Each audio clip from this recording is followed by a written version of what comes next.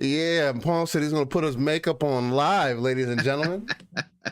What's going on? How y'all feeling? We're gonna get into the intro here in a little bit. I gotta get the morning oil going, you know? The morning oral? Oil. Pause. Oil. Oh, no, said not oral. Morning oral. What are we talking about here? Pause. Steel, I'm all about this behind the scenes shit, but man, we don't need to do that. Get the morning oral going. Oh my God. What are we talking about here? Ladies and gentlemen, well, first off, if the wife comes from underneath your desk, I'm going to have something to say. If the wife comes from underneath my desk, yeah, I think we might be having a different. I think we definitely need to get a sponsorship at that point. I'm not gonna lie to y'all. I'm not gonna lie. Oh, hey! By the way, guys, hopefully you enjoy this wonderful Godfall gameplay. For those who call it God awful, I have a lot to say on this today, ladies and gentlemen.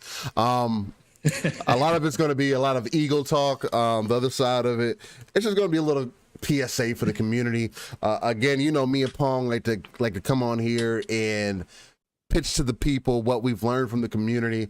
I think we've learned something else this week, especially with these types of games. And we'll get to it, man. I think it'll be an interesting conversation. Yeah, we're gonna have a good time with that one for sure.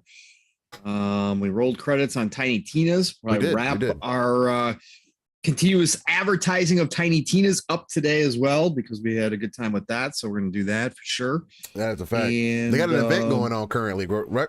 Yeah, they do have an event going on for the next week or so. I can't remember if it's a week or 2 weeks, but yeah. Definitely want to check that out. For those who are into Borderlands, maybe you're sleeping on it a little bit. Again, for those who are new to what we're doing here, we have started doing some behind the scenes conversation as we're getting the show ramped up. We're working on a few things here.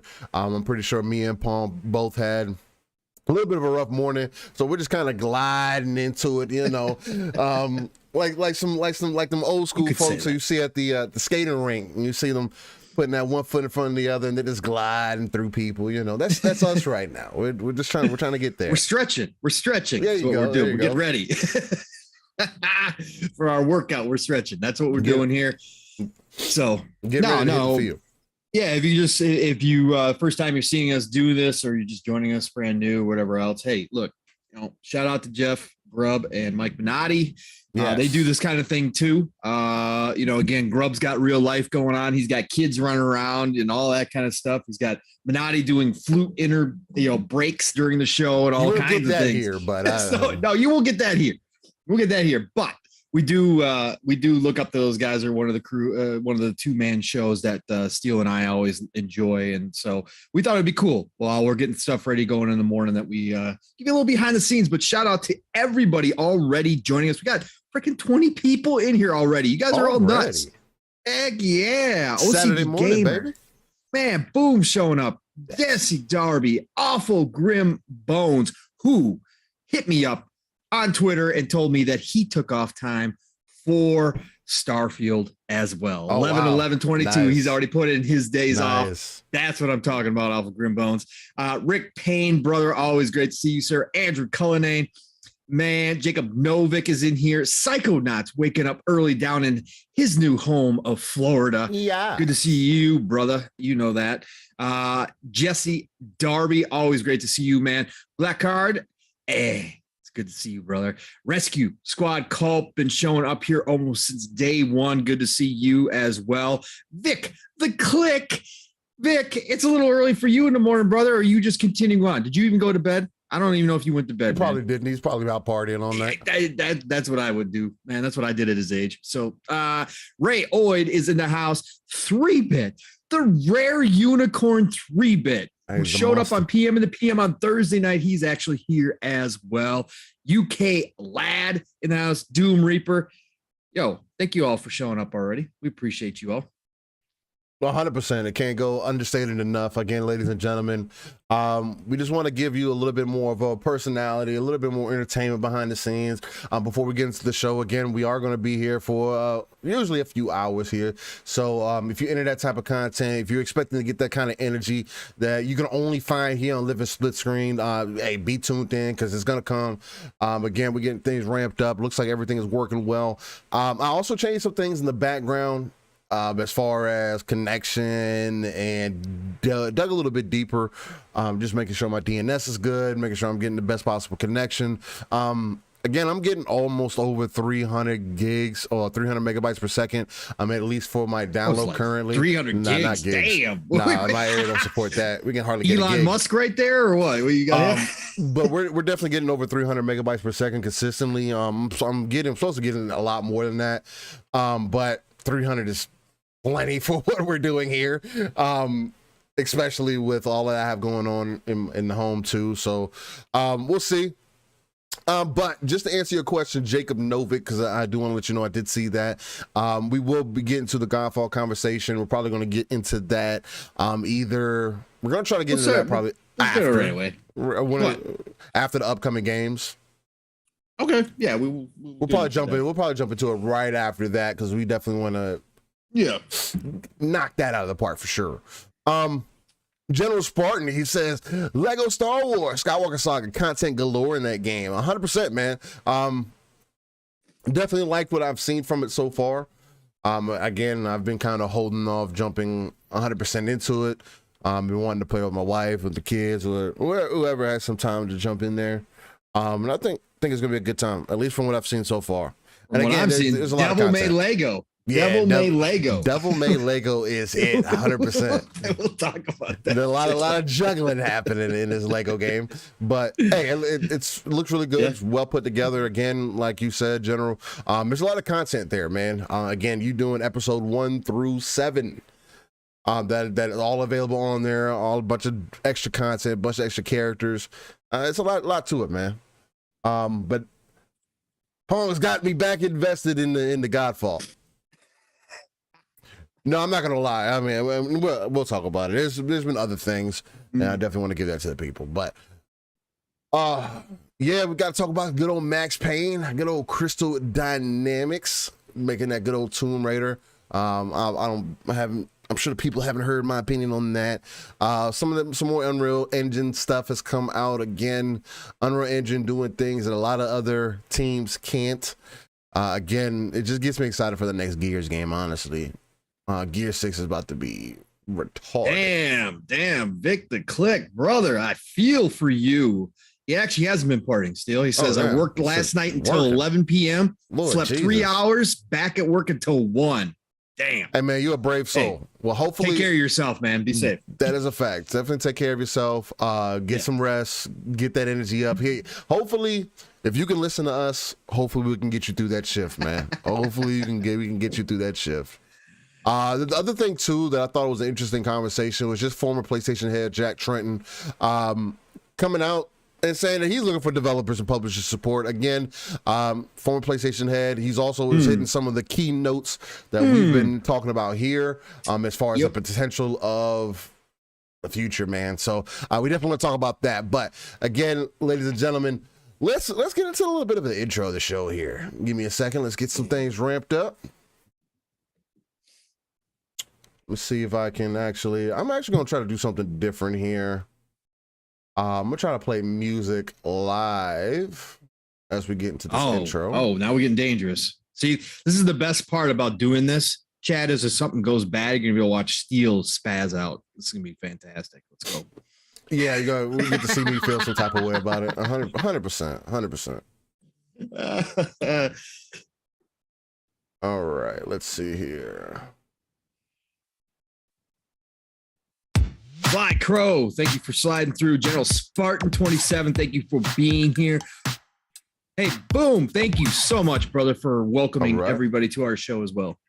Let's go. 100%. Thank you, Boom, also for being a mod. Shout out to you, man. Wanted to make sure I throw you that title just because you've been super supportive of us, man. We want to make sure to support you. Again, one of the key icons in our community, no matter whatever anybody else says. You've definitely been doing your thing. You do a lot of work behind the scenes. Cannot go understated enough. You Boxing Burger. Shout out to you from Germany, brother. What's Boxing Burger doing here, brother? He said, good afternoon from Germany. Hey, it's still daytime over there. It's not nighttime yet.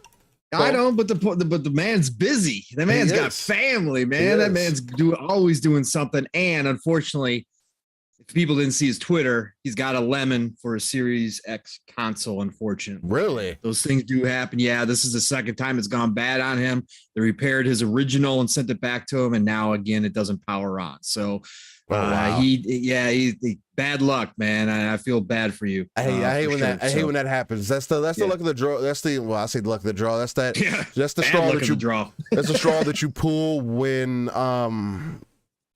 you invest in technology, man. That's why I'm so keen on like getting warranties and everything for my items now.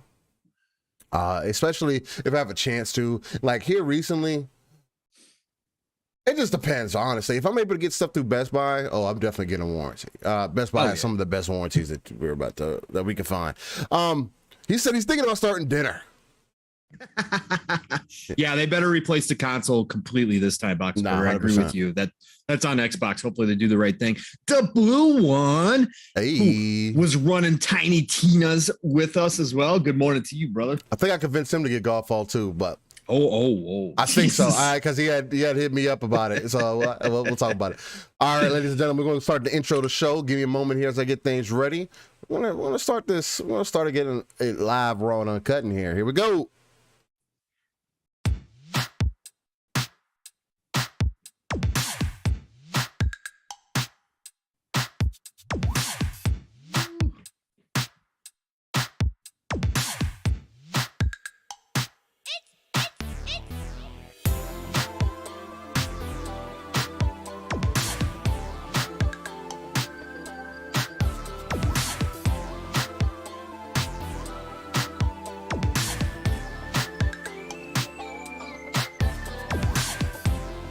All right, ladies and gentlemen, boys and girls, y'all know what time it is. It is Living Splitscreen in the morning with your guy. We come live to you every Saturday, 9 a.m. Central, 10 a.m. Eastern, and 3 p.m. UK time. Coming at you with the live, raw, uncut, authentic, organic energy to get your weekend started. And the only place that you can get this type of content at.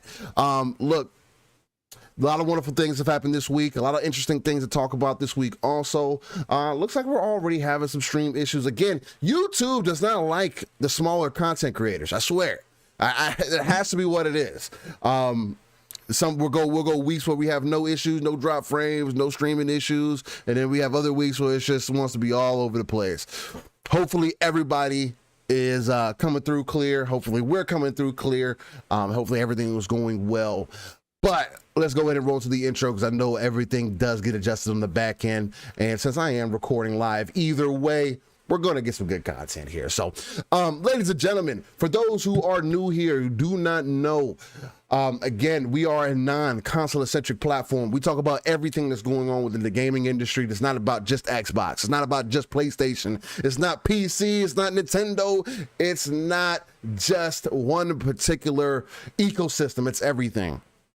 We want people to understand that. We want people to come in here, have conversation, and have a good time. We are a welcoming place, and we just want to go from there. Though, we are also a place where we like to keep it real at. So, understand that.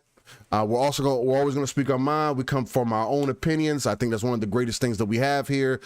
Me and Pong do this off the cuff. I think that's also another one of the most unique things that we have here. Again, I'm talking to the people like some of y'all might be new because we are trying to grow. And I want people to understand what we're trying to do here, and I want them to feel that, right? But again, we do this off the cuff. We don't get a lot of time to go throughout the week and chop it up and say, hey, we're going to do these things. So the content that you get here is Again, when I say it's organic, we're not talking about what the community considers organic. We're not talking about organic growth, but as far as like studios and things like that. Right now, I'm trying to work on getting an organic sponsor. How about that? Hey, by the way, shout out to Advanced GG. Again, for those who have not peeped it out, check my Twitter, man. I'm on like about 3 weeks of doing this. Hey, I'm messing with this Advanced GG, man. I'm not usually like the powder guy. I don't really get into that. Last time I tried it, I was doing some C4.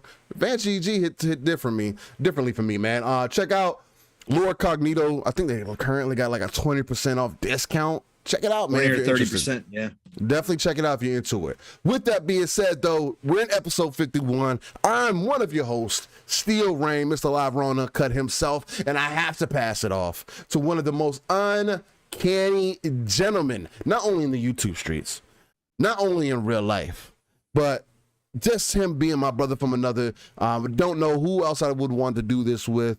And I just have a good time with, man. Every Saturday, it keeps my energy flowing. It keeps that blood flowing for me. My guy, Pong Steel. What's going on, man? How you feeling? Good morning, gamers. Good morning, brother. Yeah, it's been one heck of a morning, man. Running around behind the scenes.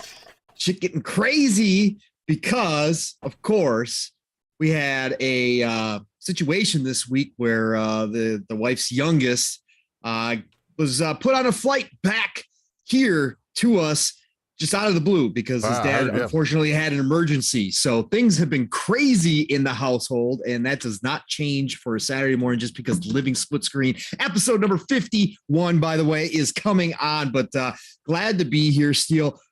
Brother, you and I have been getting some serious gaming time in. We've been having a real good time. Our schedule's been kind of working out a little bit, even though we're both still real busy. Yeah. But, man, we've had some good gaming to get into. You got some great video for us today, like you said, of Godfall.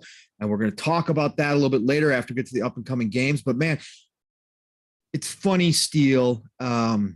Sometimes, again, we get games like Elden Ring, that are a certain style, that are, challenging, that are, all about that exploration and discovery and get other games that kind of make you think deeper and, all that kind of stuff. And then you just get games that bring you back to your childhood of that pure fun that we always talk about, man.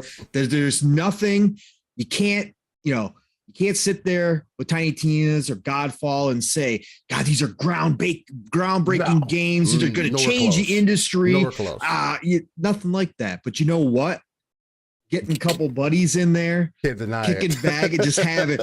Just a big old smile on your face, like you're back to 10 years old again, man, popping in whatever you were playing back then and just excited to be enjoying a game.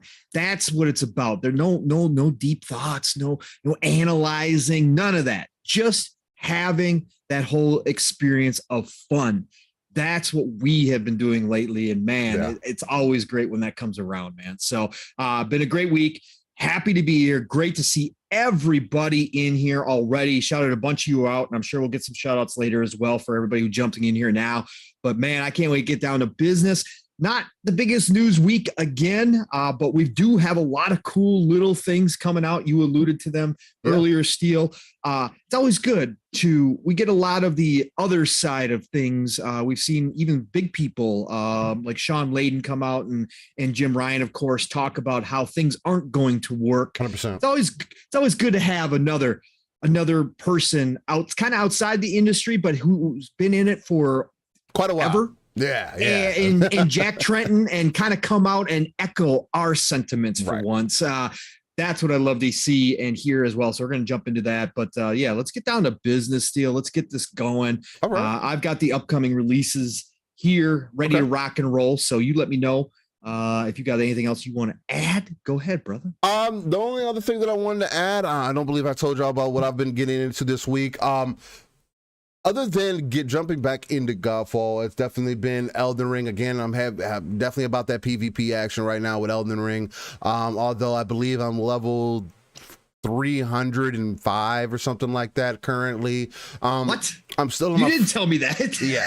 You're 300? Yeah. Bro. I'm level 305. Okay.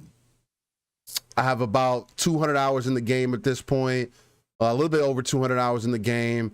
And then I'm still in my first playthrough. I haven't went to the second playthrough. Main reason for that is because I haven't found a reason to go through my second playthrough. Unlike other Souls games where you were getting different armor, you were also getting different accessories and stuff like that. Like you would get the next level of those accessories if you went through the next playthrough. They don't really have that.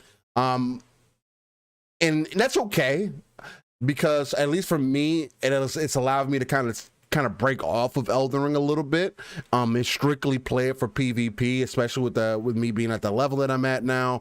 And a lot of it, honestly, once I beat the game, I can get 1,000,000 souls in PvP within 30 minutes, if less than that. Easily. I'm not even struggling. You and a buddy get together and we just, go out there and have a good time. Of course, you got to be decent at the game. I'm not saying you could just be some noob. And I'm not talking about even doing corny shit. I'm not doing, if you go through YouTube, you look at a lot of people doing some of the corniest shit to kill people, doing magic and making the abilities disappear. And then all of a sudden you die when you run into them or try to fight them. No, I'm not talking about doing nothing corny. It's just straight up fighting people, man. And I've been having a good time with it when I've been getting the chance. So that's been an amazing thing. And then, we're going to get into Godfall. Tiny Tina has been an amazing time. Me and Pong tried out those Chaos Dungeons. Again, I was talking to somebody else about that. Those seemed really dope, especially with this new event that they got going on. I want to check that out at some point. Me and Pong are currently on this thing where, because of what I've been able to get them to experience with Godfall, and then what we've gotten from Tiny Tina, we're kind of trying to pick what our looter is right now, right? So it's gonna be interesting to see, but we're gonna definitely talk about that. But yeah, that's it for at least that as the moment. It got a lot of things working on in the background for you guys, so be on the lookout for that. But let's get into these upcoming games. Let's give it to the people. I think this week we're starting off with 13 Sentinels. Ooh, I think we are actually. Steel, hold on, my thing refreshed here, so I'm back to square one. There we go. So we are coming up on April the 11th already. The days just slide on by. So the week of April the 11th. Yeah, look at this. We are going to start this week off hot for those people that have a Switch who are in to RPGs. 13 Sentinels, Aegis Rim, getting big reviews, getting really good, talk in the streets about it. There's a lot of people saying they're really loving this. Mm-hmm. Developer is Vanillaware, publishers Atlas. Look, Vanillaware has done some amazing games. Not the biggest sellers ever, but Vanillaware themselves are just awesome, amazing developers. Have played a bunch of their games, love what they do over there. And this one here is a follow-up, 13 Sentinels, to their first game. And supposedly they just took everything to another level. And again, I haven't played it, obviously, don't have a Switch again, but this is another one. Again, when I say I look at the Switch at times and I go, God, I wish I had one. Yeah, there are games like this where I go, God, I wish I had one. There's just not enough to push me to go grab one, especially time frame wise and all that kind of stuff. But man, they do have some good stuff over there. This is another one that deserves a bigger audience. I don't understand Atlas. They're in my Square Enix boat. I don't get why you don't want your games to be experienced by as many people as possible. But this is what they do. Sega lets them kind of run their own shop. So, but please, if you have a Switch, if you're looking for a unique style RPG. If you like Neon Genesis Evangelion, please go check out this game. Again, I can only go by it's got a lot of that to it story wise. But please go check this out. Go look at the videos and stuff. Again, a lot of good people are talking good things about this game. So it's definitely worth checking out at least. So yeah, that's going to be a big one this week for the Switch. Again, it won't be the biggest seller. It's niche, but it don't matter. They keep getting these cool games, and that's what really counts at the end of the day. And I hope that Xbox gets there. Yeah. All it takes is one game to hit just the right notes to not be niche anymore. We just saw that. I know. We just saw that. Oh, and then obviously a game that everybody has been raving for. Gotta be. This has taken the internet by storm. I don't know if I might have to mute these words just to make sure that I'm not seeing it anymore in my Twitter feed. Cat Cafe Manager is coming out for Switch and PC by Roost Games, publisher Freedom Games. Of course, I'm just kidding, but Cat Cafe Manager is coming. So that's coming out April the 14th. That's coming again, Switch and PC. Don't know what it is. It's obviously a simulation game. I get that much. When anytime you put a manager in the title, that's what you're going to get. But Cat Cafe. So I'm assuming it's some type of cafe with a bunch of cats running around in it as part of the game. Hey, cool. All right, cool. All right, Cat Cafe Manager. And by the way, no, I'm not going to pick up. I'm not going to pick up Cat Manager. But what I did want to do is say, hey, shout out to Jesse Darby for speaking a little bit of German in the chat. Welcome Boxing Burger in here. I also wanted to get shout out to Boxing Burger earlier. Hey, Boxing Burger, do one thing for me since you're in Germany already. Shout out to my family that's about an hour away from Frankfurt. Hopefully they get to tune in at some point here. Got a whole other side of my family that's living out that way, man. So shout out to y'all, man. I definitely one place I can't wait to go back to, bro.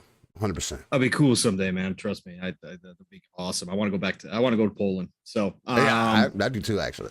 I think really that's where part of my family's from. So anyways, now we're taking a trip around the world. Speaking of world, Nobody Saves the World, which is a game that has been downloaded since day one for me. A month, 2 months ago now, month and a half ago, 2 months ago. It's been sitting there. Just deleted it. I played the demo. Absolutely love this game. This game got lost in a flood of different titles. And that's unfortunate because this is from Drinkbox. This is a fantastic action RPG. I've heard tons of character. Love the art in it, the art style. You can switch your characters on the fly to all sorts of crazy combinations like wizard horse. I mean, there's all sorts of nonsense you can do in this game. But that's been out on Xbox. Came out on Game Pass day and date, of course, and now it's finally coming over to PlayStation 5 and 4. So if you guys are sitting on the PlayStation and you're looking for something in a little action RPG, Drinkbox is a phenomenal developer. Please go check out Nobody Saves the World. I do have to jump into this, but again, I did play the demo and I played about the beginning portion of the game when it dropped. Look, go check it out. It's super, super cool. You will enjoy yourself in that game. I almost can guarantee it. So please go check out that. And then we've got Road 96. 100%. That is one thing that you didn't mention there, Pong. It was, or it still is on Game Pass. Yeah. It is still so if you're questioning them on it, again, it's another conversation I want to have today because people are making very contradictory statements. But check it out. It's on Game Pass. Air free. The only reason I deleted it because I'm not going to get to it. I have too many other games that I will end up touching before I get to that. So good news is it doesn't take up much room. That is true. That is true. And then Road 96 coming to PlayStation 5, Xbox Series consoles, PlayStation 4, Xbox One, also on April the 14th. This is a game. This is another indie game from Digix. I don't know how they do this. Digix Art or Digix Art. Yeah, something like that. Yeah, something like that. We have seen this. This was already out on Switch and PC last year in August. They did show videos of this at one of the Idea at Xbox shows, I believe last year. I think we saw this. But yeah, nice little indie game. So please go check this out. Action, adventure, narrative. Go check it out and see if it's something that you're going to appreciate. That is coming out this week on April the 14th. And then I think that's it for this week, honestly. Yeah. Looks like it. Yeah. We don't have nothing else until the 20th, where we're getting the Star Wars The Force Unleashed, But we'll jump into For that next Switch. week. Yeah. yeah. Oh God. We'll definitely end up talking about that next week when it comes out. Game. Another game that I just have not been able to touch yet. I've actually been very heavily debating downloading it and getting all the mods so I can get all the visual upgrades for it, because there's quite a few, at least on PC, that I definitely want to try out. Again, I think it's one of those games that it needs to be completely remastered. It needs the Mass Effect thing. It needs that rendition done to it for sure.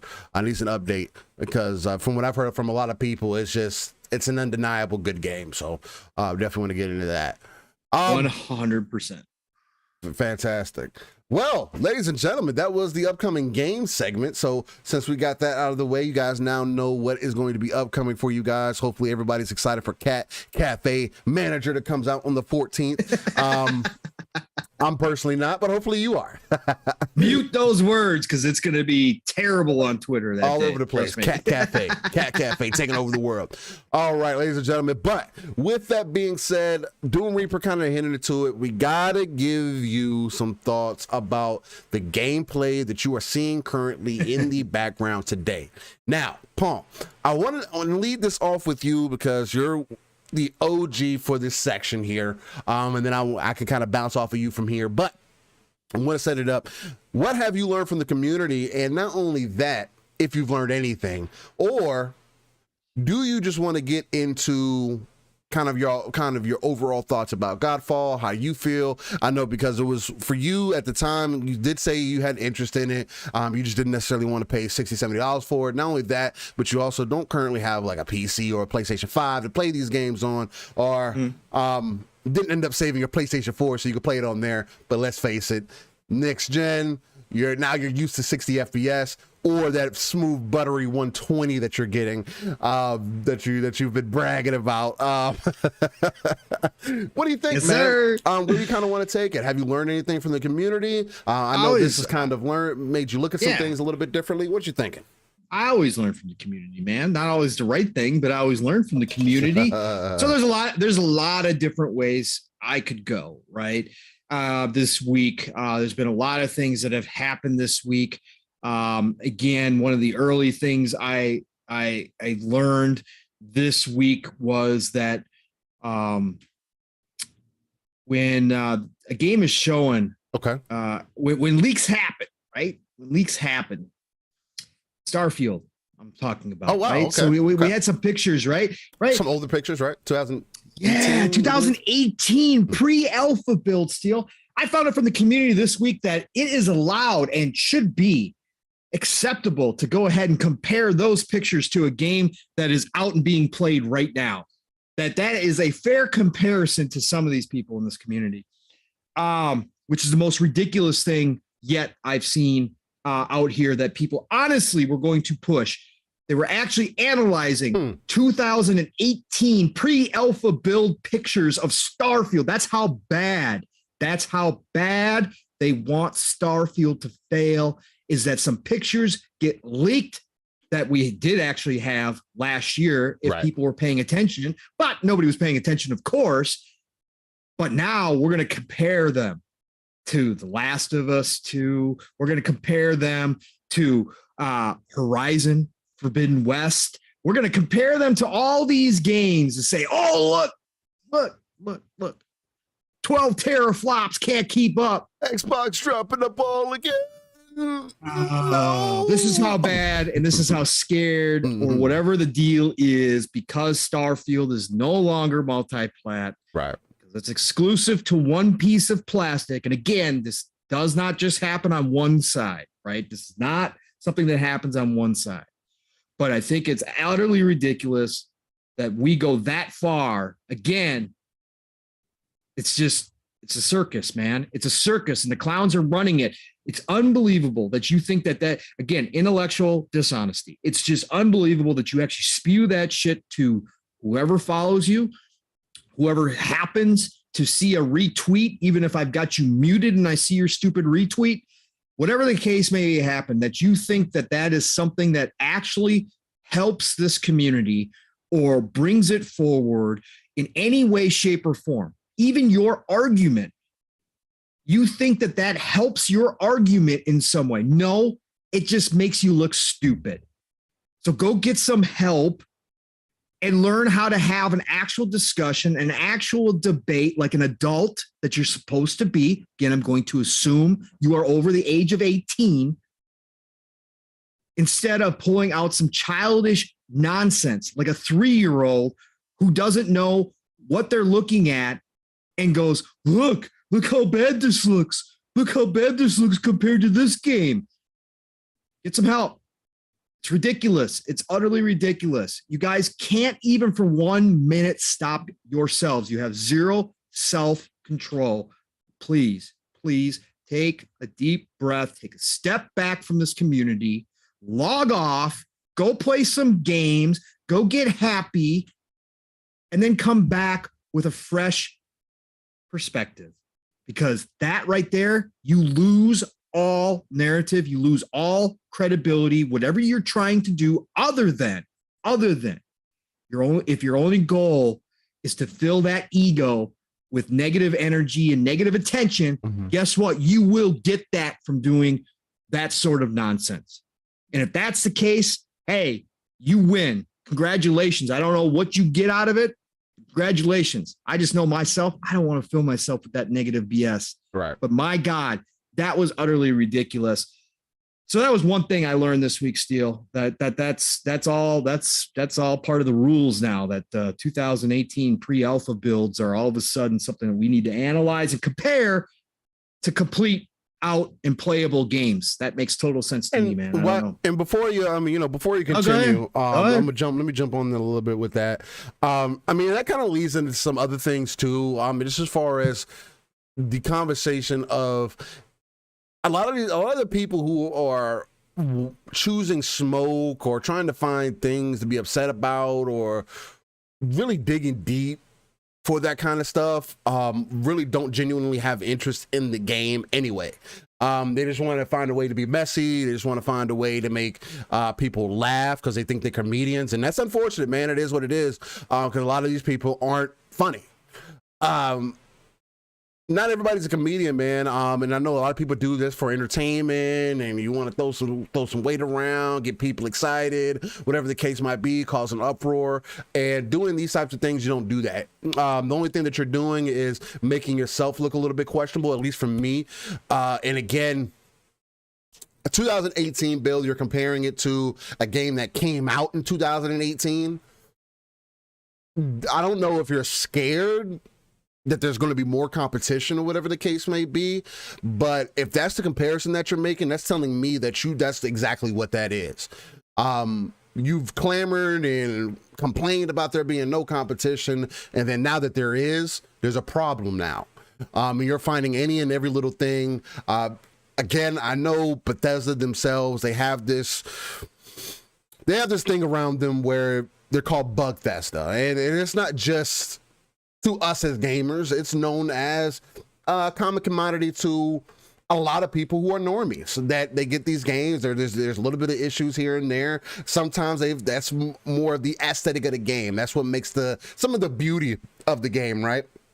Because the other thing that people don't realize, that I kind of have a problem with, which is like when people complain about bugs and everything. Yes, we don't want bugs in games, but also let's be honest to say, we also live in an era where those bugs can be updated. Back in the day, if you had bugs in your game, you just had bugs in your game. The other thing too is, like, let's not play ourselves and think that game development is just so easy and you don't want to sit back and take the time to understand everything that is implemented in these games. Although I didn't play Fallout New Vegas, that does not mean that I don't understand how complex that game is. Where if you beef with one hood, that can have an effect on your entire game, right? And that is such an enormous thing to do, because also, like, I use Mass Effect as just something to kind of springboard off of. When you have intricate systems, especially when they carry game to game or just carry throughout an entire game, a lot of games don't do that. So when certain ones do something like that and is unique, I expect for there to be some issue because there's a lot of coding that goes behind the scenes, and one little thing, at least from what I've experienced from HTML coding back in the day, one little thing could throw everything awry. And it only takes a little bit of research to understand those things and get some kind of familiarity with them. Again, I'm not a game dev. I don't know what all it takes to get in there, but all I do is give those people nothing but respect. If the game's not for me, it's not for me. And I need people, you really need to understand that. And again, we'll get that here in a little bit into this Godfall conversation, because that's where it's really going to go deeper. We're probably going to spend some time on this because it just speaks to a bigger picture, a bigger narrative that gets spoken on all the time. But I definitely want Pong to lead into that. But yeah, man, I have to agree with you right there. That is another key thing that I've also seen from the community, that I've also learned, that you can't be excited for things, one, and then two, let's just compare in games that are currently being built to games that are already released, that have been built for 6 years and still missing content. But I don't want to get in. That's not going to lead anywhere else. But yeah, just give it back to you, Pong. Go ahead. I was just gonna say, it's funny. Yeah, Steel gets so close to going on to so many factions rants during our shows. It's absolutely hilarious. People, he really wants factions. The Last of Us multiplayer. He really does. He enjoys the hell out of it. Anyways, I was gonna say the other thing. Let's lead into this, Steel. Let's get down to business. The other thing is, I learned from the community, and you can obviously add to this from your own perspective too, what you see and what you kind of experienced here, is Godfall, the Ultimate Edition, for everybody that doesn't know, finally released this to Xbox this week and PC. They dropped new content. It's been on PC, but they dropped the new Steam content now, I think. Yeah. Steam is Epic before. Yeah, correct. But they dropped new content. They dropped the Ultimate Edition all in one package, including all the DLC from the past almost 2 years of work, including all the patches, everything they've done to this game or whatever else. And I learned this week from the community that hate train never stops rolling, man. And it's kind of sad to see. And Steel and I have talked about this plenty. For you, those of you who are joining us now or in the future, if you've been with us for a while, you've heard me and Steel talk about this stuff. When we talk about, more than likely you have, because we've gone on many rants, whether it's about reviews and how we need to take a step back, and we don't, for us, again, for you can make your own decisions, right? That's everybody. But for us, not playing a game because of reviews or because of what, maybe even a majority have said about a game is, I think personally for myself, would be a mistake, because I find many games out there that people don't like or have issues with that I absolutely love. I play for me. Again, gaming is selfish. Yes, the gameplay you're seeing here, we're grouped up, we're playing multiplayer, we're having a good time, it's social, but the enjoyment comes from myself. I don't, if Steel's having a good time with a game, but it's a game that I'm not interested in, I'm happy for Steel, but that game's still not going to give me any enjoyment, right? This is just a selfish thing, right? So I always will give, if I'm interested in a game and I want to play it and it's in my budget and it works out, I'm going to pick it up. Or if it's in Game Pass and I see it and I want to try it out, I'm going to download it, right? And I'm going to try it for myself, despite what everybody's saying. Again, everybody here knows my love of Cyberpunk 2077 from day one. Day one. When the hate train came rolling, Steel and I still were out here telling people, look, don't listen to it. If you have interest in Cyberpunk, go try it. It's a good game, man. It's a great game. $5 right now. You need to go buy the fucking game. You can still find it on a sale. Do that. Go buy the damn game. I don't care what anybody else tells you. Go buy the damn game. But anyway. Right. Exactly. So when Godfall launched this week, I kind of expected it, because I knew, again, I even on this show, I love the nickname God Awful, right? I just think it fits so perfect. It's just one of those. It was one of those nicknames that is automatically a win when it came out and people started down in this game. Right. Again, a lot of that hate train started because this game was on PlayStation 5 only. Okay. Right. We had Randy Pitchford come out, again, in Randy Pitchford fashion. The dude has a big mouth. He says a lot of things he should not say, but he did it again with Godfall and came out and said, only with the power of the PlayStation 5 SSD could this game be possible. Right. We were all looking at this game going, nah, Randy, you're lying, brother. You're lying out here. We knew that was off. we knew that was wrong, right? Right. And just the way the game was touted, on top of it being $70 over on Sony, because that's Sony's business decisions, right? This is third party, so they took advantage of what's become kind of the norm over there on that side of things. So they put out this game at $70, right, to start out. And the game was not groundbreaking. The game was not earth-shattering. The game was none of that. And so obviously you had people on the Xbox side looking at this game as people on the PlayStation side were saying, we got Godfall. And the Xbox people are saying, of course, the circus is in town saying, oh, garbage. What are you guys talking about? Stop capping for this game, blah, blah, blah, blah, blah. Doing the same, though. But you guys doing the same. Right. Same thing. Again, we got the two circuses, right? But then all of a sudden it spread out, right? And I saw more just normal people talking about Godfall and how awful it was. And just like Cyberpunk, most of these people never touched it, never had any intention of touching it, like Steel just talked about.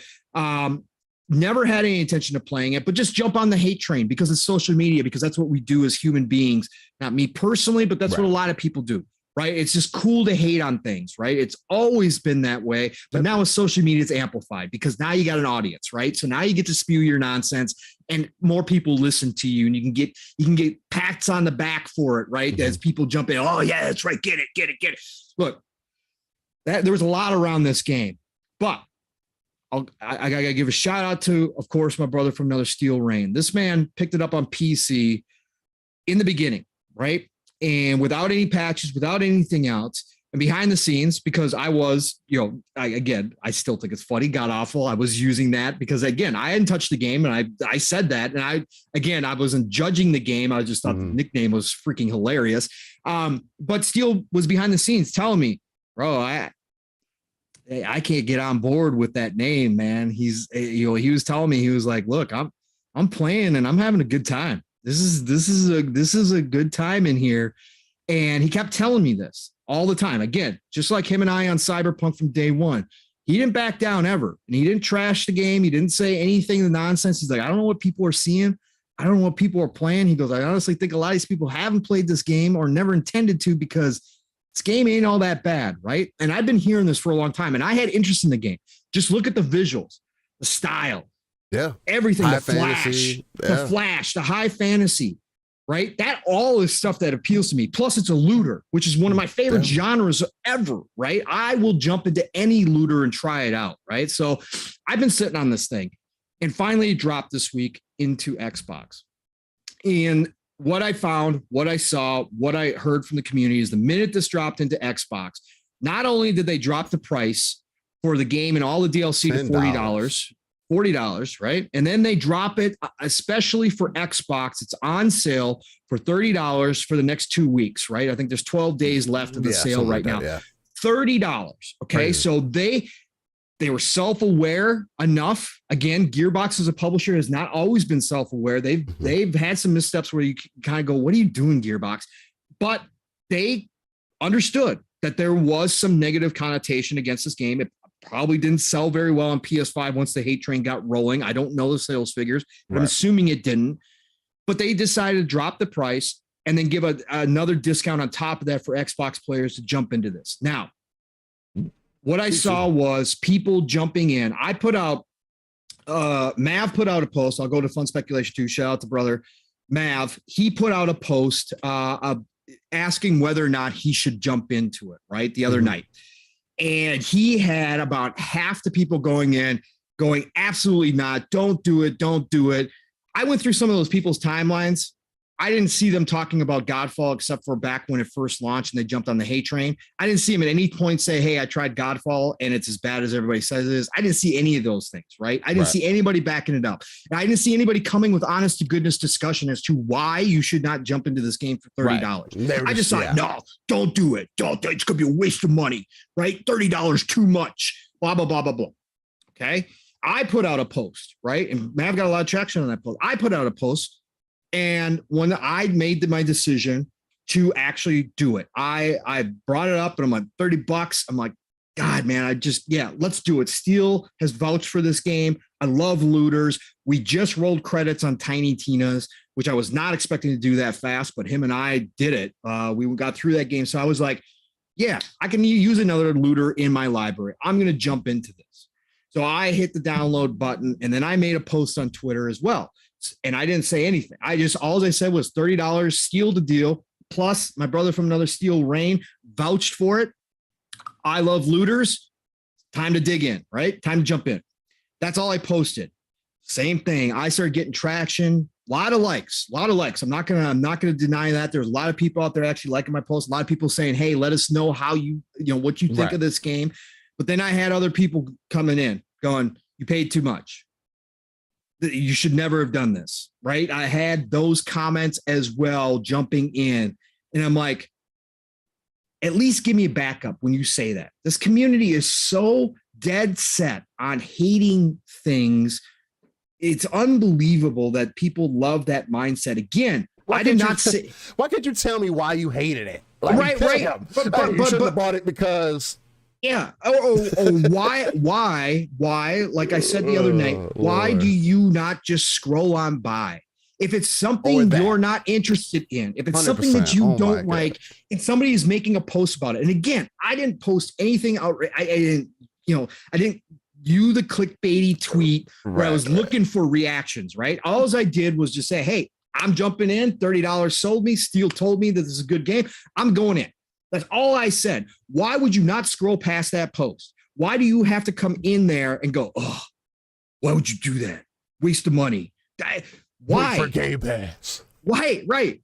Why do that? Why do that? If you don't have anything to contribute to the conversation, which again, those comments don't contribute to conversation. Okay. All that does is just you you have no self-control that you have to post something negative underneath somebody posting something positive. Like they're jumping into a new game and you have to post terrible game. What? Yep.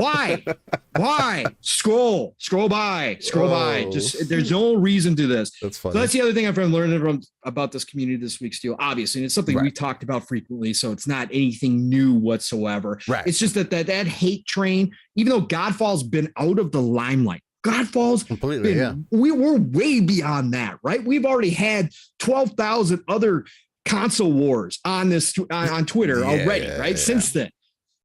But yet still it's dropping. They've got it on sale at a deeply discounted price with all the DLC. They're launching new content. This game has been worked on nonstop. And yet for some reason that still triggers people to jump back in and start up that hate train all over again. And I think that's just awful. Again, you don't like something, make your post on your own Twitter page. If you want to post negative stuff all day long on your own stuff, do it. That's your freedom. I tell you again, free speech, do your thing. But to jump into somebody else's post to purposely, say something negative, that's the part I don't get. Man, that was unbelievable. Well, we're going to jump into this, Steel, unless you have something else you want to add to all that. Oh, no. But Godfall Ultimate Edition. Steel, first of all, I gotta kind of chuckle here as I'm watching the video play because while you're playing it, it doesn't really hit you at all. But while I'm watching the video play, if I was just to take a quick glance at the screen while you were playing this video, bro, there's a lot of Destiny. Melee Destiny. Yeah, 100%. I didn't realize how much like graphically and that kind of stuff is just when the action's going on, when the battle's going on. If I didn't know any better, I just glanced at it, I'd be like, is that new Destiny DLC? What is that? Because just how the numbers pop up and the bosses, their health bars and all that kind of stuff, it just looks like that while I was watching this. But we jumped into Godfall. Steel actually went out, and we got Mav. Mav was on the fence, as I was talking about. He had put out a post whether or not he should do it. I hit the download button. I took a picture of my download and sent it to him in the DMs, knowing full well that he could not resist. Yeah, it's easy to pressure him a little bit. So I got Mav to download it, but Steel funny. actually went out and bought it. He double dipped. That's how much he enjoyed this game. He double dipped, and he went out and bought it for Xbox as well, because there's no crossplay. That is one issue, I would say. But again, smaller team, first time, not smaller team. They're pretty big. Steel looked them up last night. 140. But they've been a support studio mainly. This is their first big game. It's called Counterplay Games? Counterplay Games. They've helped games. with games like Ratchet and Clank series, God of War, Horizon Zero Dawn, Diablo 3, Valorant, Gears 5, Guild Wars, Titanfall 2, Left 4 Dead, Halo 5, Battlefield 3, and BioShock Infinite. Yeah, so they've got a ton of experience supporting. Yeah, they do. But this is their first full game by themselves, right? Mm-hmm. And but whatever, no crossplay. But so Steel double dipped. Right. So been hopping in, played by myself for a while, and then hopped in with Steel, and then hopped in with Mav yesterday while Steel was working because I had a half day yesterday, and then we all hopped in. Then we did 3-player co-op last night as well.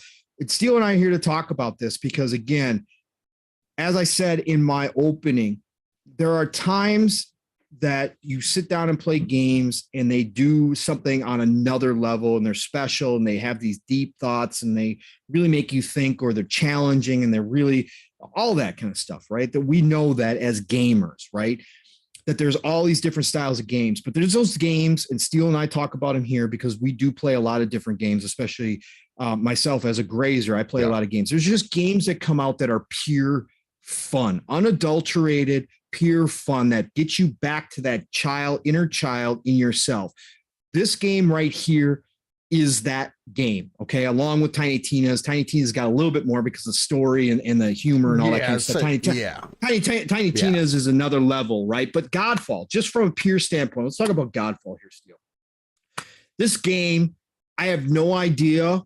Again, I never played it when it originally come out, so I can only go by what Steel told me. I'm here. Steel's telling me outside of the, added content and I think Steel, you also said that it is a little bit smoother than your initial run through. A little bit smoother. Mm-hmm. Outside of that, this is the game that was launched. And if that's the case, okay, I have zero clue as to what problem people had outside of either A, not liking looters, or B, wanting a really gripping story, which this game does not have. It's got a tropey story, okay? Yeah. Again, there's nothing wrong with that from a team like this that's putting out their first big game. I have zero issues with it. It's interesting, but it's tropey. It's your general. There's guardians of a world. One of them betrays the group, looking to become a god. Yourself. Become a god, and then now you're teamed up with a sentient AI who's helping you, and you got to go fight and beat them and all that kind of. It's tropey, right? It is what it is. But it's still done. basically, but it's done well. It's not horrible. The acting is good. I think Liam Neeson's actually in here. I think he was in the opening part as the main character when you first play. I believe that's Liam Neeson. I could be wrong, but I swear to Christ, whoever it was sounded exactly like Liam Neeson. So the acting is well done. The cinematics are well done. This is a polished game. Okay, this is a very polished game. Everything is working. The co-op is working almost flawlessly. We had a couple hiccups here and there last night. Nothing major. Literally took about 15 seconds to jump right back in again.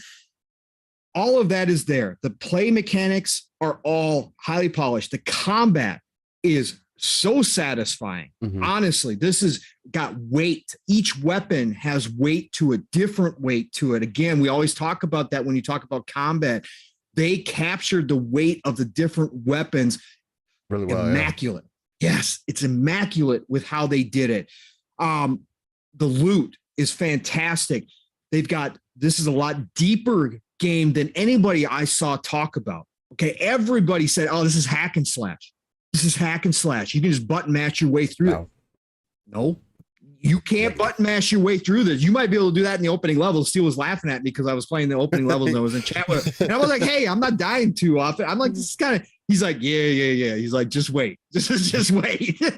It ramps up in difficulty and you really do have to use some strategy and you have to back away. It's not Souls-like by any stretch of the imagination, but you have to be wary. You have to use your parry. You have to use your dodge. You have to get out of the way. You're going to get mobbed. If you're playing in multiplayer like we were, if you get separated, things can get ugly real quick. And all of a sudden one person's down, another person's down. Yep. And now that last person standing has got to try to get one of you up. Look, the game has it all. If you're into looters, if you're not looking for this story that's going to grab your attention, if you're not looking for all that, as a pure looter hack game, right? Melee game, I should say. I want to go down that hack and slash road, but melee style game, no guns, right? This is pure melee. If you want that type of game, if that's missing out of your library for $30, bro, this is one hell of a deal. We are having an awesome time. Like I said, it's a lot deeper than what people give it credit for. And they've actually added some things to this that Steel even said. I'm going to let Steel talk on that because, again, Steel's beat it on PC originally. So guy knows this, right? He knows everything about this inside and out. But just from me jumping into this game, and I've got probably, 6-7 hours already into this game. This game has it all. The skill trees, all the upgrades. No, you can't. The customization is limited because of the part of the story and how they do it. And they could have done a little bit more with, but again, it is what it is. It's not a killer for me at all. It just is what it is. But they've got it so you can upgrade your weapons, you can upgrade your rings, you can upgrade your, charms, you can upgrade your necklaces, you can upgrade all this other stuff. And there's a whole lot more to it. You get new move sets as you open up skill trees, right? It changes how you play. You can respec your character at any time. So if you're not happy with your build, go back and redo it again, right? Steel, take over for me because you know the details, the insides and outs of this game. But we are having an absolutely fantastic time with Godfall. And I'll just say this. If you're on the fence about Godfall, and there's a ton to play. So again, I'm not saying we're in some dry spell where you don't have anything to play. I'm not saying that. But if you are looking for a looter shooter, even as a single player looter, okay, go ahead and jump into this game. Okay. At $30, I will give this my seal of approval. And I think you'll have a fun time. Again, I'll add this too as well. For the console versions, they did a lot of work on the back end ones, or I should say for the Xbox Series consoles, they did a lot of work. They added VRR, which PlayStation 5 does not have yet. They added VRR and they added Dolby Vision as well. So if you got the TV to take advantage of those, this game is on another level. It's got a 120 hertz mode. Oh, when I found that out, because I was just playing on performance, right? Performance mode. I was like, oh, cool. It's, I think it's close. I think it's upscaled to 4K, but I think it's pretty high res and it's 60 frames. And I was like, oh, this is damn good, right? And then all of a sudden I went in there just to kind of look and see what else they had. And all of a sudden 120 hertz. Oh, yes, we're going to do 120 frames because I got a TV that can take advantage of that. Let me tell you something. Again, until you experience a game at 60 and then move to 120, it's hard. You don't know, right? But in a fast-paced, combat-heavy game like this, you feel it. You feel it, and it is butter. Absolutely having a blast. Go ahead, Steel. Take over.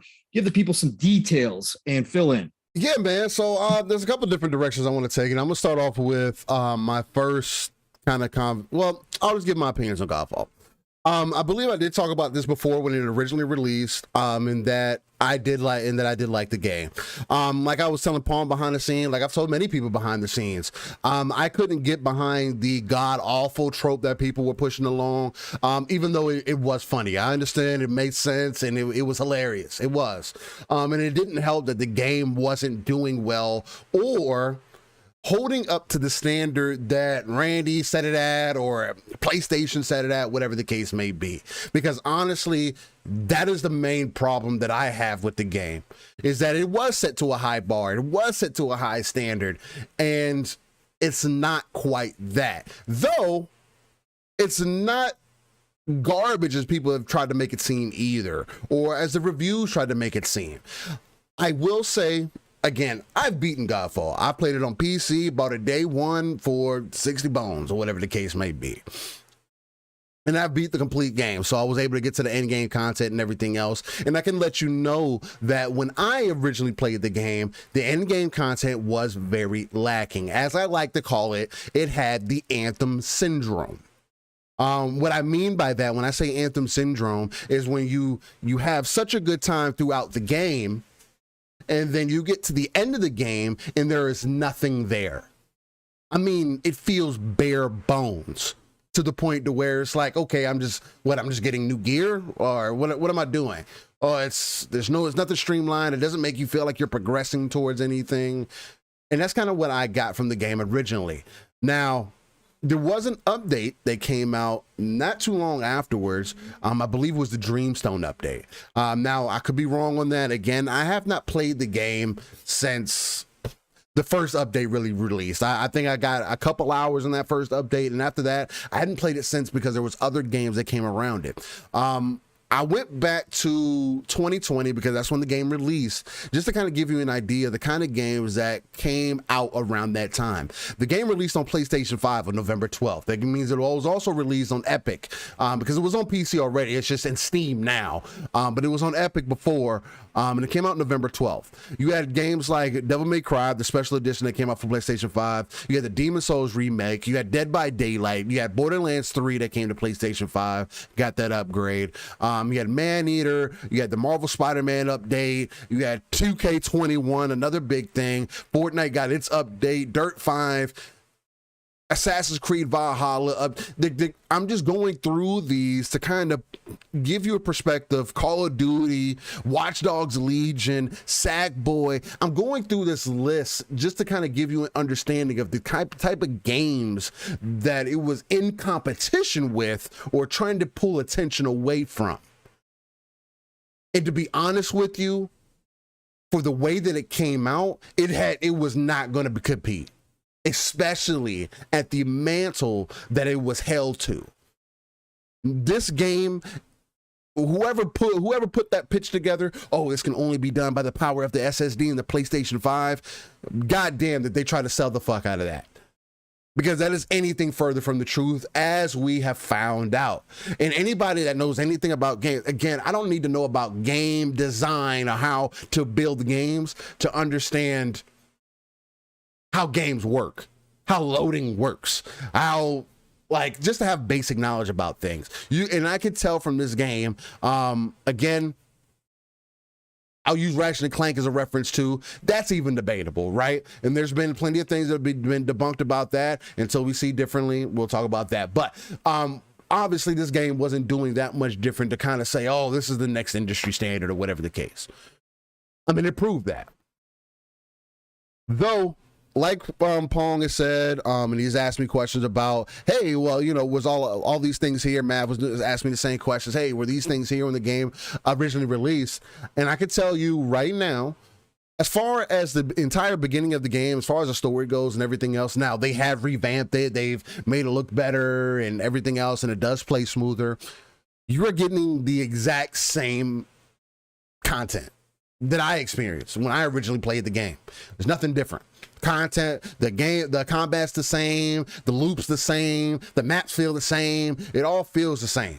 Though there are differences because there are some things that they've added on throughout the almost couple years that it's been out, because it's only been out for a year. I'll only give it a year because it came out late November. But for a little bit over a year that it's been out, there has been some updates to like the different Valor plates, because that was one of the other things that was kind of a turnoff for me, is that before there wasn't like different levels of the Valor plates that you can unlock and you get extra bonuses. Before it was just one bonus. Like, okay, so you'd have a Valor plate that had critical hit chance, 15%. That's all that it did. Other than that, it played exactly the same.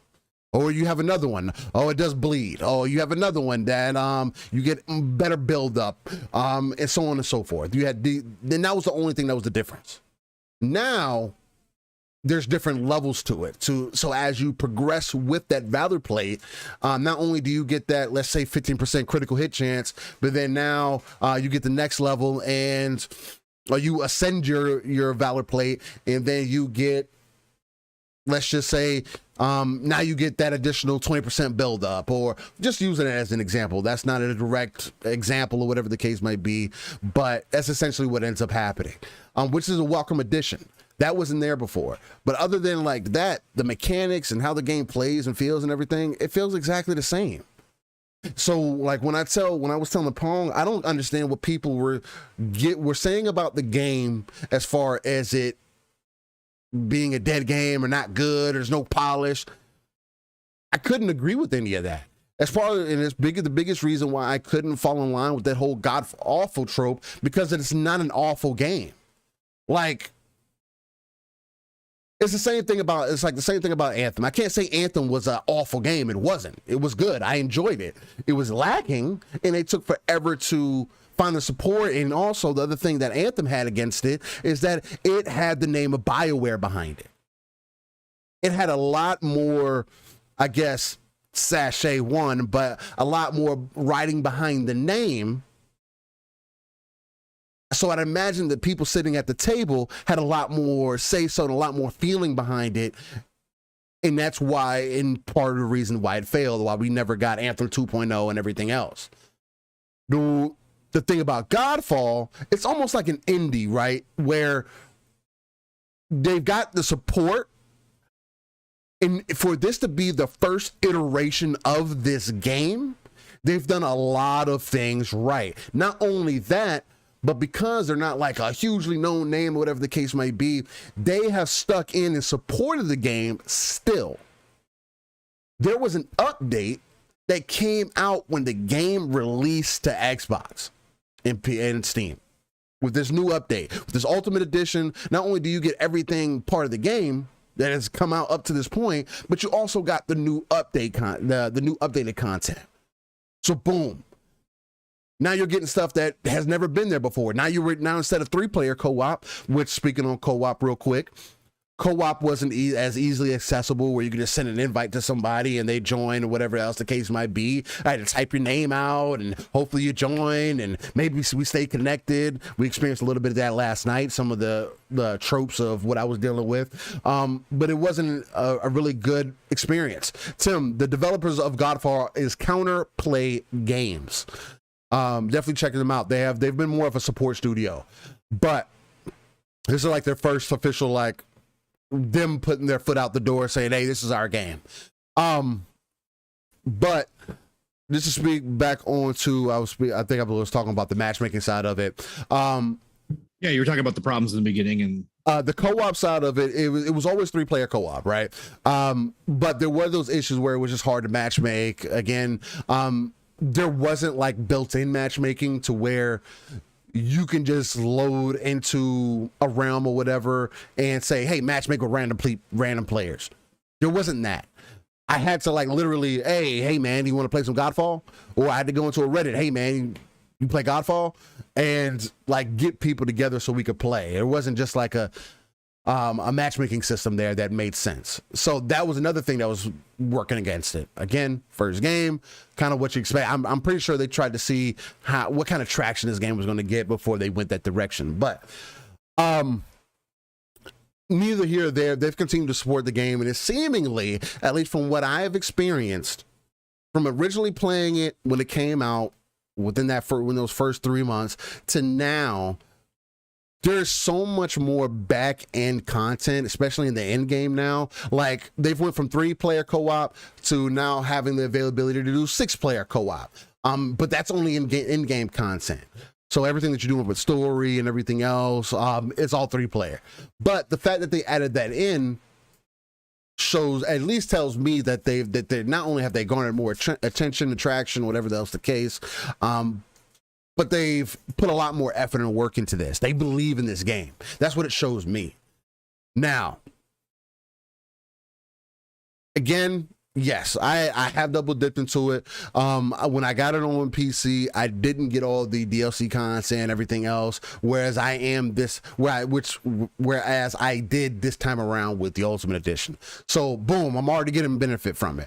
But I say that, and I mentioned that because I had enough belief in it This was a game that when I saw originally that I said, man, I'm interested in that. It looks like my style. I like looters. I like the combat that it was displaying. And then as I played it, I was like, this is exactly all the notes that I wanted. High fantasy. It's over the top. No, is the story the most amazing? No, but again, like Pong said, it's a revenge story. Your brother whooped your ass. Y'all were tight.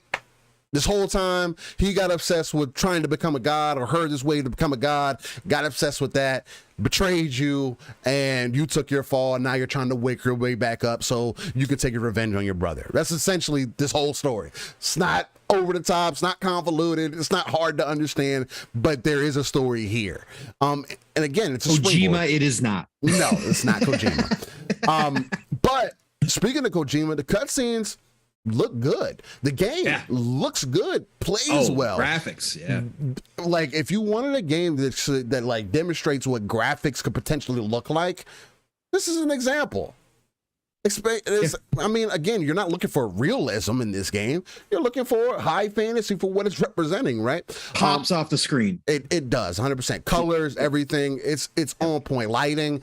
They've done a lot of things right in this game. And again, like we look back to other games and we say, damn, man, where would Uncharted be if it wasn't for that first game? If they didn't get that second game, where would we be at? If Gears didn't get its second game, where would we be at? Halo, so on and so forth. You want to go Metal Gear, you want to go down the list. Where would these games be at if they didn't get that first opportunity? This game has a lot of breath that can be put into it if there was a second iteration that was given a chance. There's a lot that they could do. This could potentially be like the next big title if they had some good support behind it, or if some people see the vision like I do. Unfortunately, I don't have millions of dollars to put behind the title or whatever the case might be, or I would, because I see the vision. Like I could see them taking it from this simple hub world to a bigger hub world, bigger worlds, easier, not so you don't have to come in and out of missions all the time. You could do multiple missions in one session and really take advantage of the scenery and everything else. Have more enemies get put in, really make it a next gen experience, and hit all those notes that you were trying to sell it on before. I could really see that. Mr. Kima says Series X is the best console version of Godfall. From what I'm hearing, yes. Does the game support FSR? It does. I do recall seeing that it does. It does. Yep. So that's my feeling about Godfall. Again, like I always say here, if you were interested in the title before, if you like combat-based games, if you like looters, if you like over-the-top high fantasy games, I would suggest you trying it out. 100%. Again, hey, it's my word. And if this game doesn't work out for you, then it doesn't work out for you, man. But that kind of leads me into the Game Pass conversation, because I've seen a lot of people, and it's a contradictory thing. I've seen a lot of people say, oh, well, this game should have been in Game Pass. Oh, it needs to be in Game Pass. Oh, it has to be in Game Pass. And look, I completely understand. I'm with you on some of those points.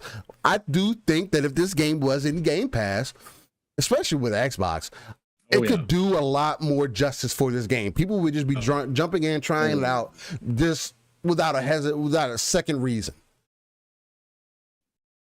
My only issue with that is that where it becomes kind of contradictory for me is because you can't say that Game Pass has good games and then say a game isn't good enough, so it needs to be in Game Pass.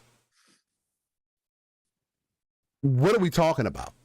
Like, that is the most contradictory conversation to have with anybody that I've ever heard in my life. Like, you can't on one side defend Game Pass and say, oh yeah, we get good games in here, we're getting good value, everything is like kind of worth my dollar. No, that I don't touch everything, but it's 100% worth it. We get good games in Game Pass. And then you get a game like Godfall that's at $30. It's not $60, $70, even $40. At the quality that it's at, I think it's well worth the 40. I still think it's well worth the 60 that I paid for it originally. 100%. But that's just me.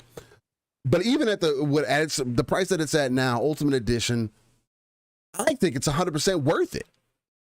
Everybody wants to clamor on, or, you know, go to, oh, well, you know, supporting the devs. We don't know this, all this other shit. Me and Pong have said here plenty of times. We're not worried about who supports the devs or not, or whatever the case might be, because at the end of the day, they're getting paid. They're getting paid for sure. They're gonna get paid regardless. So my job they're as not a gamer, working for free. No, they're not working for free. My job as a gamer is to play games and to support the games that I want to play. What I don't appreciate is when people make it seem like Game Pass is food stamps. And if something's not good enough, it should just be on food stamps. When that's not the case, man. Like, and again, I also want to talk to the people who, again, make this are having this contradictory conversation of that. It's $30, but I paid $20 too much. Oh, I paid $10 too much. Oh, I got it with or when they're trying to make excuses for themselves. I used my Xbox rewards. I used the gift card to buy it, so I didn't really have to pay for it. Like, why are you saying it like it's a bad thing? If you didn't have any interest in the game, say that. Say that, I had to pay $30 to try the game out, and I wasn't really interested in it. But it's a cool game, come to find out. I still don't think it's worth $10. Cool. I feel you on that sentiment. I don't understand it, but I feel you. But it's just, for me, it's so weird that you want to brag about paying for games, or say, hey, Game Pass subscribers, we still buy games, and then complain when you feel like you've paid too much for a game. And then say, and then actually suggest to people, no, just wait till it comes to Game Pass. Now you're downplaying it. It's going to come to Game Pass. It just needs to come to Game Pass. So $30 isn't worth it to you? That's a big deal? It's really not that worth it to you. That you want to make sure that you tell other people, hey, just wait for Game Pass. Now, if that's legitimately how you feel, cool. And that's what your audience pays attention to, cool. But we still buy games. I don't buy every game. I don't invest in everything. I do have particular tastes, and I'm also a Game Pass subscriber. I'm subscribed to a lot of different things. I just can't get behind the two-sided conversation shit. Either you think the game is worth it or you think it's not. And that's my biggest takeaway from this whole thing.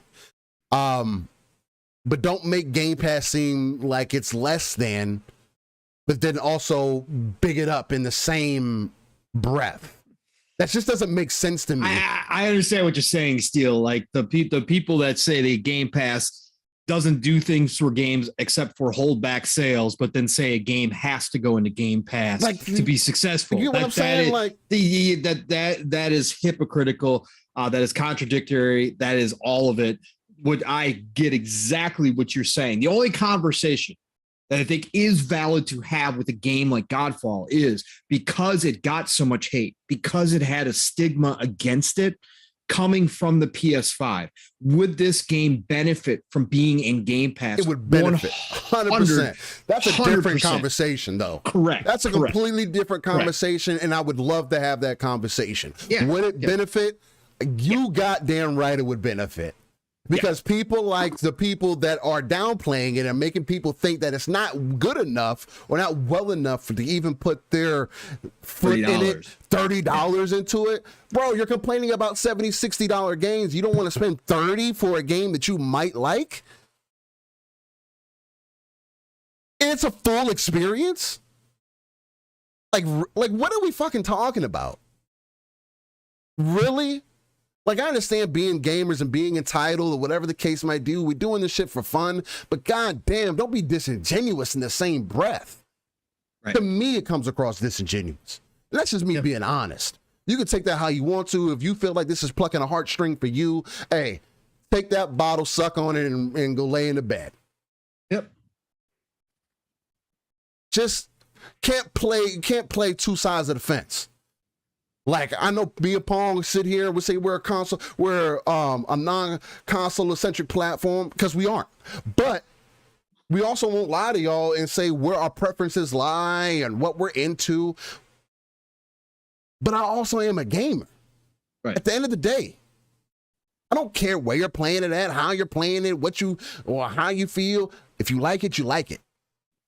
Because that's what it's about. It's about your experience. Are you having a good time? Are you having fun? And when you could pop on a game like Godfall and just run through it, blasting through enemies, understanding the combat, coming to understand that it's not a hack and slash, brain dead game like people tried to make it out to be. Right. That game, that it's a lot more, even on release. Like, there's so much content more now, so much more depth now. Even on release, the game was more complicated than people tried to make it seem. Correct. Hey, back real quick. It is unfortunate, Steel. Back real quick. As far as playing it solo, yes, I did play it solo to start out, but I played Borderlands solo as well, right? Borderlands 1 and 2, I played almost exclusively solo, except for when me and my kiddo jumped in. So I do play looters solo. Not everybody does. A lot of people have to have that multiplayer aspect, the co-op aspect to it to enjoy the game. I personally can enjoy the game solo, and I would definitely say that Godfall is absolutely 100% playable solo. It scales very well. The enemies scale very well. And yes, you can do it solo, and it is entertaining as all get out, no matter what. Yeah, no matter what. I'll be the first one to attest for that. I played the game originally solo on hard, and it does. That's where people were giving some of the Souls references to before, because it does have some of those tropes, especially playing it solo. Like, it has that kind of feel. When you die, you're going to get put back a little bit, but it's not as punishing. Like, this game, you die at a boss, one of the things that it does, for an example, even if you do it in co-op, but you'll notice when you play solo, like I'm playing on hard, I'm finding it was even in the beginning, it was like the second and third boss that I fought, getting used to the game, whatever the case might be, when I originally played it, and you're playing on hard, the bosses have bars. They're separated. Sometimes they got 3 bars, sometimes they got 1 bar, sometimes they got a couple bars, whatever the case. If you get a bar down, if you die, when you come back, the boss starts at that bar. At the next bar. Yeah, he doesn't regen. He doesn't regen that portion of health. Now, if you don't forget that part of that bar all the way down, then yes, he is going to start back with full health. So it's kind of like, it kind of makes you feel like you're progressing if you get to a certain point. So it's not super punishing. It's like the game is wanting to be like, hey, you're getting somewhere, like you are progressing. The game is always wanting you to progress. It doesn't want to punish you and make you feel like you're a piece of shit. No, the game wants you to learn. Again, it's another game that wants you to learn the mechanics. And this is how the game works. Exactly. And it's not overly complicated. No, it's not. And it's self-explanatory. Look, Fun Speculation just jumped in here too. Shout out to you, Mav, brother. Who you'll see in here. Okay, Mav's that guy, and again, this is nothing. I'm not giving away secrets here. Mav's that guy that doesn't read directions to games. Okay, Mav's that guy that gets confused because he skips through all the parts that you're supposed to learn. Okay, that's how Mav is. But even Mav was saying last night while we were playing, and he's on stream too, talking about it last night, is that even for him, for this game, everything is straightforward. Everything is it's set up very well to make it easy to understand what you need to do. Even the complex upgrading and all that kind of stuff is set forth very well. Again, for a team that's never done a big budget title, that has been a support studio, they seem to have learned from all those big giant titles that they worked on and all those devs that they were working with on those titles. They seem to have learned their lessons well, because this game, for that type of studio to come out with their first new IP, is so well done and so polished. It's unbelievable. Like I said, if you just told me that Gearbox's Borderlands team did this game, I'd be like, yeah, absolutely. Of course, I could see it. It's done so well that I could definitely see that this is some veteran team who's done some AAA titles before, made this IP. Right. But no, it's a support studio that did this, and they are obviously extremely talented. But I want to get back, Steel, to some what you're talking about. because I thought you brought up some really great points in there as well. Just in general, people, this is why Steele and I started this show. You're not going to get this kind of in-depth talk about Godfall on a lot of shows. Nowhere else. They're just going to say whatever. Trash. Right. And a lot of people would say, well, because, people come to podcasts to hear all news and to get the jokes and all that kind of stuff. Like Steele was saying, we are gamers. Why we do something like this, why we highlight a game like Godfall, not the biggest release in the world, a release that got panned and buried the minute it showed up over on PS5 for all the reasons we already discussed. Look at all the games that I told you guys about. Like, right. Damn, that's a lot to compete with. Right. It's a ton to compete with, but it was dead and buried. And this game was never, again, outside of the hype that was trying to be built by Randy Pitchford and PlayStation, all that kind of stuff behind the game. Mm-hmm. Once it came out, once the hate train started, this game's been forgotten about.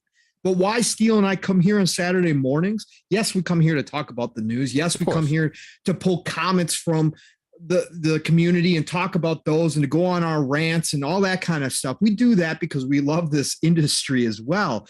But at its our core, we are gamers. And when we find something like Godfall, when we find a little gem like Godfall that may have to most people been like forgotten about or should be ignored, or you shouldn't spend $30 on it because it's not worth it, even though you yourself has never played it before, we're going to come here and talk about it because we want to give back to our community and say, hey, look, we're gamers. We're enjoying this. If this is something that you're looking for, or if you think that from what we're describing, you're interested in it, go ahead and jump in, because we're telling you as gamers, as people that have been around, myself for 4 decades now gaming, over 4 decades gaming, Steele for over 2 decades gaming, we can come here and confidently say, we think you're going to like this game. And I saw some comments in there. Tim the Sorcerer, Retro Nerd both said, hey, we might jump into this because of what you guys are saying. That's what we're here for. That's what the community is about. We're celebrating. Hey, Godfall, you're not going to find too many games this polished with this much depth that give you this much enjoyment for $30 out the gate with all the DLC. Right. Go jump in. Go do it. Even at $40, like Steele said. Right? This game is worth it. So we just want to let everybody know here that this is something that, don't listen to the freaking nonsense. Don't listen to the haters. Don't listen to people out there that killed this game before it even showed up on the scene, because this is what we're here for. We game. We have fun. This is what it's about. And so if you're looking for that new game, Godfall, try it if you're interested, please, because it is worth it. Yeah, I mean, and again, the biggest thing about this whole conversation is, again, like we always say here, Pong says, play what you love what you play. And like I say, you keep it live, raw, and uncut. But the biggest thing is that if you're interested in something, try it. Especially if it becomes at a price point that you can kind of get down with. If you feel like it's still too much, then be honest with yourself and be like, damn, do I really have that much interest in this? Because usually that tells you. You know what I'm saying? Like, you don't, let's just say, you don't go buy clothes and look at a shirt and be like, you look at some of your favorite clothing brand, like, let's just say, mine's Adidas. So let's just say I go to Adidas and I'm looking at some Adidas clothes and I'm like, damn, I like Adidas, but I think I'm just going to buy Jordan because that's just more expensive. Like, that just, you know what I'm saying? No, I'm going to buy it because this is what I like. And I'm not even a big clothes dude either. That's why I wanted to kind of use that example. But either way, if it's something that I like, if it's something that I enjoy, if it's something I find interested in, even if it's a shirt that's at Walmart, if it's a graphic tee, whatever the case may be, if it got some cool characters on it, I'm going to invest into it. And that's kind of what this should be, the mentality with anything else that you find interested in that you can financially support, right? I'm not saying, oh, you got to, again, I know not everybody got a ton of the money in the world. So yes, that's why I do wish this was in Game Pass, because then those people who may not have that access, again, that's why when we talk about Game Pass, why I say it's such a unique thing, because I wish I had it when I was a kid. I had to make those critical choices, which have influenced my opinion on how I look at games today, which is why I'm also going to lead with a little bit of smoke here. and say that I am jaded by a little bit of my opinion, because I said this last night while Mav was streaming, and I'll say it here on my own show because it's what I believe. Oh, we're coming with the hot take. Here we go. Gotta come with the hot take. I want the people to hear it. Clip it if you want. I honestly, if you gave me a choice and said, Steel, you can either play God of War or you can play Godfall for the next month, next year, whatever time frame that you gave me, I am going to ping Godfall 9 out of 10 times. Honestly, 10 out of 10 times. Why? Because I am a multiplayer dude. I like co-op experiences. I like what this offers me versus what a God of War offers me. Now, I'm not saying that I'm not saying Godfall is the better game overall. I'm not saying that. So don't twist my words and try to, because I know people do that. When you start talking like this, that's what people do. They try to pull out specific pieces and say, ooh, no. Understand what I'm saying. God of War is the better game, but for a personal preference, if you ask me, Steel, which one would you pick? I am going to tell you Godfall, because of what it gives you. Again, you have to be into it. Nobody can convince me to play. Again, I invested in God of War twice. I had it on PlayStation 4, and I also have it on PC. Guess what? I still haven't beaten the game. Why? Because I played 4 hours of it, and I'm just not interested to go back. You know what happened when I got it on PlayStation 4 originally? Before you can jump in here, Pong. No. When I got it on PlayStation 4 originally, you know what happened? I got it on PlayStation 4, Spider-Man came out, and I forgot about it. And I sold my PlayStation 4. Why? Because it sat. I wasn't thinking about going back. I understand how great it is, but it's not going to force me to play it, right? That's not what it's about. But my fault, Pong. Go ahead. No, it's not your fault. I was just going to jump in and add because it's you. Exactly. And I was going to say, because that goes back to what you always talk about since we started the show as well, is know who you are as a gamer. That's all that matters. That's all that matters. Again, this is a selfish hobby. Even if you play multiplayer and that's your favorite thing, like Steel, that's his ultimate thing is multiplayer. That's what he grew up with. That's what he always chose as his way to play games for the most part. He's dove into single player now as he's gotten older. Yeah. He's experienced Mass Effects of the world and all that kind of stuff now. But at the end of the day, he still knows who he is as a gamer, and he can confidently state that type of opinion to say, look, if I had my choice, I would much rather put hours into Godfall over God of War. And a lot of people go, oh, how could you say that? Because he knows who he is as a gamer and he is confident in it. And that's what he talks about here as well. Yes. 100%. You don't have to build your gaming around what other people's opinions are. What is the point? What is the point in that? Why are you in the community if you're building your gaming library off of everybody else's opinion? I've never done that. I have never even started to think like that until I started jumping into this community where it was just like, oh, well, this guy's playing this, maybe I should check it out. And then when the first time I caught myself doing that, I said, I'm not going to play this game just because people want me to play it. I don't care. And we can have a conversation about it, and guess what? It's going to be, this is where people mess up at. It's going to be a very one-sided conversation because you're talking to a brick wall. You're not going to convince me of what I should or should not be doing. You can make suggestions like Pong has. Cyberpunk, biggest example. It's the biggest example that I can give y'all. I was very questionable of buying Cyberpunk. I have no history with CD Projekt Red like that. Witcher 2 is my first experience with CD Projekt Red, and it was not good. I played that for 3 hours, and I was like, this is rough. And come to find out, because the game was rough. Witcher 3 is a much better game. I still haven't got to play that yet, but that's besides the point. Cyberpunk, best example. I was questionable. Paul said, hey man, I'm liking it. I'm enjoying it. I value Pong's opinion. I jumped into it almost, I said 50, 60 hours later. I get the best ending in the game. I had a fucking fantastic time about it. And it was still within the first 90 days of the game releasing when people were having problems. Another game that people said wasn't worth it. Oh, had too much hype. No, I mean, yeah, there was a lot of hype and it was oversold, but it doesn't keep it from being a good game. That's exactly what it is. CD Projekt Red did it again, despite what the publisher wanted to do or the people at the boardroom. They did it again. They made a good game.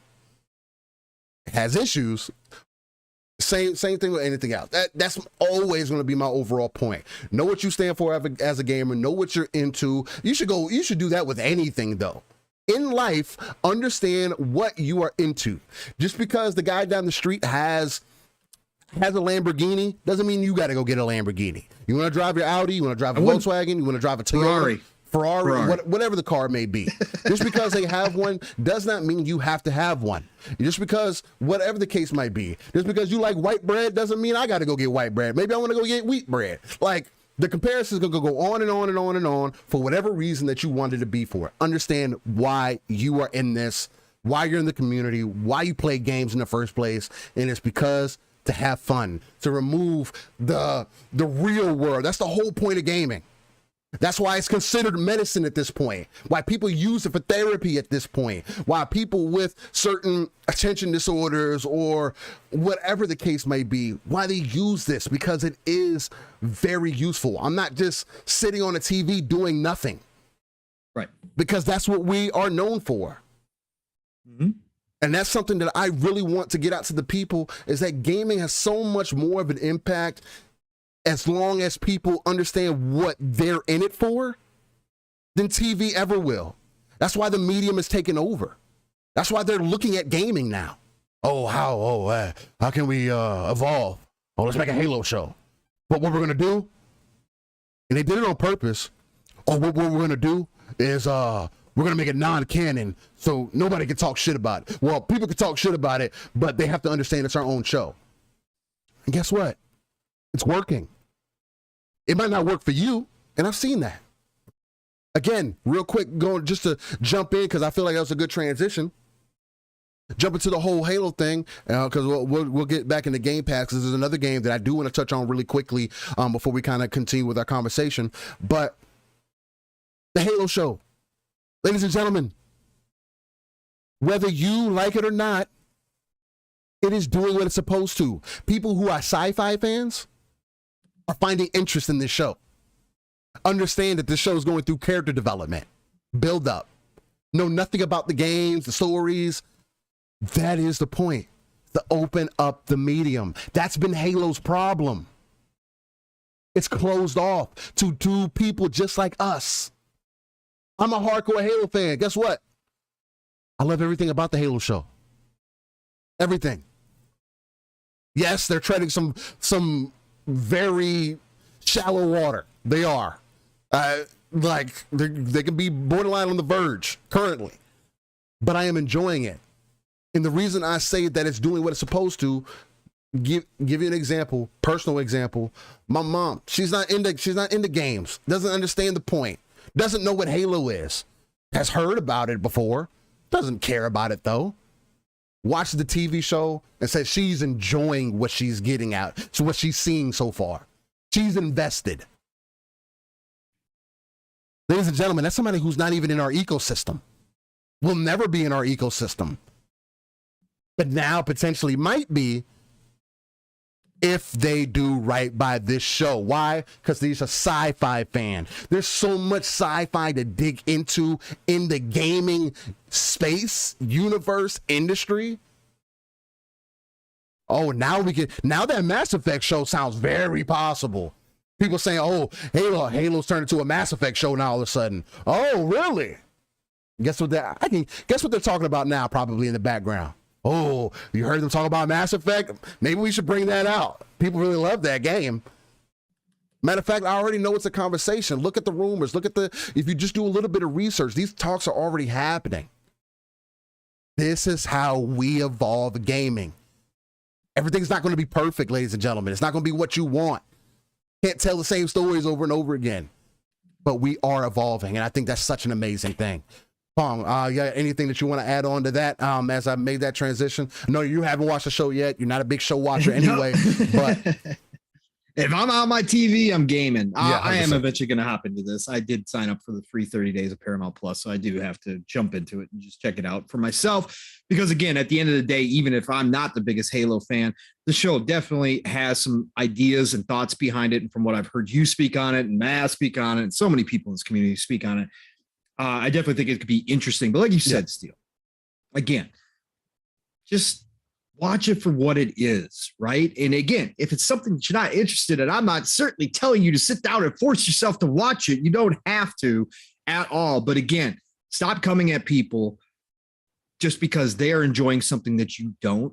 Please stop that nonsense. If you don't enjoy it, say it on your own timeline and move on. That's it. That's all you got to say. If you need to speak on it, and then move on. They're not going to all of a sudden up and change the entire show and make it canon in episode 4 just because you are all complaining about it. No. They've got it lined up for the next 2 seasons, where they want the story to go, how they want the characters to develop. It's not canon. It's Halo show based upon a whole different timeline. Guess what? We get to see Chief's face. Yes. Got a different voice. Yes. That's the way it is. That's what they decided to do. So if you don't like it, okay. I know you were expecting something more. You've been waiting a long time for Halo. I understand that disappointment. Trust me, again, as I always say, I've lived long enough now. Plenty of things have disappointed me that I wish were different. Star Wars being one. It is what it is. Can't change it. They got a plan, but let everybody else enjoy it. People like Steel sitting back and saying, you know what? This isn't a TV series based upon Halo canon or the games I played, but guess what? I love the Halo universe so much. I'm just having a good time with it. Yeah. I'm loving the character development. I'm loving what's going on. Just let them enjoy it. That's the way it is right now. So, hey, good for everybody. Again, if you're loving this Halo series, I'm happy for all of you. And again, I am going to jump into it because again, I am a sci-fi fan in general. Yeah. Even if I'm a casual Halo fan, I still think there's a lot here to have fun with, and I can't wait to check it out and see what it's about. Yeah, and again, the main reason for me trying to transition into that is because I do want to touch on the new Halo update too. But the other reason is it just ties back into listen to what you're interested in. Pay attention to what you're interested in. Again, I feel like that's what this whole spiel that we've talked about went into about Godfall, then going into Halo. It stems off the same point. If you like it, that's what it's about, man. That is exactly what it's about. Speak your truth, know what you like, know what you don't like, and move on. There's other things that you can be out here doing at the end of the day. But again, I feel like that was another perfect transition. Again, Halo fan, so I got to talk about the Halo news. Again, last weekend, you guys kind of heard my rant about how I feel about the community, just constantly complaining about Halo Infinite. Again, the gaming community can never be happy, especially about a well-renowned game, right? Halo's unfortunately, is always going to get that kind of flag just because of the kind of attention that Halo's always kind of garnered, right? People want to see Halo kind of make its way out. It's been around for a long time, so it's not surprising to me when people say Halo's had enough. Or when they feel like it's not doing enough now, there's not enough content, whatever the case may be. This week, we got an update on the new season, which is going to be called, I believe it's called Lone Wolves. We actually got a trailer for it and everything. Let me see if I can play it for you guys in the background. I want to play without any audio, though. So let me see if I can do that really quickly. As you guys can see, they got some cool looking armor that they got set up for it. I'm going to mute some of the audio, try to turn it down a bit. But it's called Lone Wolves, ladies and gentlemen, and it looks to be like they're bringing some of those notes. They listened to the community. They're going to add in some more customization. They're going to be adding some maps. Is it everything that we want? No. Again, it does kind of hold credence to the conversation that this game had a lot of issues behind it. There was a lot of things that were happening behind the scenes. And again, Who knows? I definitely would like to get a book about this. While we're getting Halo content, why not get a book about the makings of Halo Infinite? Because I think that's definitely going to be interesting. I think the transition for the engine has really heavily impacted that. They're really not trying to downplay the engine. Maybe they're starting to see strides out of it, which is why they haven't said anything. Again, I said, Pong asked me last week what is one of the main things that I would take as some good criticism for them, and it is the communication. Although when they do communicate, they do say, hey, these are the things that we are addressing. And then since Joseph Staten has kind of came into the picture, even he has stated, if there's not anything for us to say, we're not going to come out and say anything. And for better or for worse, you take that for what it is. I can respect it because, again, as a game dev, I can only imagine making games isn't easy. And just because I got to level 100 or in the season pass, and this season pass was out for 6 months and we don't have co-op yet, there's not Forge, I'm not going to find a reason to complain about those things. As a Halo fan, personally, I can say, yes, it's not enough. Yes, I have taken a break from Halo. And yes, I don't have a 1,000 reasons to be invested because, no, there isn't many customization options. And I can find that type of gameplay loop somewhere else. Will I get that tight gunplay and the mechanics that I'm getting out of Halo? No, I popped it in the other day. There's no other better gunplay other than Destiny that you can find. You can bring up Splitgate, you can bring up Call of Duty. Those are different games. It's not the same. They're not this. Not as well polished, not done as well. Again, you can't say that the team didn't care about putting this game together. And I hate when people do that. Say, oh, they just didn't give a fuck about this. Halo's dead. It's not ever going to be what it used to be. Halo's also trying to be something different. It's trying to be a live service game. And regardless of how you feel about it, it's going to be different. I am expecting a lot more things out of Halo this second season. Going into year 2 of Halo, I am expecting a lot more. But by this same time next year, by November, the same time of release, I am expecting for the game to be in a completely different place, as I anticipated when the game came out originally. I said then, a year from now, the game's going to be in a completely different spot. And I can see that happening. I know people have made the statement, oh, co-op isn't going to bring people back. You're a lie. You're a liar. You can't believe that. You honestly don't know what Halo does. Co-op's going to come back out and people are going to reinvest in that co-op just because their buddy says, oh, I'll jump into it now. Or their friend will be like, hey, co-op's out now. You want to try it out? Boom. You don't know how many fans that create. How many bonds that starts to create. How many children, how many families are impacted by that. Because whether you and me realize it or not, whether it was just you or not, a lot of us have that experience where mom or dad sat down with us, played those games together, and that's why we have this love that we have for this. There's a lot of things that could be had here. Again, I'm still not on that bandwagon of, hey, let's just complain about shit to complain about shit. No. I'll speak my piece. I believe in you speaking your piece, but after that, move on. If you can't continue, if you're mad because you can't put 1,000 hours in Halo because it's boring now, because you've put 300 hours in and it's boring, that sounds like a personal problem to me, personally. And there is other games to play. It's not like we're in a dry spell. This isn't back in the day. You don't have another option. There's not a service for you to try out other games in. There's not other ways for you to jump into other games. That's not an issue. Now, if you only want to play Halo, you have a personal problem. And I nor the devs can fix that. Again, the biggest reason I bring this up is because we as gamers do forget the human element of gaming. We're looking at a screen, we're enjoying these virtual worlds, whatever the case may be. Anytime that I watch an interview about any game, it gets me to understand a completely different side of gaming that I would have never known about. Because these people don't have to come out and say anything. They don't have to say, yeah, these are behind the scenes what we'll kind of go through. And there's been plenty of vid docs for Halo, there's been vid docs for any game that you like. But understanding that there are actual people working on this and they are passionate about it and they're trying to get it done and they're working hard too, just like you work hard every day at your personal job, making sure to have food on your table. They're doing the same thing. Like, there's just, for me, there's a fine line between being, I guess, grateful for what you have and then also understanding that you are being selfish. And that's kind of this line that I'm at personally with Halo. Again, I'm expecting great things out of this. They're seemingly hitting on the right, going towards the right path with this update. Just to touch on some of the things that they had in here. Again, this is brought to you by Polygon. As you guys can see in this article, Halo Infinite Season 2 launches in early May.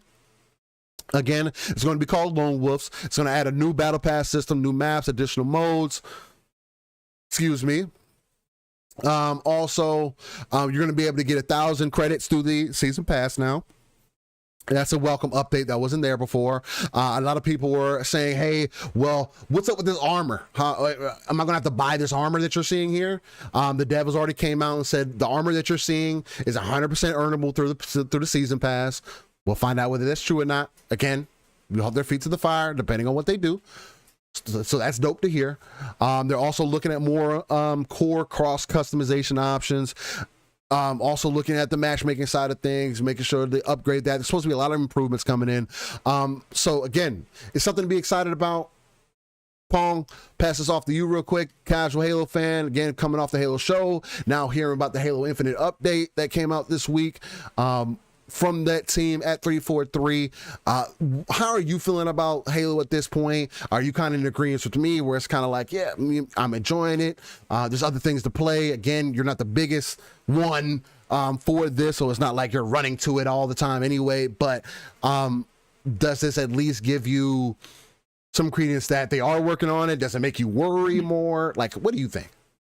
Yeah, no, talked about this on Xbox Ultimate last night. Look, for me, the big thing is obviously co-op. I'm looking to jump back into Halo Infinite when co-op hits. So that's what's exciting for me. But just overall, in general, right? All the discourse that we saw over these past months with what's been happening with Halo Infinite. Yes, we know the numbers do tell a story that people have jumped off of Halo Infinite. Now, right. Is it a dead game? No, of course it's not a dead game. This is Halo, for God's sakes, okay? Halo will live on, right? And all 343 has to do, and this is what I'm hoping is starting with season 2.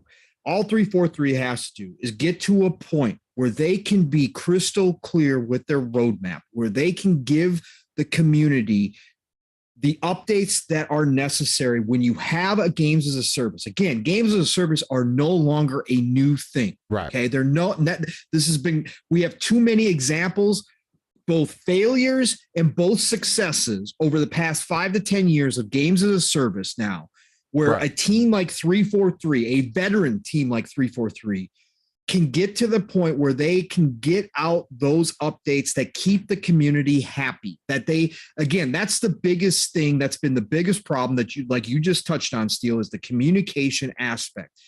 That can't happen when you're putting this type of game out nowadays. Like, right. There's just too many other things that people can go and do. When it comes to gaming, there's too many other options. There's too much content out there. You can't have a games as a service and not tell your fans what the heck is going on, what they can expect to see, right. And what that time frame looks like before they're going to say, you know what? Let me know when you guys are ready. I'm going to go over here and play something else. Right. That's exactly what happens nowadays.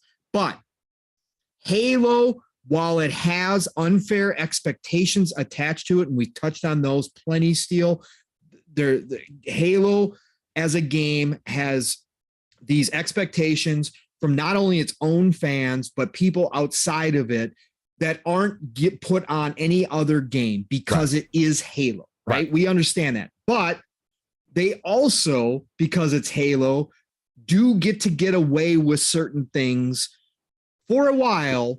Yep. And people will still come back to it when it's fixed, okay? And that's what's happening here. I just want 343, and I'm hoping with season 2 from here on out that they are in a good spot now, that they have caught up and are fixing all the issues that needed to be fixed.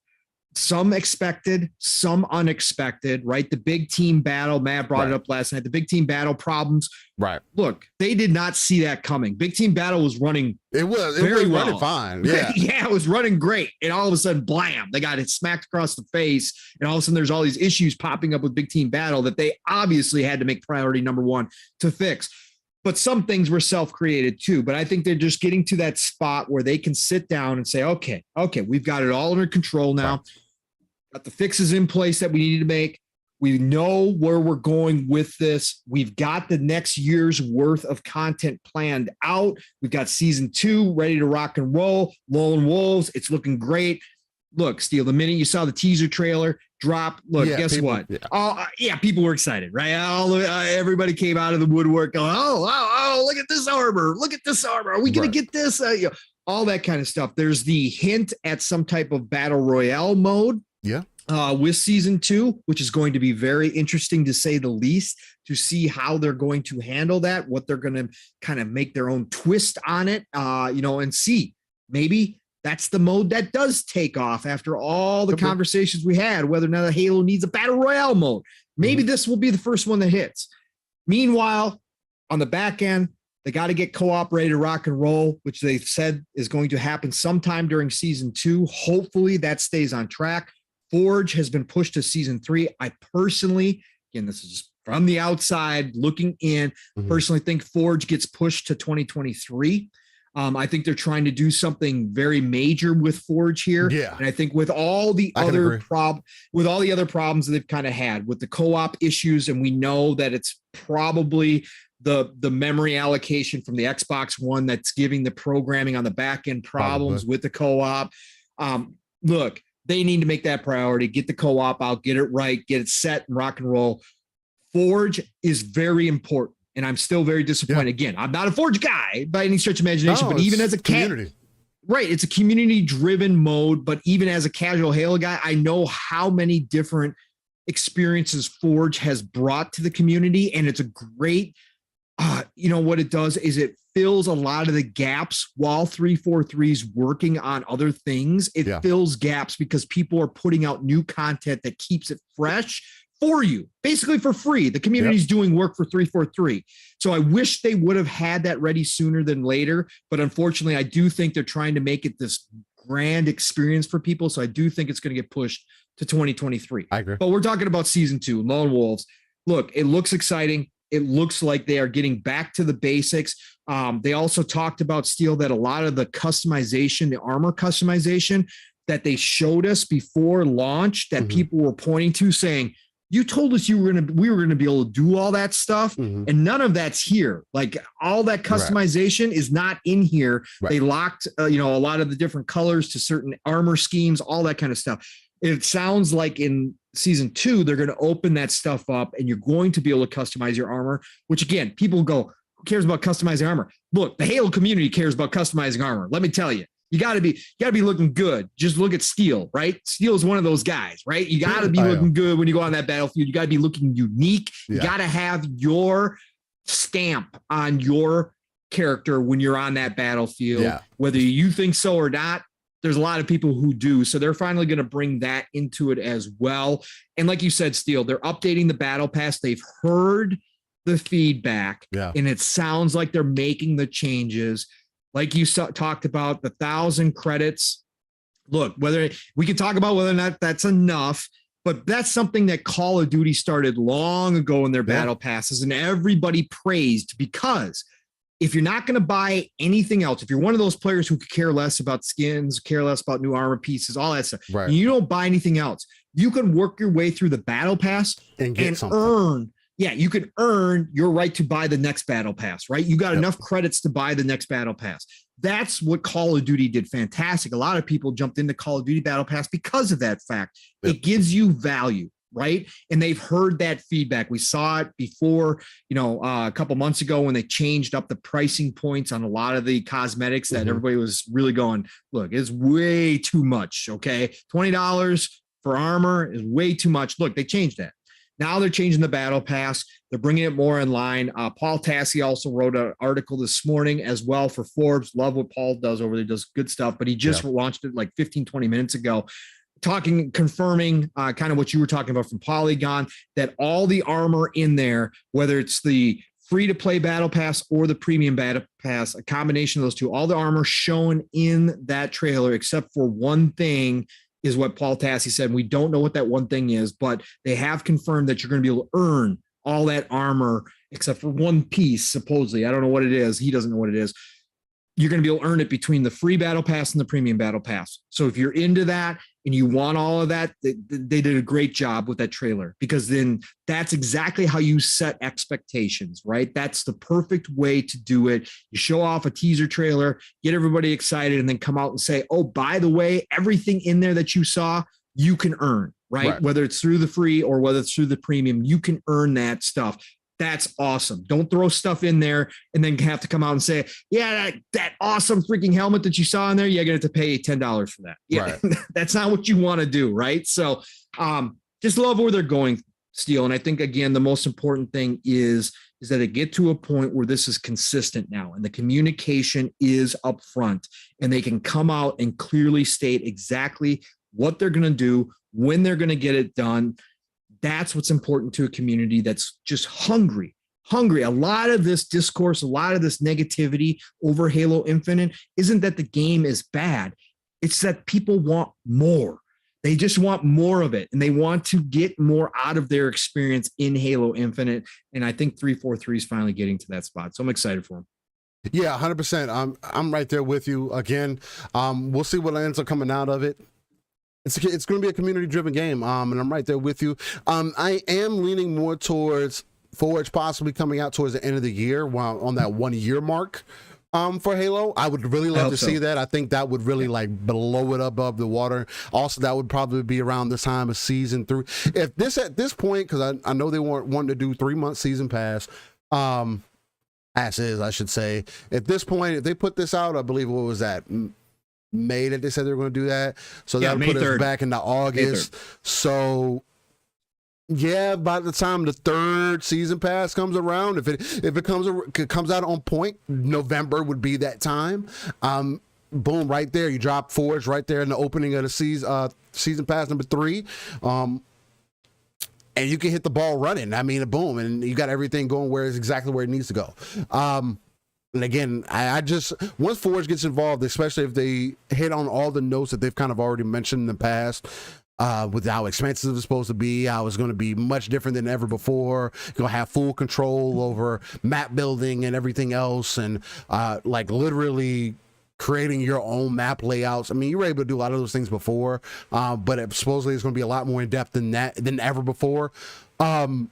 Yeah, it's going to give 343 plenty of opportunity to add in all the customization, all the specific maps, even pulling from the community to pull in great things. Again, it works so well for teams like Bethesda when the community gets involved.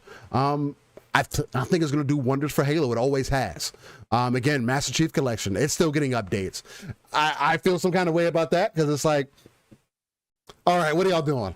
You release Halo Infinite, enough of MCC. Like, goddamn, you're not ever going to release Halo 5. Like, just call it. You're done with it. We need to get Halo Infinite right. But the only other thing I'd like to see, Steel, is them do some kind of tie-in with the Halo TV show.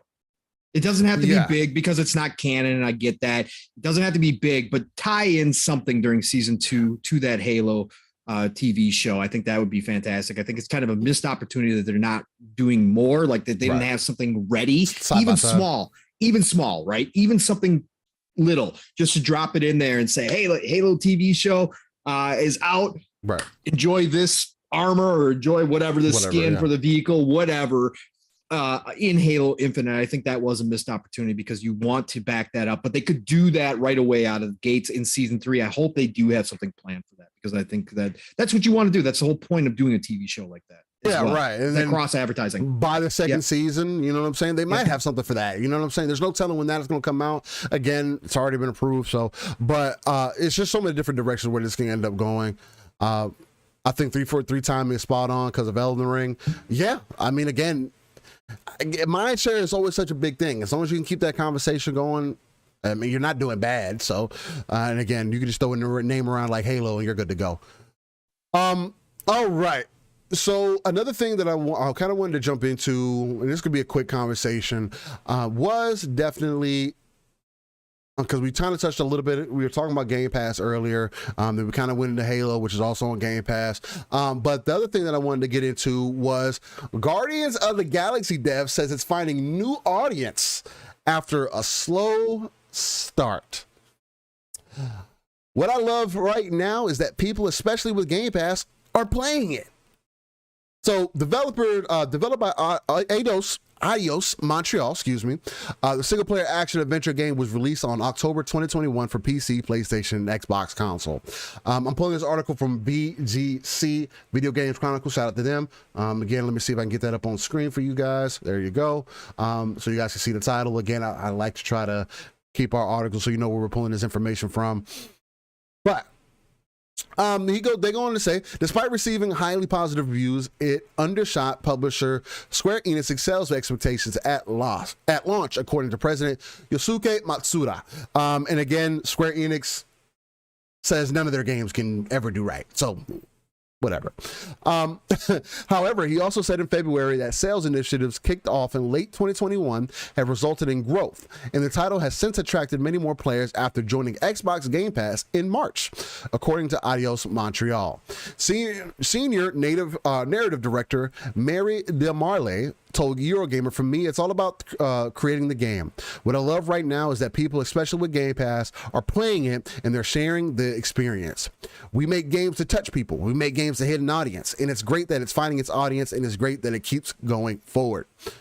Guardians of the Galaxy senior creative director John Francois Dugas, that's probably not how you say his name, but I'm going to say it like that because it sounds great, also told the site, "It's like anything. We always want to sell trillions, but it's not necessarily as easy as that."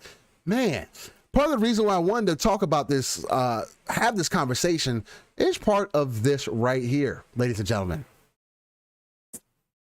It's like anything. We always want to sell trillions, but it's not always necessarily as easy as that. Wow.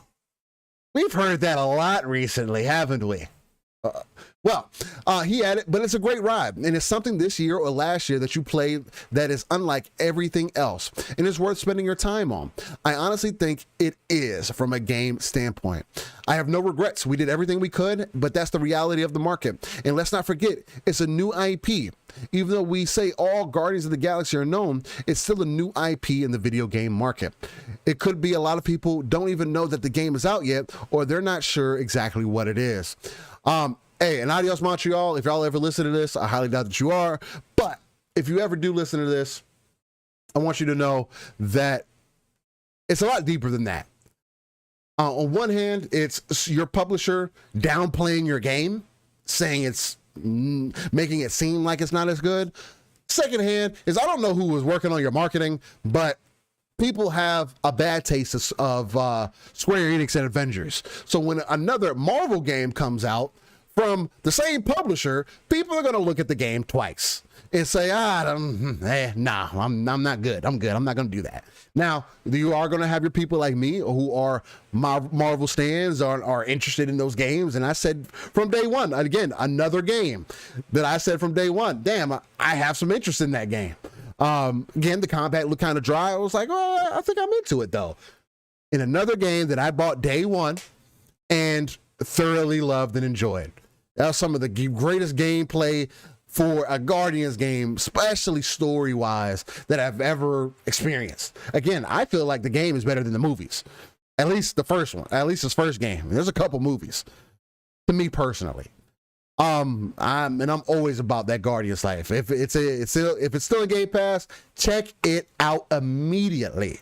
Again, it's worth trying 100%. It's a game that was $60 that I feel like people should try for sure. But again, one of the main reasons I brought that up, because we are hearing that more and more recently, is that we want to be able to get games out to more people. Waiting 5 years for millions or for 20 million people to experience a game is not sustainable. It's not doable. It's not it doesn't make any financial sense anymore. You want to get as many people eyes on that game as possible. And like they even stated in this article, of course, you want trillions of people to experience the game, billions of people to experience your game, though maybe it's the game, maybe it's the marketing, maybe it's the publisher, but everything is not going to sell.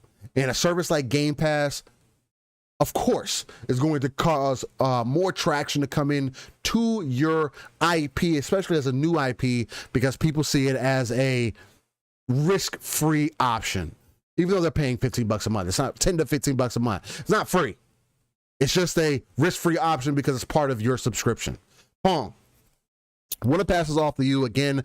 Touches on a lot of the notes that we talk here all the time with just reaching that. We want to get to that 3 billion gamer mark. We would love to reach more people than that. Shucks, we're on the road to 1,000 right now, right? But hearing those same notes kind of be touched on again in an article like this, in relation to Game Pass, how do you feel about this thing? Is it doing good things for Eidos Montreal? Is it kind of speak more onto Square Enix just kind of being out of touch? Is Game Pass really doing all the things that we continuously clamor it to do? What do you think, man? How are you feeling about this? Yeah, they're not going after billions, Steel. They said trillions. That's a new one, actually. That's a whole nother level right there. No, look, this is interesting. This is very interesting because we've had a couple of examples from Square Enix here. Square Enix has a problem. Okay? Yeah. Square Enix, they have more than a couple problems, at least from the outside. Again, who am I, right? Who am I? I'm not a CEO. I don't run $1 million, billion-dollar companies, but as an armchair CEO looking at Square Enix, they definitely have some issues in a couple different realms. Everybody knows that they're on my list for not putting games on other platforms at times. Again, why Final Fantasy Remake is still not on Xbox is absolutely shocking to me at this point. But this is their status quo. But when it comes to their Western developing teams, and this is Crystal Dynamics and Eidos, Eidos specifically, they really do have an issue. This seems to be the redheaded stepchild syndrome. This is like, hey, we acquired these dev teams, but we really don't like these dev teams. It's very weird to me how Square Enix is handling both of those squads. Now, we already know the whole Crystal Dynamics thing, and we're going to talk about that in a little bit here as well, because they just announced Tomb Raider. But they rented them out to Microsoft and Xbox to help the initiative with, of course, oh God, Perfect Dark. Thank you. Yeah. It just popped in my head. I was thinking myself because my little voice said Perfect Dark. Oh, that's right. But with Eidos Montreal, you've got a team here that put out a absolutely, according to many people, the reviews were good. Were they stupendous? No, there was a lot of 8s, 7s in there, whatever else. But overall, the critics liked the game. But then the game launched and the community got a hold of it. And all of a sudden, for those of you like you, Steel, that bought it early on and played it, they were all over my Twitter feed where people going, God, you guys got to check out Guardians of the Galaxy. There were people coming out of the woodwork saying, hey, this is actually game of the year quality type stuff. But for the most part, the overall feel was this team put together, especially from a writing standpoint and a production value standpoint, a game that rivaled the movies, like you just said, Steel. Like the humor, all of it was there. It was absolutely A+ Hollywood quality in this title. And it was kind of strange because then you had Square Enix come out, as they always do when it comes to their Western development teams, and say, oh yeah, but the sales just weren't up to expectation. We're disappointed in the sales. They throw these dev teams under the bus all the time. So Guardians of the Galaxy fell into this weird kind of spot. Right. And for me, again, not a big superhero fan anymore, right? Again, until they fix my X-Men, don't come talk to me. But not a big superhero fan, not a big fan of superhero games in general, whatever the case may be. So I wasn't going to pick this up day one. Budget gamer. This isn't one of those I was going to make. Again, I know who I am as a gamer, right? I'm a grazer. But if something falls into Game Pass, I'm going to try it out, right? That's how I work. Again, it's not because everybody else is telling me that I have to try it out. It's because if it drops in the Game Pass, I want to see for myself what's going on with this game, right? And I had heard, obviously, you telling me the writing was great. So cool. That's a bonus. That's a bonus. Mm-hmm. So I just think that Square Enix did no favors to Eidos Montreal in their marketing of this game. Every time they showed it off, it was like people came away like, meh, like, really? Like, okay, kind of looks pretty, but what is it? You know, as we talked about on Xbox Ultimate last night, a lot of people had the understanding that this was going to be a co-op game. Then they had to come out and clarify, no, this is a single player experience because of how they showed it off, right? There was all this confusion about what this game was every time, even though they showed it a lot. We got a 20-minute gameplay presentation out of this thing. And people still were like, what is this game? It looks okay, but is it something I really want to jump into? I don't know. They did it no favors. And I think that this goes back to Square Enix does not know how to market Western games. Western audiences have a different expectation when it comes to what you're going to show me to get excited about a game. Right. They've got their Final Fantasies, right? They've got their Dragon Warriors. They got all the Dragon Quest now. Dragon Warriors back in NES days. I go way back. Way back. Dragon Quest games, right? That they can put out anything. Like I said last night, you could show somebody the UI and they're going to get excited because it's Final Fantasy or it's Dragon Quest or whatever the case may be. They're used to that Eastern style marketing. The Western style, you gotta splash. You gotta tell people in the West, hey, why should I play this game over the thousands of other games out? Why, even with Marvel attached to it, even with Guardians of the Galaxy attached to it, right? And we just saw them fail with Avengers, right? In Crystal Dynamics. You have to really sell it. And they didn't do that at all. We saw this with Outriders as well, Steel, right?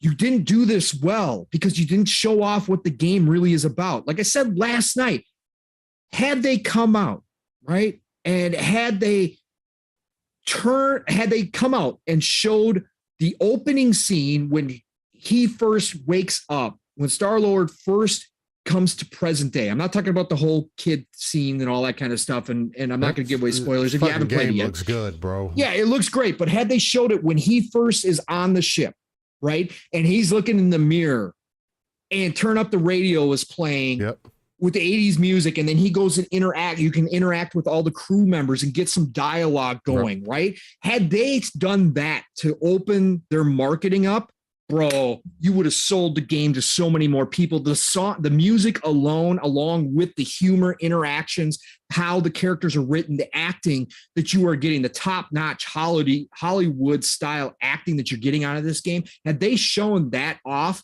as just a small beginning and then gone into the combat and showed off some of the advanced combat that you can do in this game and the interactions in between, that would have sold this game so much more than how they just showed some of the blandness of what they did, right?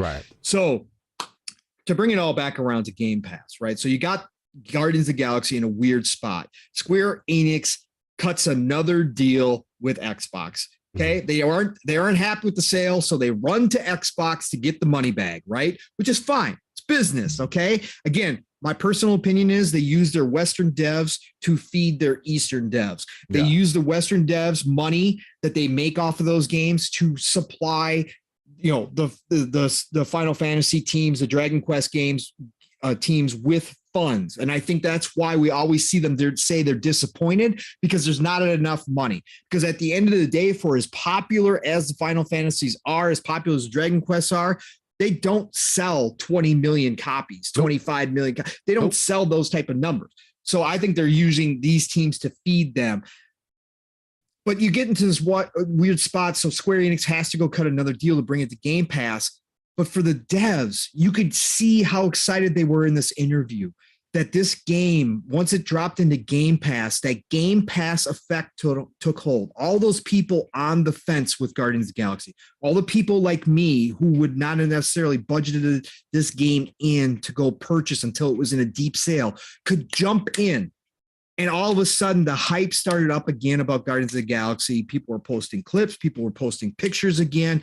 Yep. That, as a dev, like they said, you want to reach, well, quote unquote, them, trillions of people, but you want to reach the most people possible. And Game Pass is another vehicle that we've seen time and time again work. We've seen it obviously more so on the multiplayer co-op side of things, because obviously it just fits it. We were just talking about one, Godfall, that obviously could really find a home in Game Pass, but they didn't do that. They discounted it heavily and they launched it. But we've seen games like Extraction, Rainbow Six Extraction. We've personally done that. We've seen games like Outriders, Get Life. Outriders could have been the next big IP. It could have been one of the new IPs that people were talking about. Steel, you and I firmly believe that. Talk about another game where people call it a dead game.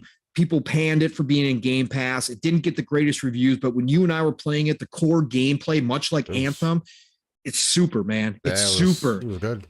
The devs screwed up, right? The devs screwed up. They did fix the wrong things. They nerfed things. They didn't do what they needed to do. But Outriders is another great example because it got life for over a month, and people kept coming back to it and trying, saying, please fix this game and we will come back and play. I promise, because it's in Game Pass. People were loving it, but they just waited too long. They fixed the wrong things and it died because people move on. But with Guardians of the Galaxy as a single player experience, people could jump in. People who were on the fence, people who may not have put that money up front, and people loved it. People found out all the praise that was being hyped on it actually was there, and it was actually real. And I think from a dev standpoint, that is such a great thing that there is something like Game Pass, because like I said, if we were pre-Game Pass days and there was no service for something like this to happen in, where a game can get a second life or a game can get a boost, or it can all of a sudden get the notoriety that it deserves because more people are trying it and more people are engaging with it. We're back in those days. Guardian of the Galaxy would have been one of those bargain bins that a small group of people talked about, and it would have been a cult classic where people said, man, if you didn't play Guardians of the Galaxy, you missed out, because nobody else would have been able to, or nobody else would have jumped into it. It would have been disappeared. It would have been forgotten about. It would have been in that bargain bin. And we would have been talking about potentially back in the day, if we weren't in the golden age of gaming now, if we weren't where we're at now, we would have been talking about, man, is Square Enix going to fold up Eidos? Is Square Enix going to close them down? Is Square Enix going to, what are they going to do? Are we ever going to see another Guardians of the Galaxy? All that kind of talk. Are they going to sell them off? What's going to happen? That's what used to happen back in the day. But Game Pass, being one of the new vehicles as a part of everything that we're experiencing now as gamers, is changing that. Where a publisher like Square Enix can take a game that they claim is underperforming and go to Microsoft and Xbox and say, hey, what will it take? What will you give us? We'll put Guardians of the Galaxy in there. What are you going to give us? And Microsoft goes, heck yeah, that game had a lot of talk in our community when it was just only available for purchase. Yeah, we're going to drop it into Game Pass for sure. Here's a bag of money. Drop it in there. It's going to be good for us. It's going to be good for you. It's going to be good for the devs. It's going to be good for the gamers. It's a win-win-win-win-win all the way around. That's the type of game, and that's the type of examples that we are now seeing with Game Pass. And I'm just happy that the devs could come out and, like you read off there, Steel, for them to specifically point to Game Pass. Man, that's great, because that shows you, again, all the negative talk that we hear from the circus and the clowns about Game Pass and about how it's no good for the devs. Come on, man. You got devs flat out being happy that their game is being played by X amount more people now that it's dropped into Game Pass. It gives them new life. They're already, they kind of hinted they were kind of being sly about it because they were asked about the Guardians of the Galaxy 2. But that might not even be possible if it wasn't for something like Game Pass doing what it's done, obviously, for them. And so for that, that's what I'm happy about. Not just me as a gamer, and I get to play the game in Game Pass, but for the devs too, who put so much time and effort, blood, sweat, and tears into this game and had their own publisher come out and throw them underneath the bus, had their boss come out, throw them underneath the bus and say, it was disappointing. Look, now they can turn around and say, well, guess what? You put it in Game Pass now, it's doing really well. Can we do Guardians of the Galaxy 2, please? Yeah, exactly. Can we go ahead and do that, please? Because we really like the story. We really like these characters. We did an awesome job with it. Can we go ahead and get that done? that gives them more power too with the powers that be. And hopefully, if Square Enix continues to do this to the Western devs, hopefully that's a sign, Steel, that they're going to just sell them off to somebody who will appreciate the talent that is there at those studios. Because obviously, again, from the outside looking in, from what they did to the Outrider devs, to what they've done to Crystal Dynamics, to now their comments about Guardians of the Galaxy and Eidos Montreal, they don't appreciate what they have. No. They really don't. And I want those people to be under a boss who appreciates them. And we know that there's certainly greener pastures underneath one umbrella and over at Xbox that would appreciate what those devs bring to the table. So that's what I'm hoping for, but I'm just happy that it did drop in the Game Pass and they've seen the success that they have. That's important at the end of the day. No, 100%. And I agree with you, man. I mean, it's part of the reason why I wanted to bring it up is because it's just like, obviously it's working. I mean, is it going to work for everything? No, because people are still very picky as gamers. We all are, right? Again, just because you put a single player game in there, whatever the case might be, isn't going to get me to invest. May not even get me to play the whole entire game, but at least I can try it and I can find out whether I like it. And a lot of people are seemingly finding that this is a much better game than Avengers were, which is the biggest fear people had. Oh, I just played Avengers and it wasn't that great. Why would I buy this? It's another Marvel game, expecting the same thing, and it wasn't. It was everything Avengers should have been. 100%.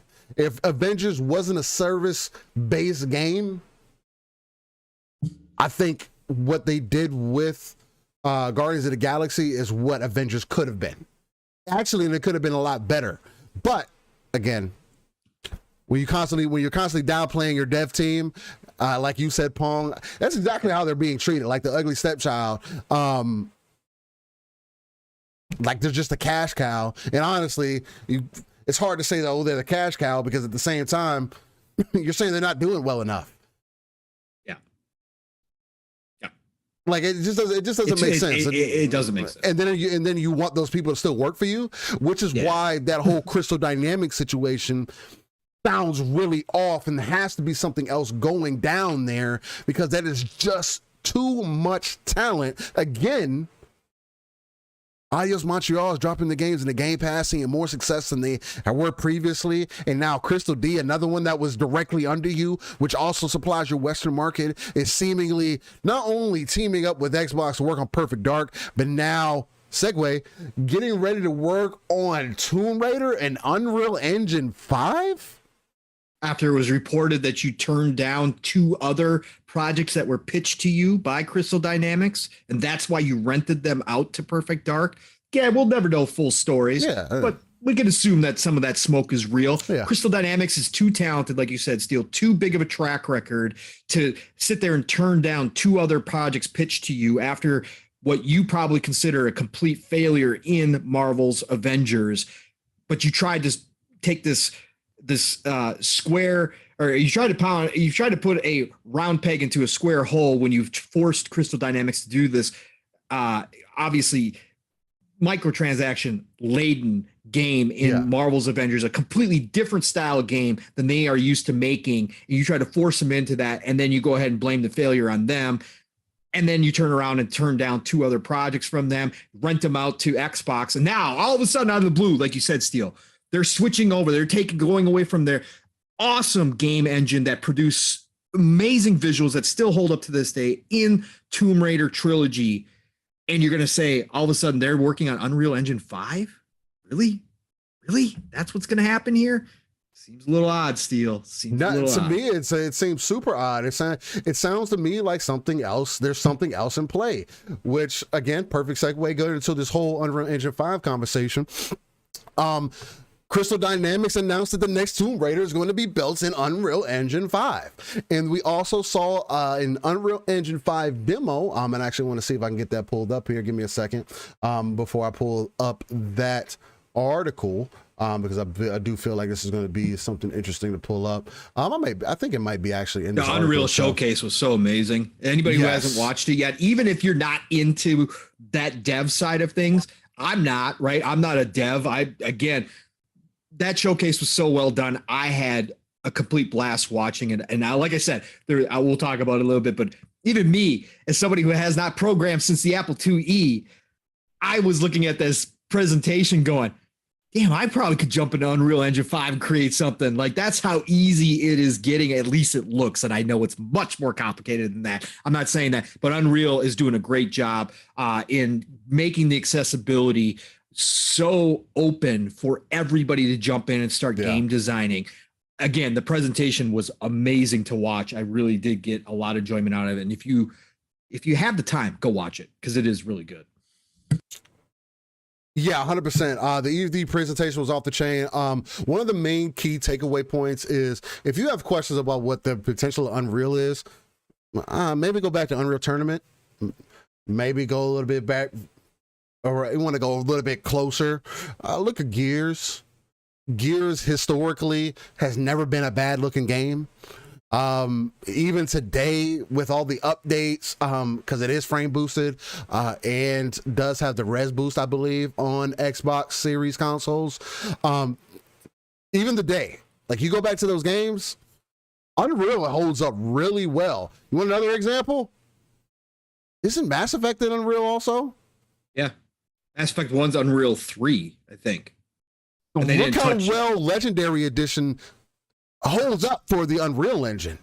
And then you go into Unreal 5. I'm still trying to see if I can Hive Busters too. Just download Hive Busters. Download Hive Busters. Hive Busters is the best example, 100%. My God. They're like, honestly, there's no better example than that. Damn, that was a good one.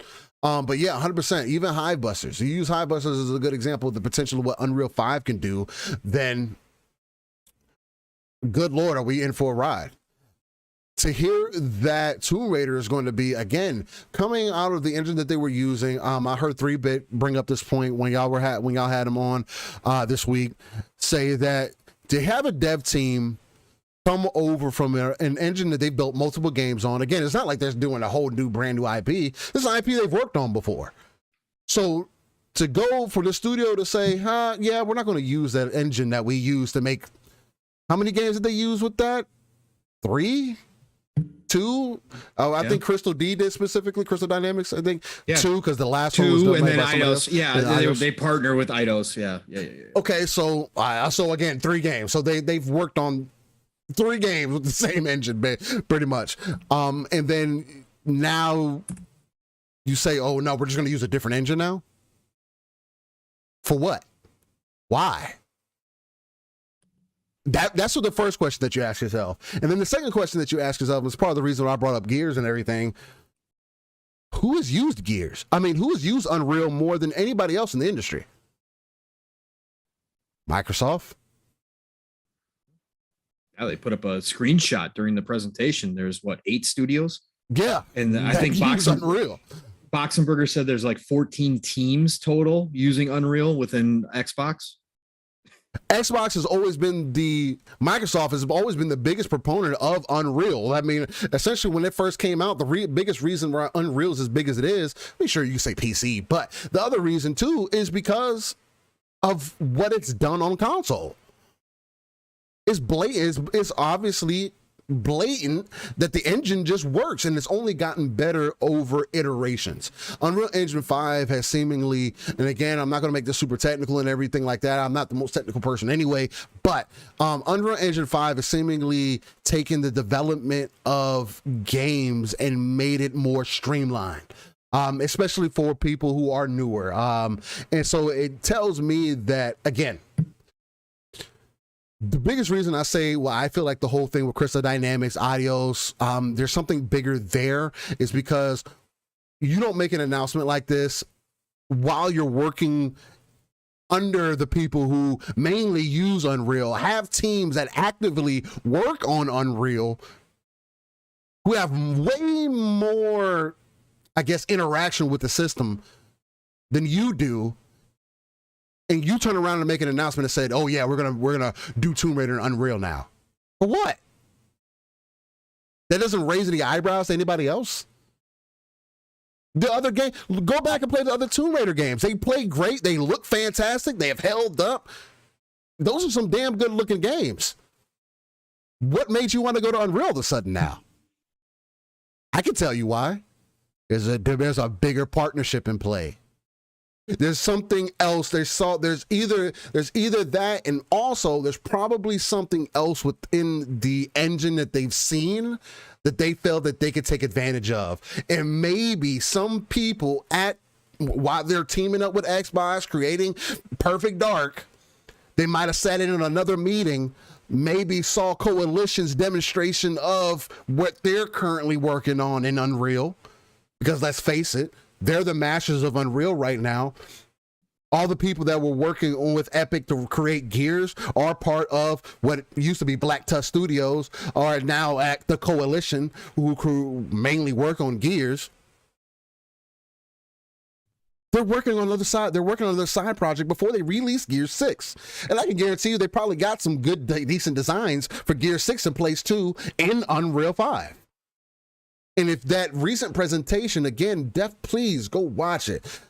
You don't have to be technical to understand graphics or to understand if something looks good to you, or to understand the depth, or to get the presentation that they got in the way that they displayed it. You don't have to be technical to understand those things or just to use your eyeballs. You don't. It's just... It tells me that there's a bigger picture, and I actually want to go into this article. I'm not going to pull the video up. I'll let people watch that on the back end. But Crystal Dynamics announced that the next Tomb Raider is going to be built on Unreal Engine 5. So, buried at the tail end of Epic Games' State of Unreal presentation was the news that Crystal Dynamics is working on a new entry in the Tomb Raider series. Tomb Raider originally launched on the PlayStation in 1996, and it spawned numerous sequels. Go on. Dallas Dickinson, franchise director at Crystal Dynamics, used the announcement to tout the advantages of creating a game with Unreal Engine 5, saying this new engine translates into next-level storytelling and gameplay experiences. So the other engine couldn't do that? Or you saw something and were like, okay. If you go back and play the other Tomb Raider games, you see what they do with destruction and the story and creating these roller coaster moments, which you've also seen in Gears also. And they've actually been done really well. Crystal Dynamics wasn't the only studio gushing about Unreal Engine 5. Developers from Gears of War maker The Coalition and the Witcher studio CD Projekt Red talked about how UE5 makes their development process easier. Isn't the rumor right now that CD Projekt Red's next Witcher game is supposed to be in Unreal also? That is correct, sir. They are moving. They're moving over from the Red engine to that. Yes. An engine that you've used for quite some time, you're going to use on UE5 too? Okay. In case you guys don't see the picture that I'm trying to paint here, I have a feeling that, again, it's not like it's outside the norm. It's not like I'm making some huge guess or whatever here, but Unreal Engine is seemingly becoming like that proprietary main streamlined engine to use for anybody, even for new creatives. You see indie devs. If you scroll through to YouTube, you'll find plenty of indie dev talent that are using Unreal 5 and they're like, dude, I'm doing shit in here that I didn't even think was possible. Like, it's like Pong said, it literally makes you feel, I mean, of course you got to sit down, you got to learn the systems. It's like pulling up Photoshop for the first time. You don't know what the fuck you're doing, but I'm not going to say that's that easy or whatever the case may be, but to somebody who makes games, for people to becoming big names, to be coming off of whatever engine that they were using previously, to be like, yeah, well, we want to try this UE5 to see what we can do. I think it's speaking leaps and bounds without too much being said. You know who's next, Steel? Who? Battlefield. Just watch. Yep. Yo, just watch. If Vince Zampella goes in there and really like, look, I think the next step for Battlefield is just we're gonna use UE5, and they make Battlefield look fucking. Oh my god, that's not and call it the next Bad Company. Oh Lord, Bad Company in the UE5 engine. Oh Lord, that would bring a lot of attention back. A lot of hype back. There's so much more, and it's not like first person hasn't been done in Unreal. It has. Exactly. Hey, again, that'd be funny to hear if that ends up coming out and they're like, "Oh, we're doing UE 5.2." Okay, yeah, there might be a new industry standard here. I think I think Epic might have landed something here. It's not just Fortnite. No, Unreal's been doing this, right? Yeah, Unreal's been doing this for quite a while. Epic wants every game to be made, obviously, right. in Unreal. And they're doing everything they can. To Unity's credit, too. Unity put out a new video as well. Yeah. That's very impressive with a lady playing chess that looked really freaking unbelievable. Again, it's just it goes back to that accessibility Steel. Mm-hmm. These game engines are making it easier and easier, whether you're a AAA team or whether you're an indie team, to get into development. Yeah. That's the main thing about these engines, and it's an awesome thing to see, even from the big studios switching over, like you said, abandoning some of their own engines to move to UE5. It's a big statement. It really is. But yeah, I mean, another thing to take into consideration, it's not like it's just can we use it? They got to pay for that. You're moving away from something that's already paid for. I mean, of course, there's back end tech shit that got to be done, or whatever the case may be. But you're going to a whole different place and saying, "Yo, Epic, let's use that Unreal real quick, and let's get this working." And then not only that, Epic is releasing it to the public. Yeah, I think we're about to see a huge turnaround in gaming. Like, I know, again, I'll make this reference before. I'm gonna keep saying it here. Moore's, like, people said that, "Oh, we've reached Moore's law. They can't get any better. Games can't look any better. They can't." Bro, I think that's about to get debunked if it hasn't already. Not only it's the load times, not only is it the development of games, but it's just the overall quality of games. I think is definitely going to get that bar raised. So, at least from what I'm noticing here recently, again, to hear Crystal D come out with this announcement, the biggest thing for me is just it just leads credence to what we've already talked about here previously, that the biggest reason I bring this up is there is so much more of a bigger picture in play. There has to be a deal with Xbox and put it in motion, or they're working on something, because it's too convenient that now, not only, like I said in the beginning, are you supporting the development of Perfect Dark, excuse me, but then you're rolling straight into Tomb Raider and Unreal Engine, where the main people who use Unreal work at, where you have plenty of people that you can knock on their door and say, "Hey man, I don't understand this. Can you help me out?" Where they're at, I don't know, man. Pong, what does this tell you? Are you picking up what I'm putting down? Is there something? Maybe I'm just throwing rocks into the ocean of nothingness. But do you feel that same thing? Is there something else possibly at play? Is there too many signs pointing that there is a bigger deal in play? What do you think?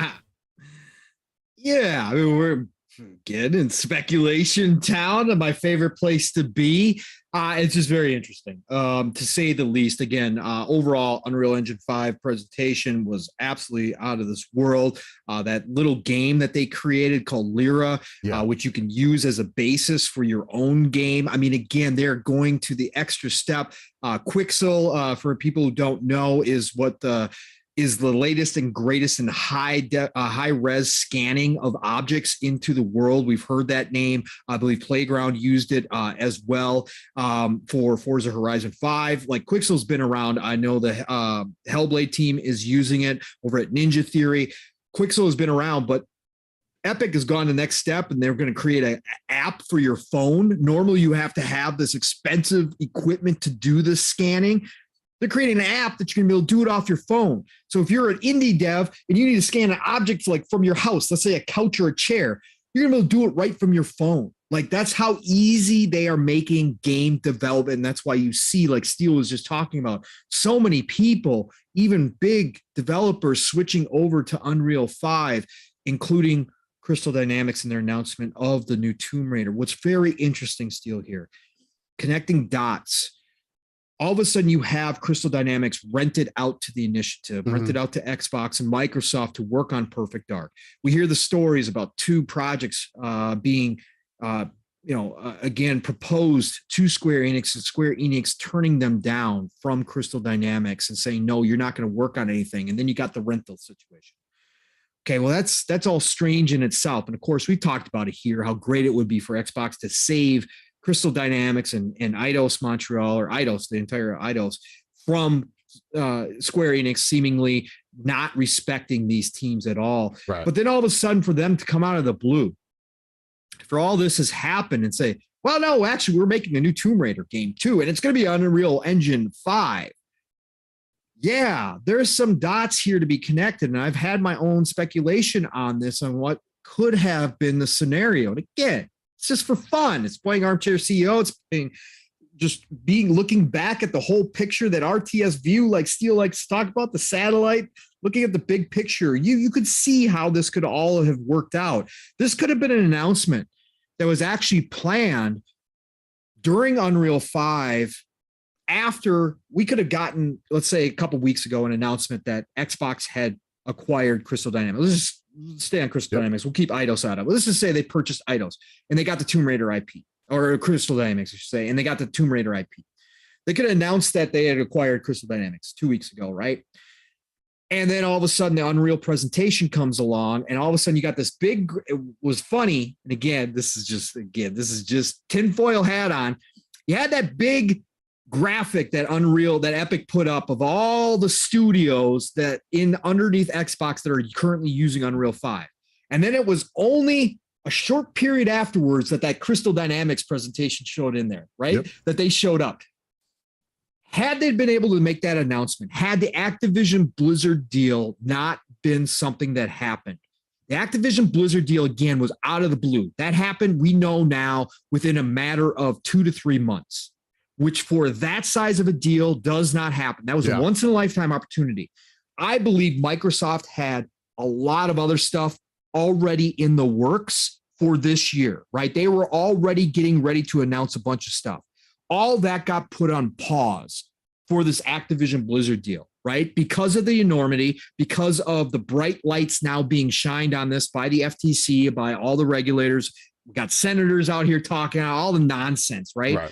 They have to now be quiet. They're being very, very quiet. But I believe they had all this other stuff in the works that kind of had a pause put on as soon as Activision Blizzard came to play.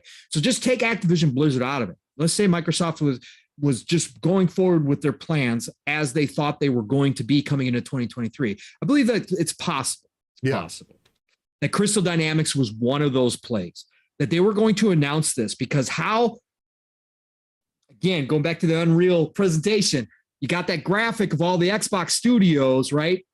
Let's say 2 weeks prior, you had announced Crystal Dynamics as acquired, right? And then all of a sudden you got this Unreal presentation. They show that graphic, and all of a sudden, right after that graphic is, oh, by the way, we've got another surprise here. Yep. And all of a sudden Crystal Dynamics comes on and says, hey, we've just been acquired by Xbox, but we're here today to announce a brand new Tomb Raider game, and it's being made in Unreal 5, right?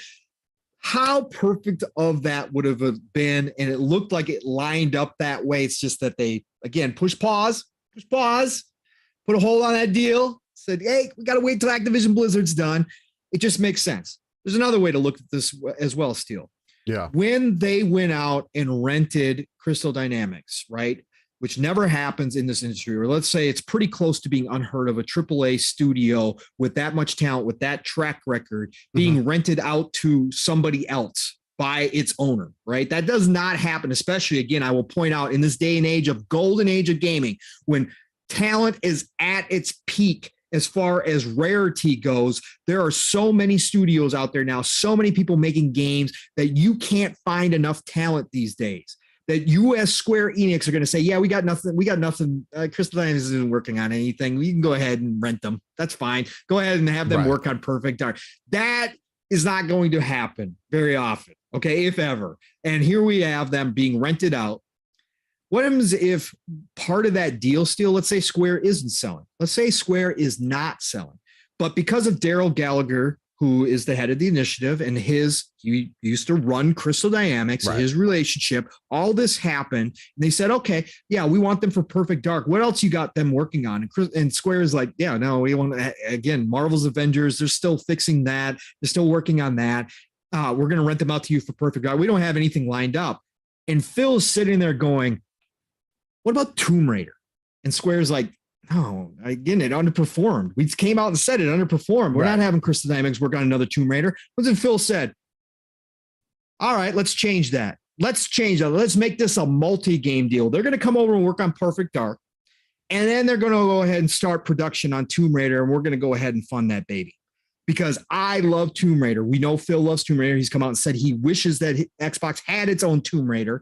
We saw them cut the deal last gen for exclusivity on Tomb Raider. And I know that's not Phil's MO. He doesn't like that. But because it's Crystal Dynamics, because of Daryl Gallagher, because of that relationship, Phil said, guess what? We're going to go ahead. We want a Tomb Raider. We want a new Tomb Raider. Does Crystal Dynamics have, obviously any ideas? And of course, Daryl Gallagher talks to his form. He would know that they pitched it to Square Enix. And Phil will say, okay, we're going to fund it. This is going to be a multi-game deal. They're going to come work on Perfect Dark, but they're also going to start Tomb Raider. Well, guess what? That would make total sense. And then to take advantage of current gen, maybe the Foundation engine, which is the engine that they use for Tomb Raider, hasn't been updated because Square Enix didn't put the resources to let them update it for current gen stuff, right? Maybe they just didn't give them the okay to start working on that. So they said, you know what? To take advantage of current gen, because we're going to have it on the Xbox Series consoles only, go ahead and let's hop into Unreal Engine 5. And Crystal Dynamics was like, absolutely, let's do it. Just to be happy to be able to make a game. I think this could be a multi-game deal as well, even if it's not a full-out acquisition down the road. I think that maybe Phil went in there and dropped some money and said, go ahead, Crystal D, start working on Tomb Raider. We'll take it. All right. I think both of those are real scenarios that could possibly be happening here. I think it's great.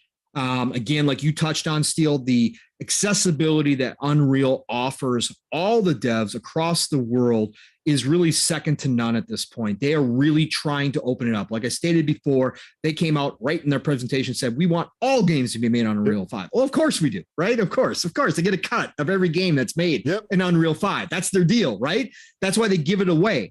They give it away so that people make games, but oh, by the way, on the back end, we're going to take 20%, right? That's how they do it. That's how they get paid, and it's working for them. They've got Fortnite just funneling money in so they can do whatever they want to with Unreal to make it the biggest engine ever. And that's exactly what they're doing. They're reinvesting. And so I think it's fantastic because, again, we've talked about it here, Steel, so many times as we move through this generation. Engines like Unreal 5, engines like Unity that continue to open up accessibility and continue to give small devs along with large devs options to develop a game in. We're going to see that kind of gap between AAA and indie close because a team of 1, a team of 10 can use the same tools that a AAA team can use. And so the quality of the games continues to get closer and closer together. And that's part of the golden age of gaming. That's what we're going to see. That's why so many people are jumping into this and starting to develop games, because it's easier and easier and cheaper to do, even for a small team, to get that same quality that these big AAA teams who are having $100, $200 million budgets are getting. Right. And I think that's another big win for us as gamers, especially along with the devs, of course, and the publishers and everybody. It's a big win for us gamers because we're going to get even more high quality games and content out of this generation than we have ever seen before. And Unreal 5 is leading the way. That's why I love that presentation, man. Again, it gave me the feeling that if I really wanted to dive in and really learn some stuff, I possibly could do that. Right. That's the great thing. So and like, I know a lot of people might not want to have this conversation. Go, oh, Unreal Engine, who cares about an engine? We're gamers. And I want people to understand it's not about the engine, right? For those who've been gaming, you've heard of Unreal before, somewhere, somehow, some point. And I feel like that's more so the overall point that we want to bring here, is that the development of game is changing. The conversations that we're going to have are going to change, right? It's not going to be just about graphics anymore. It's going to be about what I want to get to is game design. What do you have in your games? Or do you have more detail in your games? Is there more attention to detail in your games? Because that is what's next generation to me. How do we develop that? It's not about 4K or ray tracing or no. Can you make these worlds feel more alive? A little bit of lighting.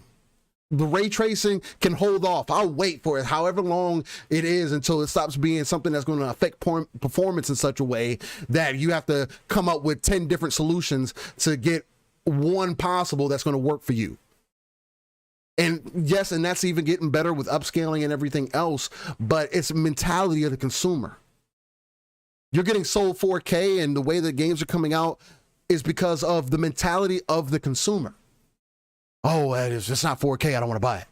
Oh, if it doesn't look this way, I don't want to buy it. If it's not AAA, I don't want to invest. Oh, I only play AAA games. You're going to miss out on a lot. And like Tim the Sorcerer says, optimization is 100% key. And there's one thing that we have noticed, at least going into this generation, is that games are seemingly coming out much more optimized than ever before. Yes, there's still issues, but with us coming into this 8x86 architecture, everything speaking the same language, we're not trying to come up with a brand new way for games to be only developed on console.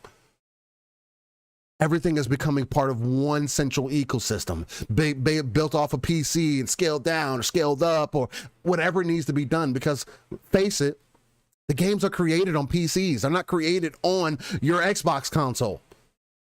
That's not how games are made. They get created somewhere first and then get ported out to wherever they need to go. They get put on a console. Then then they start gearing towards that. If it's only a console game that it's going to be made for, like if it's only made for PlayStation, it starts on PC, then boom, then they have this test system, then boom, then it gets played on an actual console, then boom, you get the game. That's how development works. Now it's built on PC. Okay, everything's talking same. How do we make sure that the performance parameters meet where we want this game to be at? Okay, storage. That's the biggest thing about this next generation I want people to understand. That's bigger than anything else. It's storage. Us getting to SSDs is going to make more of an influential change than anything else. Load times. I mean, Pong had another perfect example. I don't remember if you guys heard it behind the scenes, but son came into town. He had an Xbox One, got the S. You know what I'm saying? And you come to realize, like before I got rid of my 1X, how slow in comparison your new console is. That's crazy to think about. And it's like, and then all of a sudden we're already in a year, 2 years, if you want to give it that, even though it hasn't been that yet, and a year and some change have already become accustomed to the new. This is our new expectation. The same thing with phones. I do CSR work, you know what I'm saying? People call me, they have older phones, and I'm waiting for their phone to load up forever because they got an iPhone 7. It makes you come to realize, damn, look how far phones have come. Where do you think this other technology is going to go? And that's what gets me excited about UE5, because yes, I mean, of course, I've always been a proponent for UEs and I've been playing Unreal tournaments forever. But for me, it's just seeing that constant growth, seeing it, not even possibly, seeing it affect the market in such a way to where not only is it, because it used to be only you had to have some big financial backing, had to be some AAA team to use Unreal and put out a good game. Again, Gears wouldn't be what it is today if it wasn't for Unreal, and Unreal wouldn't be what it is for today if it wasn't for Gears. Gears was Unreal's main selling point. Look what we can do. Now, like Pong touched on, solo devs, indie devs are all going to get hands on this technology, and it's only going to push it forward because those people are going to get in there. People are creative too, man, when it comes to this. They're going to get in there and find some easier way to do something different. Then boom, before you know it, things have changed. And that's what gets me excited. That's what I want people to be hyped for. Is that possibility? Well, that not even a possibility, but just looking at the future, pulling yourself out of the world and saying, damn, what are we about to get within this next couple of years? What is Gear 6 going to look like? What is whatever other game is going to be put out on on the Unreal Engine going to look like? And that's what gets me excited. Especially if you go back and look at that presentation. Just check it out, man, for yourself. For sure. All right. With that, I think that's going to be a perfect conversation. We're talking about Unreal. We're talking about remakes. We're talking about, games coming out. There was another exciting announcement, at least for me, someone who's a fan of the IP. One of the first games that kind of really brought this love for third-person games to fruition to me, and I feel is something that's very unfortunate if you haven't been able to get your hands on this game, especially now because it hasn't aged that well. It doesn't look the greatest, but if you're curious on what game I'm talking about, it's gonna be Max Payne. Bring the pain. As you saw in the title of this video, we came to bring the pain. And of course, I was talking in reference to Max Payne being announced to be being remade, not remastered, remade as it rightfully should be, because it has not aged the greatest as graphically. Remedy Entertainment. Now, I'm not the biggest fan of Remedy, but I can't lie and say they don't have experience with that type of gameplay. At least the mechanics. And what I mean by that, if you play, what is that, Control? That blatantly shows you, at least shows me as someone who, I haven't even played Control. I've watched plenty of video content on it though, and I've seen that slow motion and the way that they play with the powers and everything. I do feel like because of their understanding of how they did that and how well they did it, how well they presented it, I do have a good feeling that that's going to translate very well into Max Payne. Not only that, it's not like they're going to have to, like they're reinventing the wheel. They're just taking what's there currently and completely remaking it. Remedy really created bullet time. I mean, yeah. Because Max Payne 1 and 2, that's their baby. That's their baby. See, so yeah, exactly. That's their baby. They created it, right? Rockstar published it, but they are the ones who created bullet time. People had tried to do similar things, right? And obviously they came at a time too. The Matrix came out and really blew up bullet time.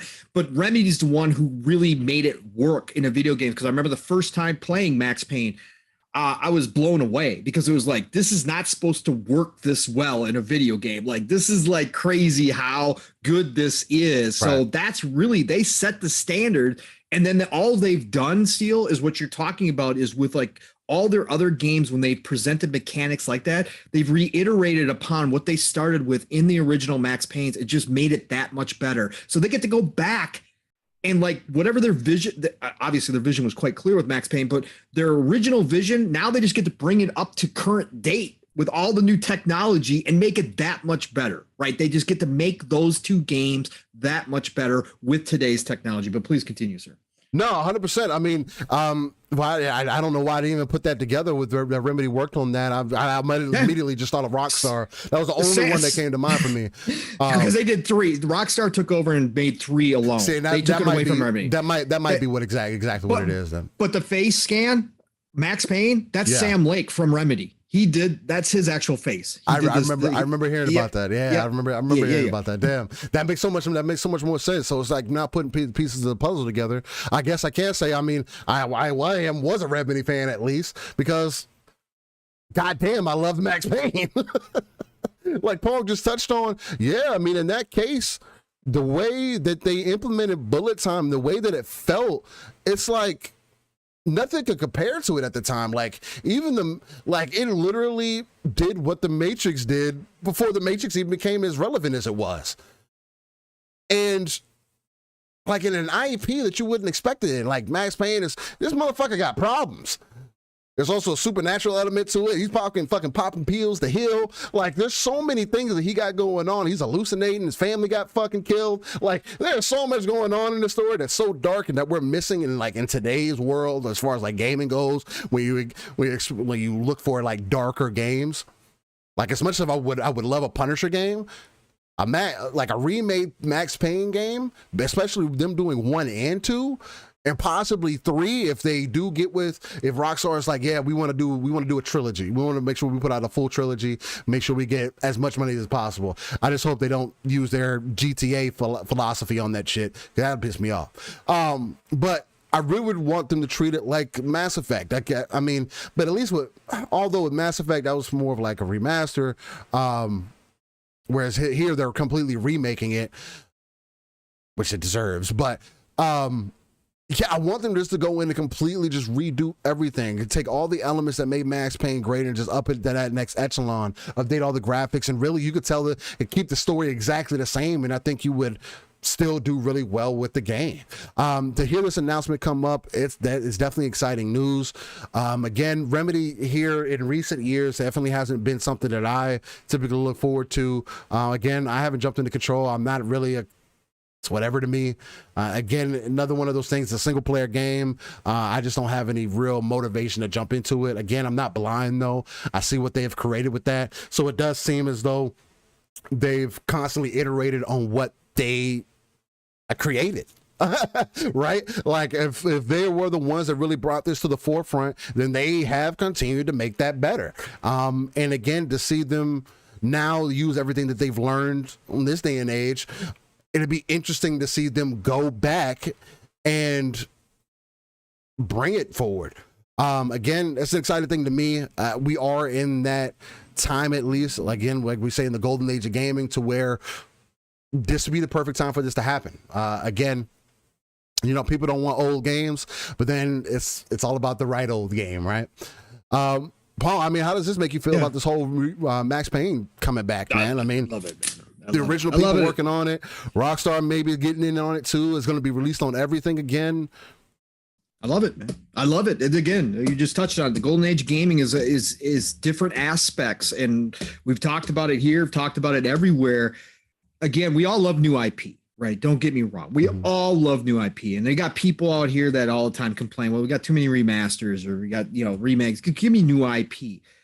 And we're getting that. Okay. This is the golden age. There's more stuff coming out that we've never seen before. But part of the beauty of this, that the industry has exploded to this point, is going back and revisiting IP that deserve it. Okay. Going back and revisiting IP that have been languishing, collecting dust in a closet somewhere at a lot of these publishing houses. Going back and letting new generations experience what I got to experience because I was old enough, right, to experience all this stuff, and letting new generations see why some of us older gamers talk about stuff, talk about certain titles with reverence, right? The Mass Effect trilogy, I constantly go back to this, Steel, because it is the easiest and best example so far of what we've seen. That, again, you ask any old gamer or gamer old enough to have experienced Mass Effect when it was in its prime, and they will consider it most, again, I never say all because there's never all, but most people will tell you it is one of the greatest trilogies of all time. And people will say either one, or Mass Effect 1 or Mass Effect 2 is probably in their top, whether it's top 10 list, top 15, top 20 list of all time. And a lot of people never got to experience it. Steel, you were old enough, but you were doing a different thing. You were doing multiplayer all the time. So you never really touched those single player experiences. So you've got people like you that may have not touched it for their own reasons. But then you've got a whole nother generation of gamers that are now old enough that probably hear people, if they're interested in gaming, talk about the Mass Effects of the world and go, why does everybody talk about this? What's so great about this game?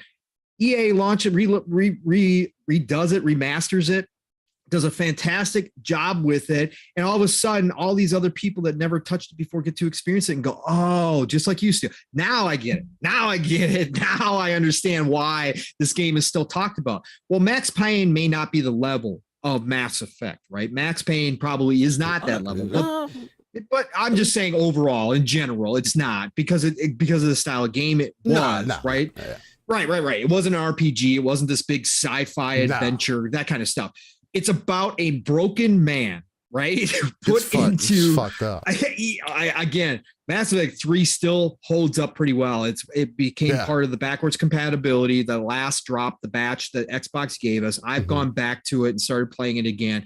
Look, the dude is broken beyond belief. He's one of those protagonists that you love to hate at times because he is just straight up an asshole at times, right? Straight up. But if you start from the first game, though, like the progression, the story arc. I'm not saying it's right, but goddamn, like you've been through some shit. Exactly. But he was a broken protagonist, right? And we love those stories, and we need those stories. And a lot of times nowadays, devs are afraid to touch on some of that stuff. It's not PC anymore in a lot of ways.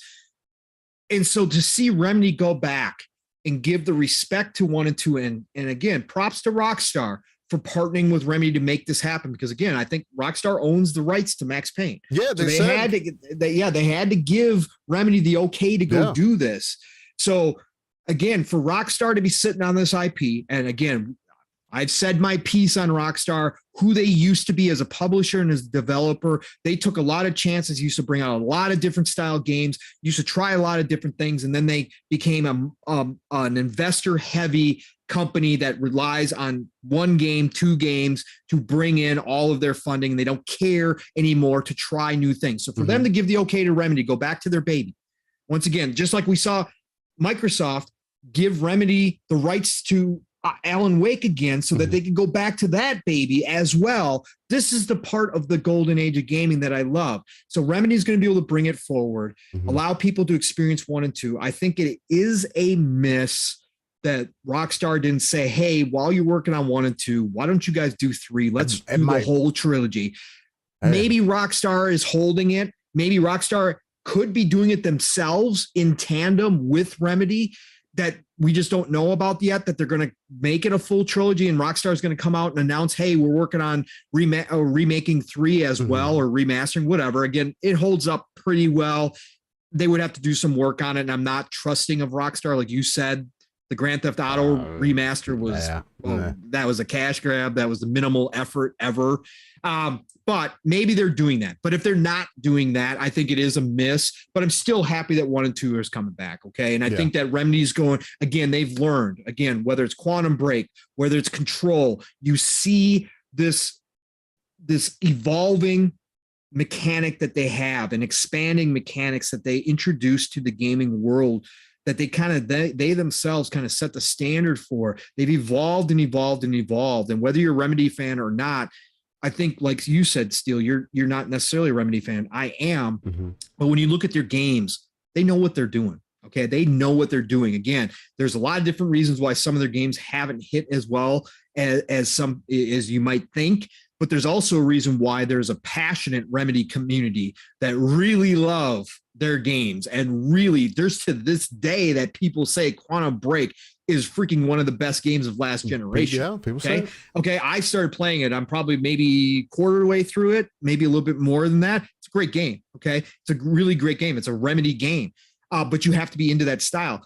But there's a reason why they've developed a passionate fan base, is because they do good work. And I think everything they've learned, to be able to go back, put that into Max Payne 1 and 2, I think, because they have to remake them. They couldn't remaster those games if they wanted to. The engines are so old and they do not hold up. So they're going to build them from the ground up. And if they're going to do that in that Control engine, bro, we could have something brand, like, it's going to be Max Payne 1 and 2. And we're going to go into it as people who played Max Payne 1 and 2 and remember some of the story elements, because they're not going to have to do anything to the story. Story's set. Story's great. It's got a great story arc to the character. Max Payne is awesome the way he is. They're not going to have to touch that. If they just bring that up to date in that Control engine, bro, we could go back and be like, yeah, I remember this, but damn, this is freaking off the charts, right? This is freaking awesome. This is phenomenal. This is like a whole new game at this point because of what they're going to do with those two. And I hope that Rockstar is watching. That's always my hope when these things happen, much like we saw EA redoing Dead Space now after, all that kind of, like, I hope that that Rockstar is looking at this, and if 1 and 2 is successful as a remake, they wind up redoing 3 to complete the trilogy. But they also say, you know what? We are making so many billions of dollars, and we've got such a huge franchise in Grand Theft Auto, and then we've got a secondary franchise in Red Dead that we lean on. Let's break off a little team and let's get the Max Payne series going again. That's what I really hope for. And we get Max Payne 4 out of it. Hopefully they'll see success of a single player style game, just like EA did with a Jedi Fallen Order. And they say, you know what? That has a place in our business as well, and we can still make money off this. We don't have to have this huge team and all this money put into this. We can make this smaller single player experience in Max Payne. But now that the hype's been rebuilt, we can go ahead and continue that series. That's what I would love to see out of this.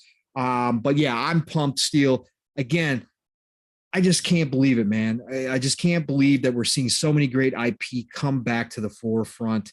I'm so happy for it. Again, this is what I was hoping for. Last gen was kind of a lost generation. Xbox was a lot that was just missed. Xbox was meandering and wandering all over the place and sinking at a point and having to come back and reevaluate their entire business model and try to figure out where they fit. Sony was dominating so heavy with the third person narrative driven over the shoulder action adventure game and all the JRPGs that they got and all that kind of stuff. They were dominating so heavy that all this IP fell by the wayside.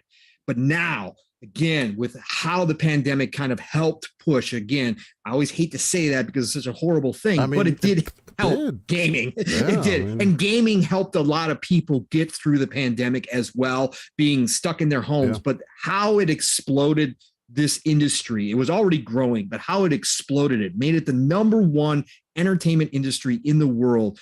To see that money is now being put back in and we are getting these old IP and we're returning to that 360 PS3 era where devs were getting creative, devs were putting out unique titles on systems, whether they were popular or not, they were trying new things, and we're starting to see that again. But to see this old IP coming back, this beloved IP being redone again for a whole new generation and for us that already touched it once a long time ago, man, that's such a good feeling. I absolutely love it. Max Payne's one of those. I can't wait, man. Yeah, no, 100%. I mean, another good example of this, again, it could be just company saying company shit, but from this article from The Verge, that goes to talk about a little bit about the whole deal with Remedy and Rockstar. It goes to say that we were thrilled when our longtime friends at Remedy approached us about remaking the original Max Payne games, said Rockstar Games founder Sam Houser.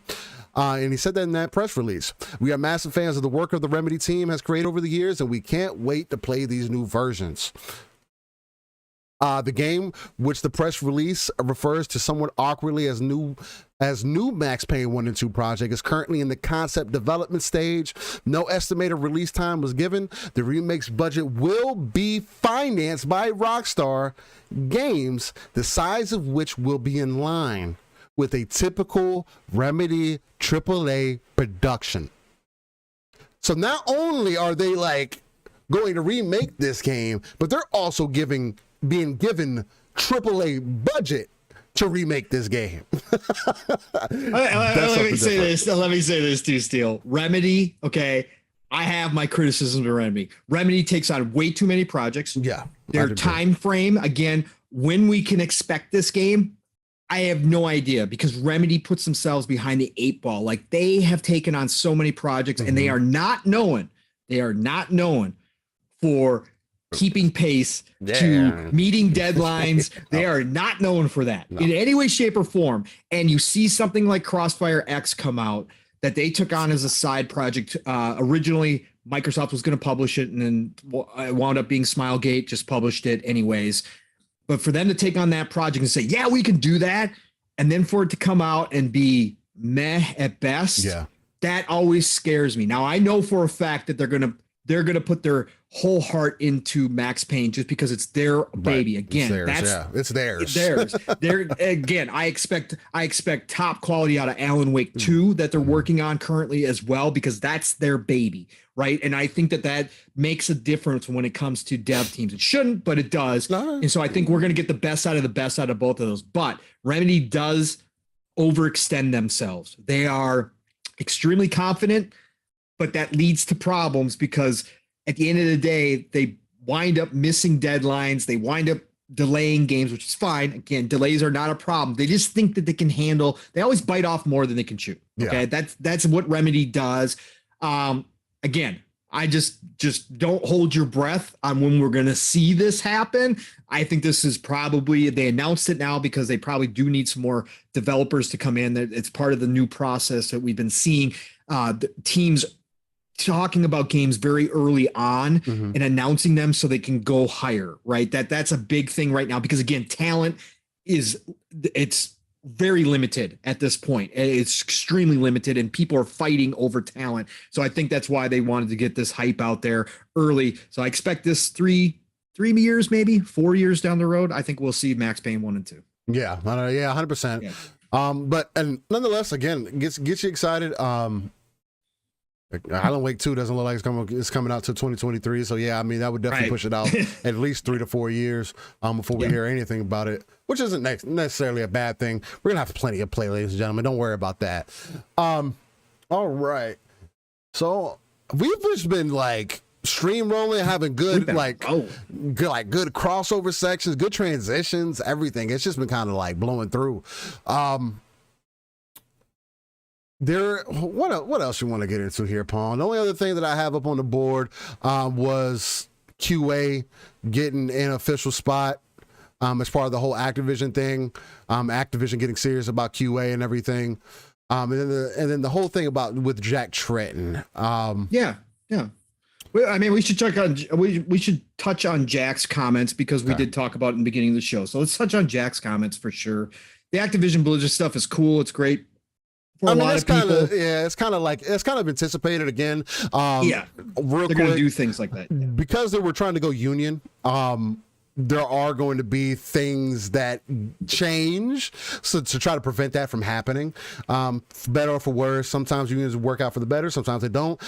Sometimes because of a union, you do get better working circumstances and everything, where they will actually change some things without you having to go union. So to hear that the QA, I personally think that QA is super important. I know a lot of people are like, oh, they're QA, they just sit there and play games all day and they pay them $15 an hour. I mean, at the same time, bro, like you're still asking somebody, even if it's for 8 hours a day, you're making it a job for them. It's not necessarily a hobby. Yeah, you can say they should be grateful, but at the same time, these are the people that you want.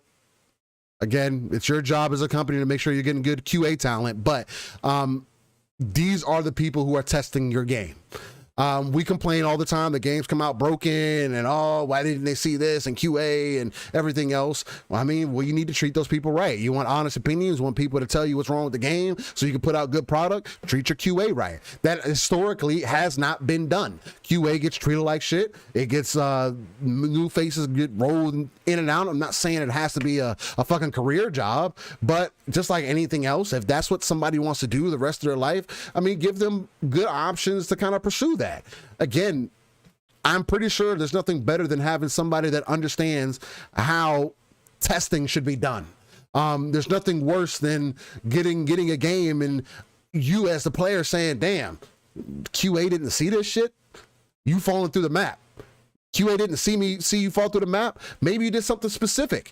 And like everything isn't catchable, but if you with good QA talent, it does lead to less issues down the road, and you have to make sure that those people are getting at least are well taken care of. If you're not going to pay them a bunch of money, damn, make sure they got good food, make sure they can go work out, something, make sure they just have a good environment to sustain themselves, because again, they are part of your game development. They are part of your dev team. No, they're not. In some way, no, they're not like creating the game, but they are helping you create the game before you put it out on the market. So I just think it's a huge benefit to see these changes happening again. It just holds credence to this whole transition to Activision Blizzard becoming part of Microsoft and speaking to that bigger picture again. We're seeing a lot of good things happen. A lot of positives end up happening. Again, this could be one step in the right direction for devs throughout the industry to start being treated in a better light, because traditionally they haven't. So that's at least my perspective on it. What do you got on that, Pong? Oh, I agree. You make fantastic points, Steel, when it comes to that. I think that, again, when we're looking at the state of the industry, right, and where we're going, and there's doom and gloom people. There's people that are, again, there's always going to be pessimistic people, and there's always going to be positive people. But I think when you're overall looking at the state of the industry, where it stands, I think, again, sure, is there a scenario where everything collapses, where everything falls apart, where we see problems come to the forefront, right? And that's certainly a possibility, right? But I think that there's so much in between that and there that I think we have to look to the future, right? Yeah. And when we talk about Tretton being this man in this situation where he is so damn experienced, and he's been in this industry and seen so much. And again, we've seen other people come out in the same position with a lot of experience that have been around the way that say this isn't going to work, right? That we're going down the wrong path, that we're going to wind up not being in a good spot if this continues, that Xbox's way is not the way. Tretton is coming out and really taking that look that we always talk about, that RTS view and that satellite view, taking a step back and really looking at it from the same perspective that we do, saying, no, that isn't necessarily the case, that in fact, when you look at this stuff, the health of the industry is so great right now and is so unbelievable that a lot of what we're seeing is just actually good signs that there is going to be a better ending to this, that we are headed towards more of a utopia. I like the way you tied that together. Yeah, exactly. Like that we're heading more towards a utopia than we are a doomsday scenario, right? That this is just part of that entire process. And that, again, as we've talked about, Steel, there is so many people entering this space right now. This industry is exploding everywhere, not just in terms of content, just in terms of people overall entering here into the space, that whatever holes are created by acquisitions, let's say, whatever holes are created by that, even an Activision Blizzard size hole will be filled in by newcomers, and they could potentially be the next Activision Blizzard. That's the cycle of this industry and the cycle of where we're at right now. And I think that's the important part that we always try to focus on, Steel, is that, look, you can disagree with business tactics. We can have discussions about whether or not Game Pass is the ultimate future, or what meta actually means, the metaverse to gaming, or what cloud is going to do to gaming. You know, all digital future versus physical, all that kind of stuff. We can talk about all those things, but what Tretton really came out and was putting a focus on was, hey, look, right now with where everything's at, we can take a step back and we can say honestly that, again, there's so much potential, untapped potential in this industry, that this is not stopping just because Microsoft is making acquisitions. This is not going to stop just because we see a subscription service gaining traction, right? We're not going to, none of that's going to stop. This industry has seen those changes before. And Tretton talked about, even back in the day, the accessibility. Again, we use that word constantly here because it's huge. It's what this generation is all about. He talks about how back in the day, it would cost $100 million to get a AAA game onto a shelf, a store shelf. That's all been erased. Now you have the accessibility that if you're a one-man show making a game, you can reach out to an ID at Xbox and get your game published right alongside the next Call of Duty. They can see it in the store right alongside.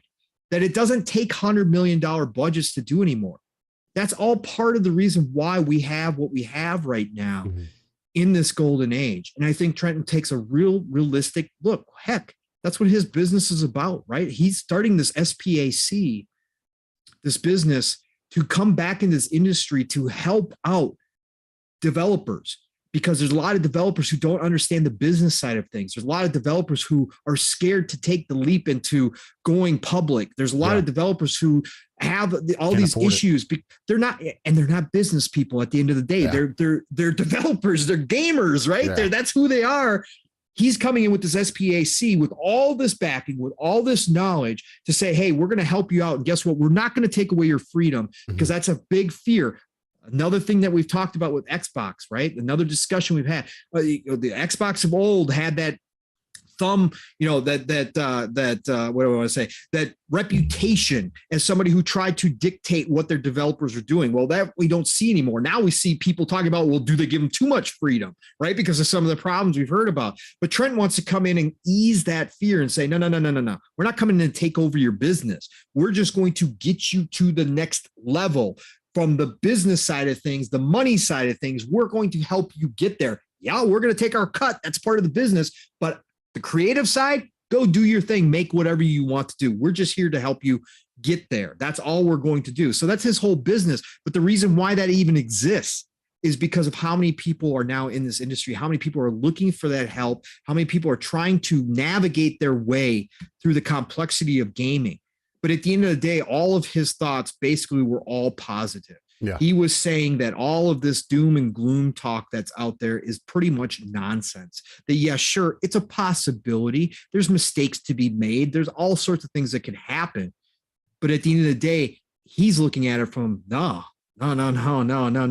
This is the best I've ever seen this industry in. This is the healthiest it's ever been before. And all these things occurring are just natural progression in that. And hey, I'm here to help. And I'm here to take advantage, of course, as a businessman. But I'm here. I want back in. I want back in, right? That's what he's saying. I want back in. I'm here to do some mergers and acquisitions, right? That's what I'm here to do, because I understand where this industry is going. And I think it's great.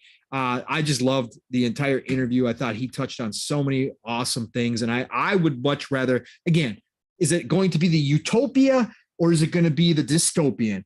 I think it's going to be somewhere in between. I think that's more realistic. We're going to have issues that set us back, but we're also going to be heading down the right path, which heads us toward great times, which we're already on. Right. I think it's going to be somewhere in between. But I just think, again, having somebody with this much credibility, this much influence, this much knowledge about the industry as a whole. Again, this is the guy who is the one who was at the head of PlayStation when they launched PlayStation 1, right? They started this dynasty. He was the leader that started that dynasty. Then he came back for a second run. This guy knows what he's talking about. It's good to hear somebody like that come in and pour some cold water over the fires and say, no. People, step back. We're doing great. This is fantastic. Look at all the potential. Look at all the opportunity that's out there right now.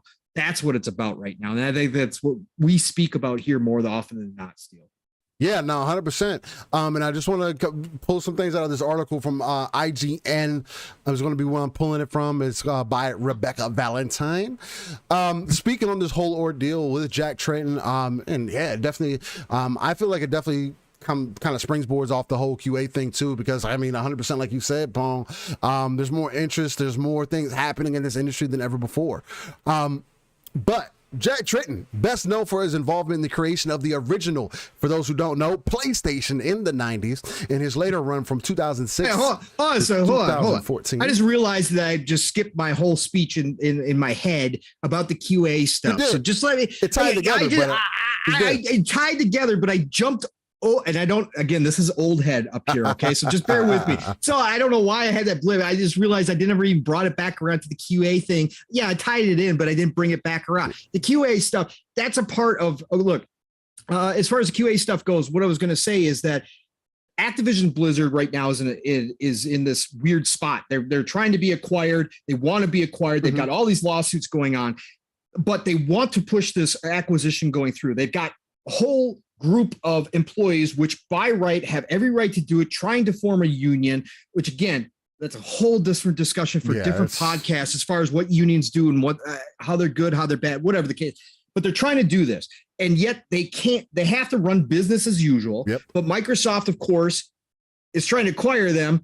So you in the contract, you really can't make big changes to your business. So but they have to do something, and they have to help this acquisition go through. So they got to make employees happy as well and kind of try to settle down some of that stuff. So they do, again, whether forced, whether you believe it's forced or whether you believe it's voluntarily, they go ahead and say, okay, we're going to do the right thing. We're going to make the QA full-time. We're going to give them all the benefits. We're going to give them the hourly wage, because look, at the end of the day, we are making billions of dollars here. So what are we really squabbling over here? Right now, whether or not you want to believe that good old Bobby would make that choice on his own, well, of course, we probably all would say, nah, he would never do that, because he's a penny pincher. He's a greedy bastard. He's a cancer. He's a snake. He's all of it. Right. So we know that for a fact that some of this is being forced, but they still, again, the health of the industry is, hey, we need QA testers. QA is another part of our games. And at the end of the day, that talent has a lot of places they can go. So let's just do it. Let's make them full-time, maybe pacify some of the unionization. There's still a big group out there that's saying no to it. That's fine. That's again, that's all right. I understand, but let's do the right thing. And I think that's also part of the health of this and trying to make things good. And the regulators, the FTC that's looking at this entire acquisition can also, because some senators have brought into question whether or not this is good for personnel. Well, this is a move in the right direction. Yeah. So I think overall it is a positive move. And again, going back to what Jack said, brings in this, that he believes that the acquisition between Microsoft Blizzard and Xbox would be good for the industry as a whole, because it does allow room for it to grow. But obviously, when you got somebody like him saying that, he's looking at the total picture as well, that, yeah, it's going to be positive at the end of the day. This is not going to hurt people, whether it's the devs, whether it's the gamers, or the health of the industry, that this is all just part of that cycle. I apologize, Chad. Again, I don't know how I skipped all the QA stuff in my head or why I thought I said it, but I didn't. Thanks, Steele, for reminding me. It worked because it worked because somehow it still pieced together, which is why I didn't stop you. I was like, well, you're making good points of that. No one doesn't touch on that directly. I was waiting for you to tie it back in, and you didn't, so I wanted to make sure to kind of say something so that a little jog it a little bit. So, but that was perfect. Exactly. But again, that's why I want to tie Jack Tretton back into here and give people who don't know of him. He's best known for his involvement with the creation of the original PlayStation in the 90s. His later run was from 2006 to 2014 as president and CEO of what was then known as Sony Computer Entertainment America, which are not known as that anymore. Tretton has since been working busy with the independent development community through gaming funds like Interactive Gaming Ventures, and now he wants to continue that mission by acquiring an independent studio himself. Speaking of IGN, Tretton says during his time at Sony and since, he has seen a gradual shift has allowed small studios to be less reliant on large publishers to get their games into the world. It's kind of like what we're seeing from the music industry too.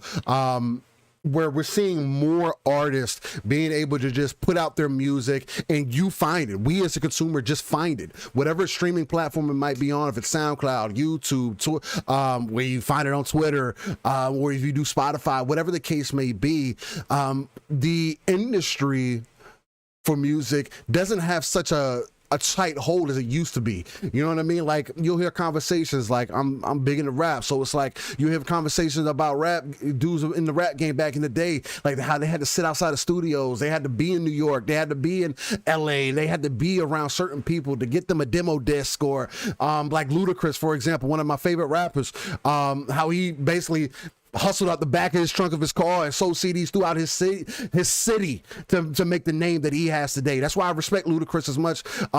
That's why he's one of my favorite rappers, is because of that. That hustle, the grind, like to see he just got it out the mud, and the fact that he still has it today. He's able to get away from the bigger companies and do his own thing and blow up in movies, regardless of how you feel about Fast and the Furious. The fact that he's, doing those things, it's the same thing that's happening in the gaming industry. People are realizing I don't have to be dependent on a Microsoft. I don't have to be dependent on Sony. I don't have to be dependent on Sega. I don't have to look to Tencent. But I would like to get some backing behind my product. Things like That's how Unreal ties into this. That's how engines and everything else that we bring to this show tie into all this, because it just speaks to the bigger picture of where the industry is going. It's becoming more accessible. Accessibility is bigger than ever. People like Jack, who stepped out, can come in now with an understanding of gaming and being removed from gaming, just wants to support, just wants to, hey, here's some money. Oh, I like that idea. Here you go, make it. Bring us the money back. At least it's somebody in that chair, like we speak about all the time, where there's people in those seats, they don't know nothing about gaming. This is an example of somebody who knows about gaming, is going to get involved, and can potentially get behind some major projects for the future. Who knows what could happen out of this? Who knows what kind of teams he gets, what time of new studios. And like he says in this article, and got to touch this on too, is that he wants to be that person that a team could come to and say, hey man, we got this idea, and then bring it to life. That's what he wants to do. He doesn't want to step back into the industry, like you would say, in your typical fashion. He doesn't want to behead the company or whatever, but he does still believe in it, and he sees the vision. Like we have stated multiple times before here. He said a few more things that I didn't end up taking any notes on. Actually, I lost my notes on it. Because he was speaking to the whole services side of everything too, how he thinks that it's a good option, and he believes in that too. But you kind of continue the article and everything. He goes on to say, thanks to online stores, anybody can be a publisher, Tretton says. So the good news is the barrier to entry has dropped significantly.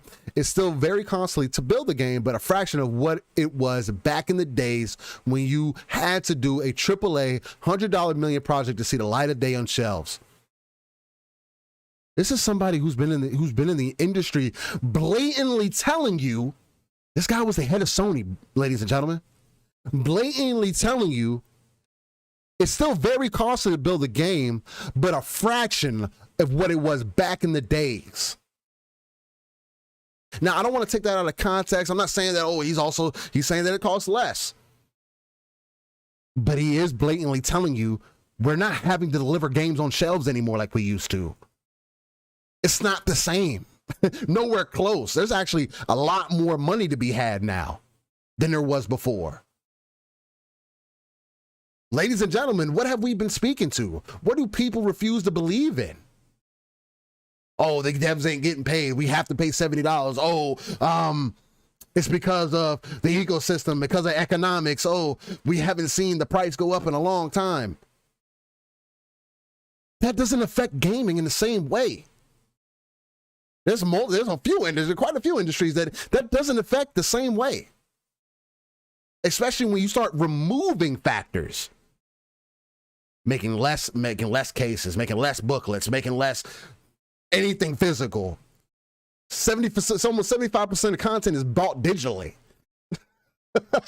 Like, they never talk about that though, Steel, when they talk about the profits, like, right? That's why people have problems with Jim Ryan's comments about, it's not sustainable. He leaves out, because we were spending so much more on gaming. Yeah, you leave out all the stuff that you're saving on and actually taking bigger cuts on now than you ever did in the past. So all of that should come into play, but we don't talk about that. How about the cross-play tax that you don't ever bring up? Right. How about the microtransactions that you never bring up? How about, we're talking about games that are multi-platform that you're getting a piece of those microtransactions, because guess what, Sony, they're on your console. Guess what, Xbox, it's on your console, so you're getting a cut. It's every not there piece for free. Of Call of Duty, every piece of Grand Theft Auto, you get a piece of. It's not just like Activision is getting the full cut. No, it's on your system. You want to get paid for it too. So guess what? Out of those billions of dollars in microtransactions they make a year, you're getting a good cut of that too.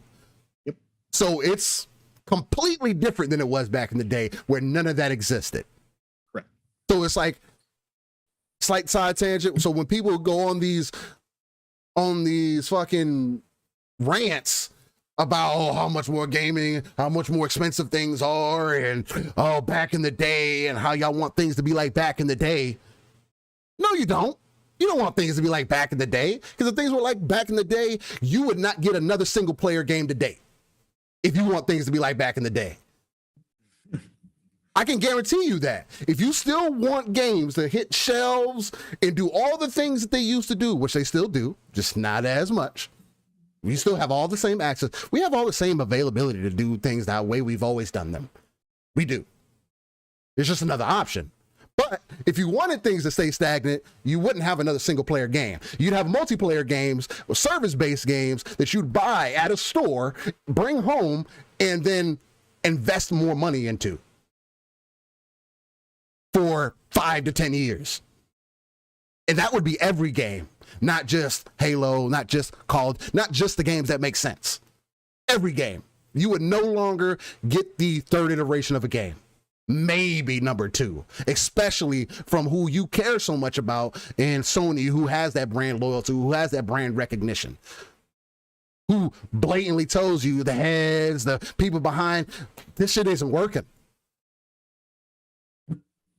But again, people can believe whatever they want to believe. I'm not here to be your preacher or whatever the case might be. It's just, There you are.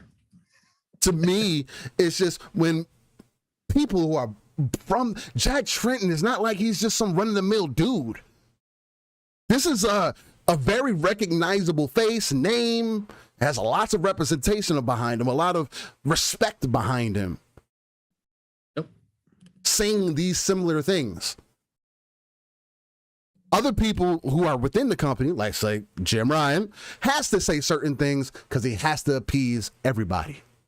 Where, for an example, on the competitor side of things, with Xbox, they're hand in hand, right? Microsoft is like, okay, Xbox is us now. This is what we do.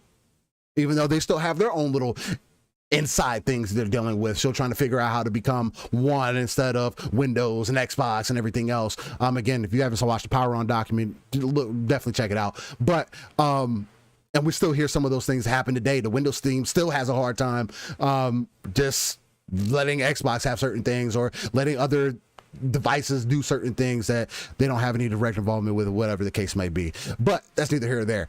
Yeah, it just speaks to the bigger picture, man. It really does. All right. But then he goes on to say, backed off of that, last statement I was saying it still costed to build the game, but a fraction of what it used to be back in the day. He goes on to say, but that doesn't mean that it's easy to release such a game. He says that indies look for more sources of funding. He sees increasing interest in mergers and acquisitions, but indies are reluctant, he says, because they don't want to lose their independence, and going public themselves to earn money from investors is expensive. Again,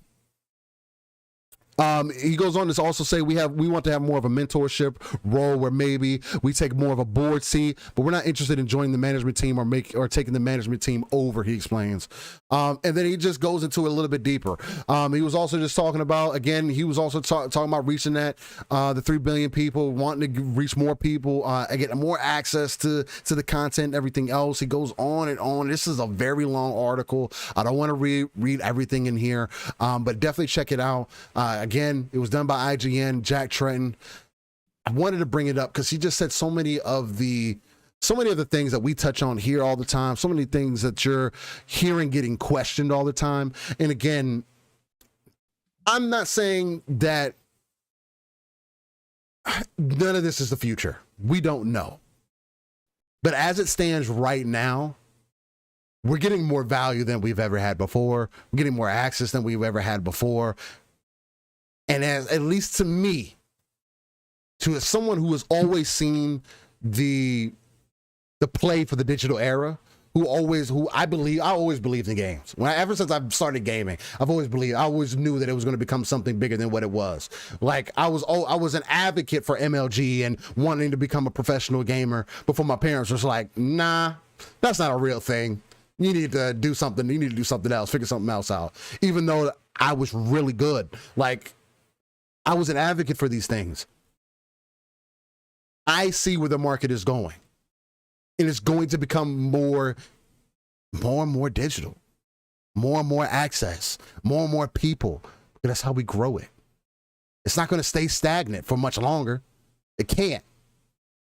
Especially, again, like I stated earlier in the show, when you have the other forms of media looking to gaming to get ideas, kind of shows you where the industry is leading. And because of that, we get more content in other areas, more ideas, more people getting involved. Now we get better movies. Now we get better shows. Maybe, who knows what the potential is. Again, that world where me and Pong dream of, where we could just be plugged into a VR headset, lay down, and that's the end of it. I don't want to stand up and play VR. Fuck that. I want to be able to lay down or something and just enjoy the VR world. That seems very much closer. You know what I'm saying? And even that can have its ups and downs. That's a whole different conversation. But just like anything else, you have to have your own ideas behind it. Again, why we always say, know what you stand for, know what you believe in. Know what you're into. It all ties in together, especially as we move further and further into the future. Pong, is there anything else that you'd like to touch, at least on this situation with Jack Tretton? No, I think we covered it. Now that I jumped the gun and didn't wrap it all up like I was supposed to, because my brain wasn't functioning. I got on a roll and just totally forgot how I was going to wrap it in. But yeah, no, great thoughts, Steel, as always, brother. I think we touched on it again. Go read the article. Interesting interview. Really well done. I really liked it. Like I said, I brought it up at work and quickly scanned it because I was so busy, and I was like, damn, Tretton making some really good points. Yeah. Oh yeah, because those points are a lot like what we've been talking about. That's right. That's why they're so damn good. But like I said, always good to have somebody that high up, that much experience, that much credibility, that much respect from the industry, also coming out and echoing a lot of our same opinions, so that we don't always feel like maybe we're just way outside the box. Yeah. Like, sometimes it can feel that way. Cause again, the doomsday people are always louder than the people, the people are positive about things. The doomsday always gets traction. The earth was flat at one point, Pong. True story. You're gonna fall off. Yeah, I know. I know. Hey, that's a whole different conversation. I don't want to get lost in that sauce. That's a big rabbit hole, brother. I don't want to offend anybody with that. Yeah, any flat earthers, respect you. We're not slandered. I feel you. I don't agree, but I feel you. All right, I got my own conspiracy theories, so we're good. Me too. Exactly. Don't worry about it. We won't get into that. That'd be a whole different thing. Hey, conspiracy theorists, hit us up. We're here. With that being said, I think that's an amazing way to actually end the show. We got through a lot of different topics, went in a lot of different directions. Again, it was very smooth in transitions. You would almost say that we're getting paid to be this professional. I don't know what it is. Yes, it seemed like it was pre-planned for us to go through them smoothly, and we literally had no plan. But again, 10 minutes of preparation, if that. Just getting our minds together again, another 10 prepping with y'all. Greatly appreciate everybody that has been here the entire time, sticking out through that 3.5 hours of content, 4 hours if you've been watching since the start when the music started playing. Again, grateful to the chat, grateful to the viewers that watch us on the back end. Definitely shout out to the audio listeners. Again, yes, Tim. We're getting to the make us feel old section for sure. I want to make you reminisce a little bit, but I just want to send some shout outs out there because, again, you guys listen, and I think that's such an amazing thing to me. Our platform is growing. We have 490 subscribers on YouTube. Again, we're definitely on mission 500. We want to hit 500. I personally think we can hit 1K, 2K by the end of the year. That's just personal preference. Or just a personal opinion. I definitely want to get there. That's definitely the goal.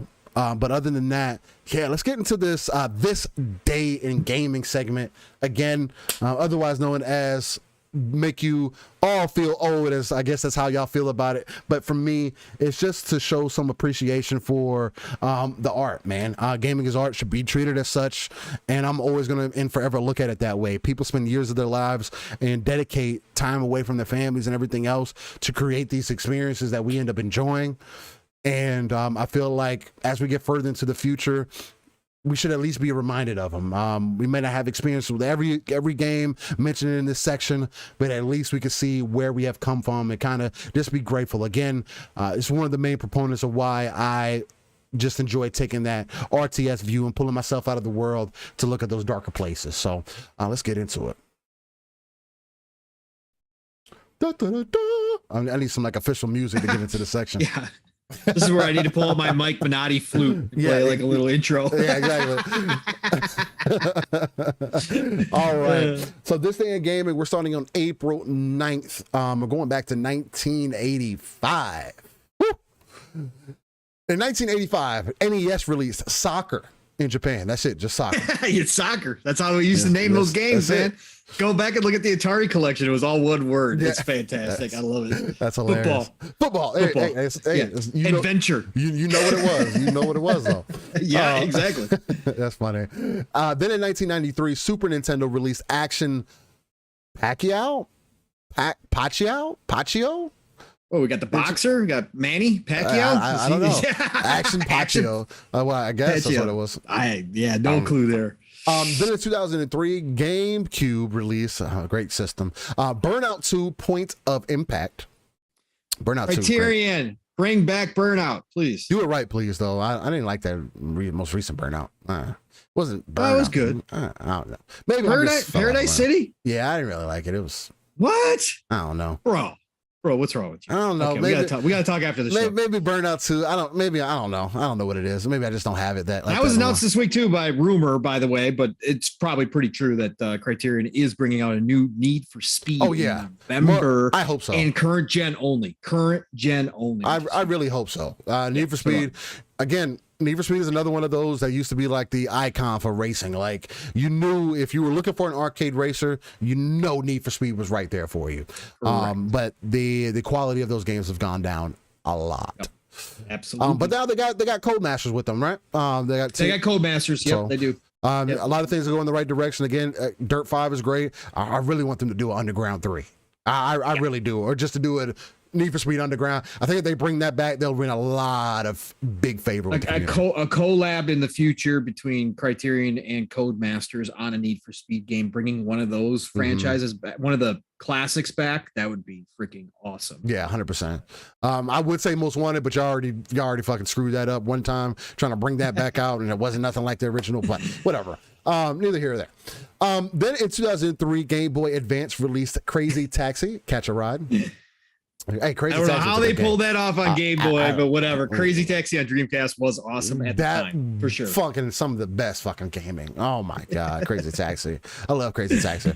Then in 2003, PlayStation 2 released another. Speaking of which, Midnight Club 2. Bring back Midnight Club, you cowards! Bring it back.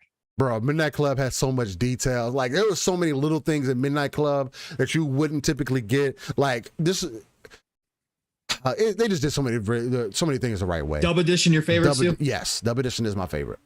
I love Dub Edition. Oh my god, there's so much content to be had in there. The racing was on point. The game felt good. It was the over the top still. I think that one had the motorcycles in it too. They were doing so many things in that fucking game, man. It was good. They need to remaster that shit.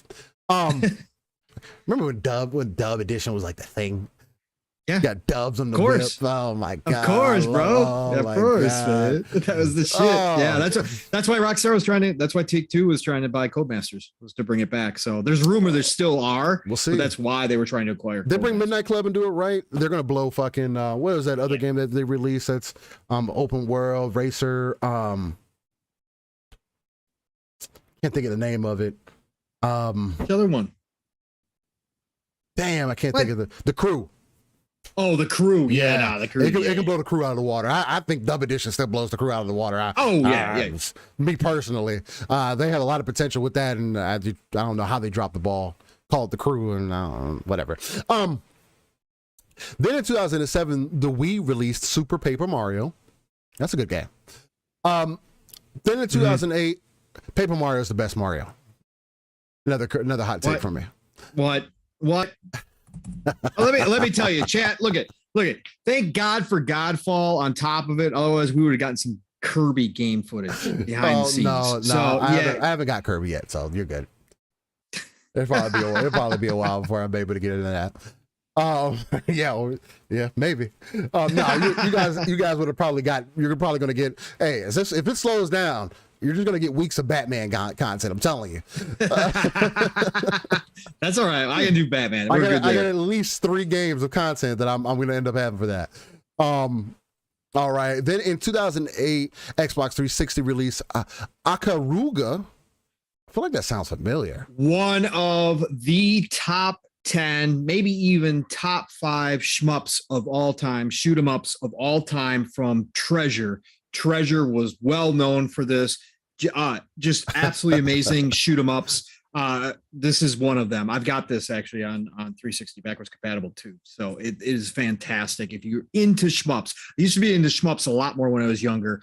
Not so much anymore because that hand-eye coordination does suffer in shoot 'em ups. Will definitely point out your weaknesses real quick in bullet hell. Let me tell you, that's for damn sure. So find out real quick who can shoot or not. Yeah. But it is a fantastic game. 100%. Fantastic. Yeah. Then in 2009, we released Muramasa, the Demon Blade. Okay. Sounds cool, but then PSP released Sengoku Basara Battle Heroes in Japan. Then in 2013, PC released the classic Age of Empires 2 HD edition. Again, please be announcing. They also tweeted out something seemingly teasing something this 14th, week. Age right? of Something on the Empires. 14th. Yeah, they put the number 14, and everybody's assuming April 14th. Which what does that fall on, by the way? That is a Thursday. So, that is a Thursday. So yes, it is possible, but please be a console version announcement, please. Yeah. Please. 100%. Then on PlayStation 3 and PlayStation Vita, in 2013, they released Guacamelee.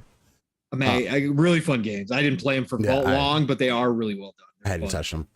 Yeah. Then in 2014, Xbox 360 released The Wolf Among Us, Episode 3, A Crooked Mile. A lot of people who play those Wolf Among Us series say they really enjoy them. Amazing set of books, amazing games, and we are getting another Wolf Among Us coming out. They announced that, last month or 2 months ago? Last month, I think it was March. Oh, wow, okay. March. Nice. Yeah, they are coming out with a new Wolf Among Us, which is shocking because as good as it is, as much as people talked about it, was very niche out of those games, right? Wolf Among Us was, but it's so amazing. Yeah, so good. Facts. Rating and then in 2015, PlayStation 3 released X-Blaze Lost Memories in Japan. Who is that?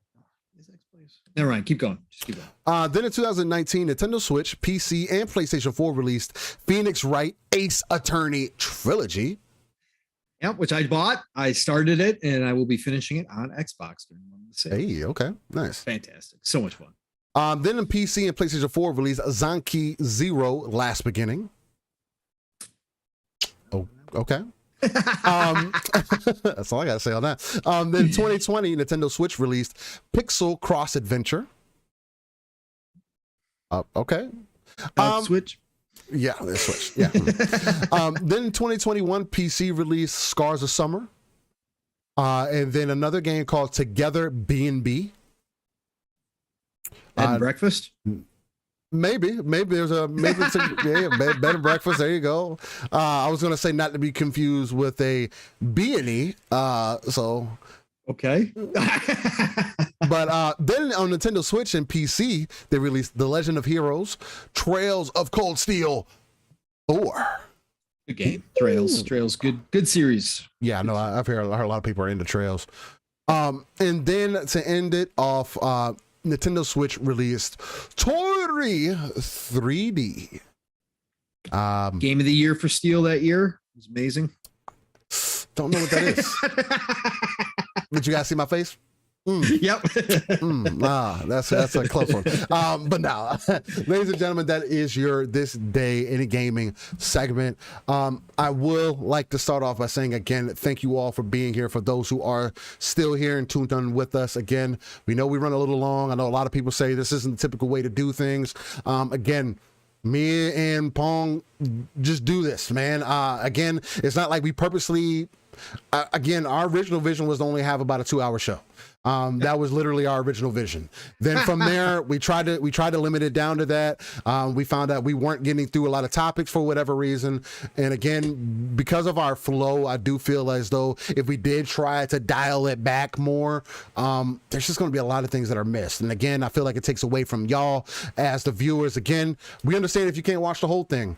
Watch 2 hours here, watch 2 hours tomorrow, watch an hour here, or however you decide to do it. That is also why I upload it to all audio platforms. Shout out to Anchor. It's on Spotify, it's on Apple, it's on Google, wherever you need to get the content at. It is right there for you. The one thing that I will say though, 3+ hours worth of content. There is nobody else on YouTube who gives you the energy, the entertainment, the passion, the facts, the authenticity that me and Pong bring you here on Living Splitscreen. Let that be known, because I know for a fact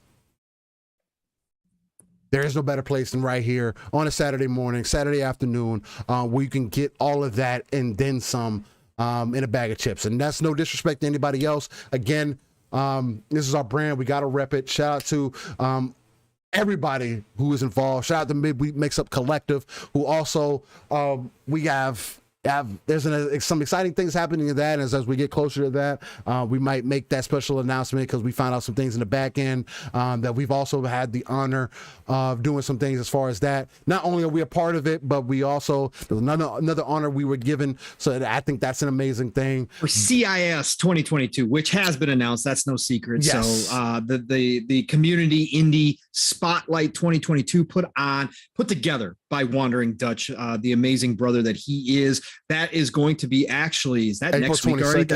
It's April 22nd. Is it 22nd? Is it 22nd? Okay.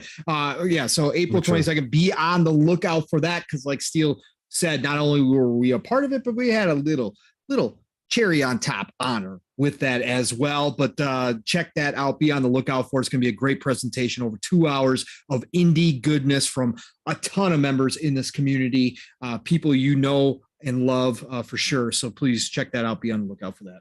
And it's going to be the 23rd of April. 23rd of April, 2 p.m. EST. So essentially what will end up happening, because the 23rd is a Saturday, ladies and gentlemen, I'm sorry for anybody else, but you'll be able to, as soon as you get off of Living Splitscreen, go straight into that and see how you guys love that. So like it. Ladies and gentlemen, again, thank you for being here. Thank you for tuning in, audio listeners. Much love to you all. Again, tried to do the intro a little bit differently. Again, shout out to all the people we do hold high regards in the community. Randall Thor, Jazz, Boom for sure, but also Jeff Grubb, Mike Minotti, some of the best representation as far as like podcasts in the community. The Iron Lords, 100%, 100 times on the Iron Lords. Iron Lords 1,000 times remind me of my squad back in the day, except a little bit more close knit. If we wouldn't have fell apart or whatever the case may be, I think we'd be that exact representation. If everybody had that same goal and mentality that they had, man, they're such an inspiration of people to look up to. Again, perfect representation for the community, at least for me, especially being a person of color who didn't have that representation, who always hesitated because I didn't think that there was an avenue for it. And again, I took my leap into the community, going almost 2 years into this. I mean, again, we're almost a year doing Living Splitscreen. And I haven't regretted it. Again, met my brother from another here. An excellent gentleman, uncanny gentleman. I give nothing but, who I'm nothing but grateful to. Again, if it wasn't for the community, we wouldn't be here. Again, if anybody tells you that you can't make friends online, you can't make good people, you can't find good people, they're lying. You just got to, you definitely got to put your, put some better feelers out there for sure. But the other thing too is that don't take everything personal. Know what you stand for. Be able to listen to criticism. Understand that not everything needs to be replied to. Other thing too is, it's one of the most important things, again, that I lead here, because I just feel like it's a crucial and an integral part of something that I was taught, especially here in recent years. And that is a quote that goes by my own mom. that says that you cannot expect for anyone else to think like you think. It's just a fact of life.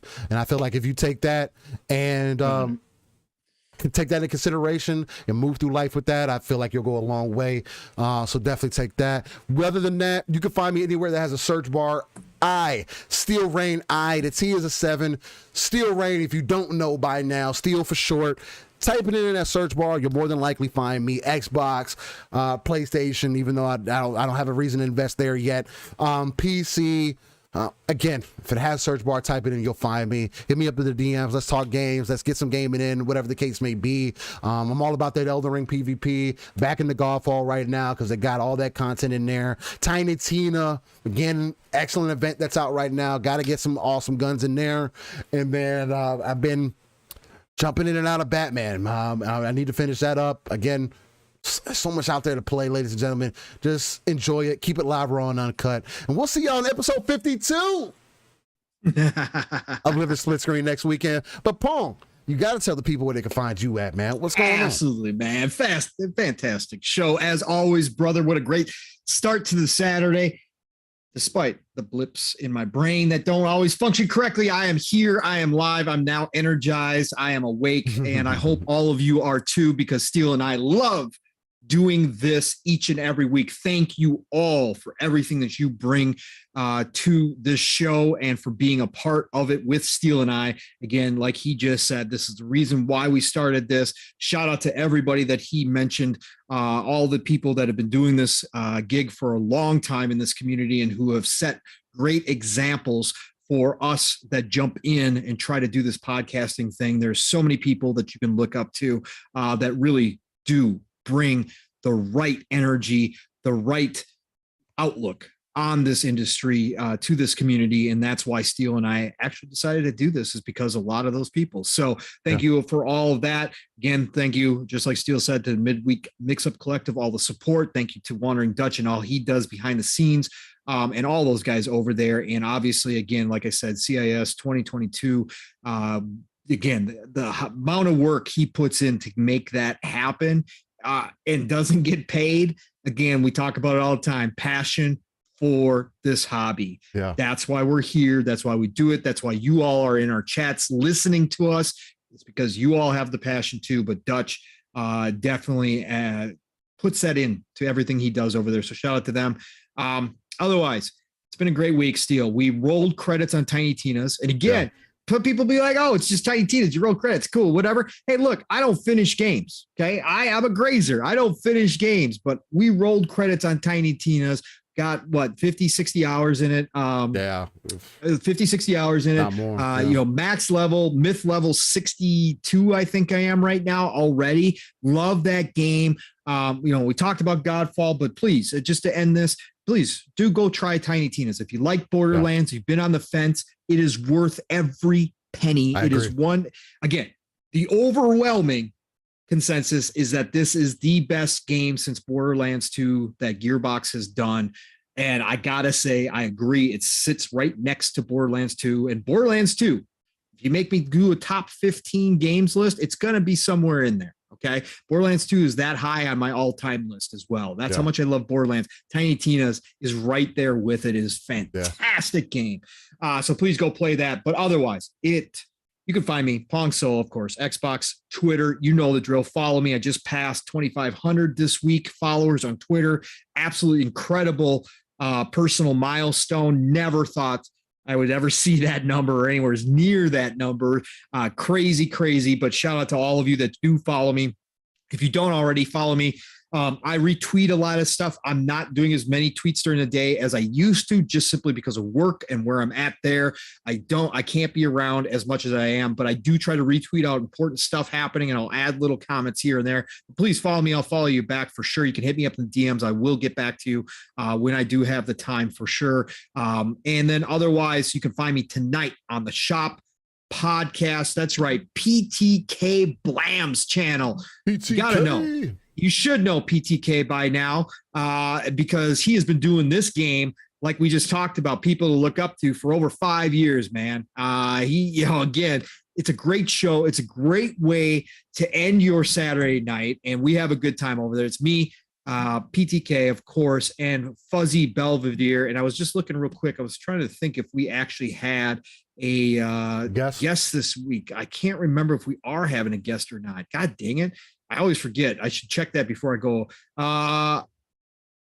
Oh, that's right. John Wolf is going to be on this week. That's right. Mr. John Wolf, another member of this community. He's newer to the community, but he's jumped in. He's been around. He's supporting people. He does his own thing as well. He's got his own channel. So check out John Wolf tonight on PTK Blam's channel, the Shop Podcast, 9 p.m. Eastern, 8 o'clock Central Time. And then Tuesdays, this is where it gets a little bit funky because of work, because of real life, because I have bills to pay and the way things are getting back to normal after this past 3 years of nonsense that we've had of just awfulness that we've had with the pandemic.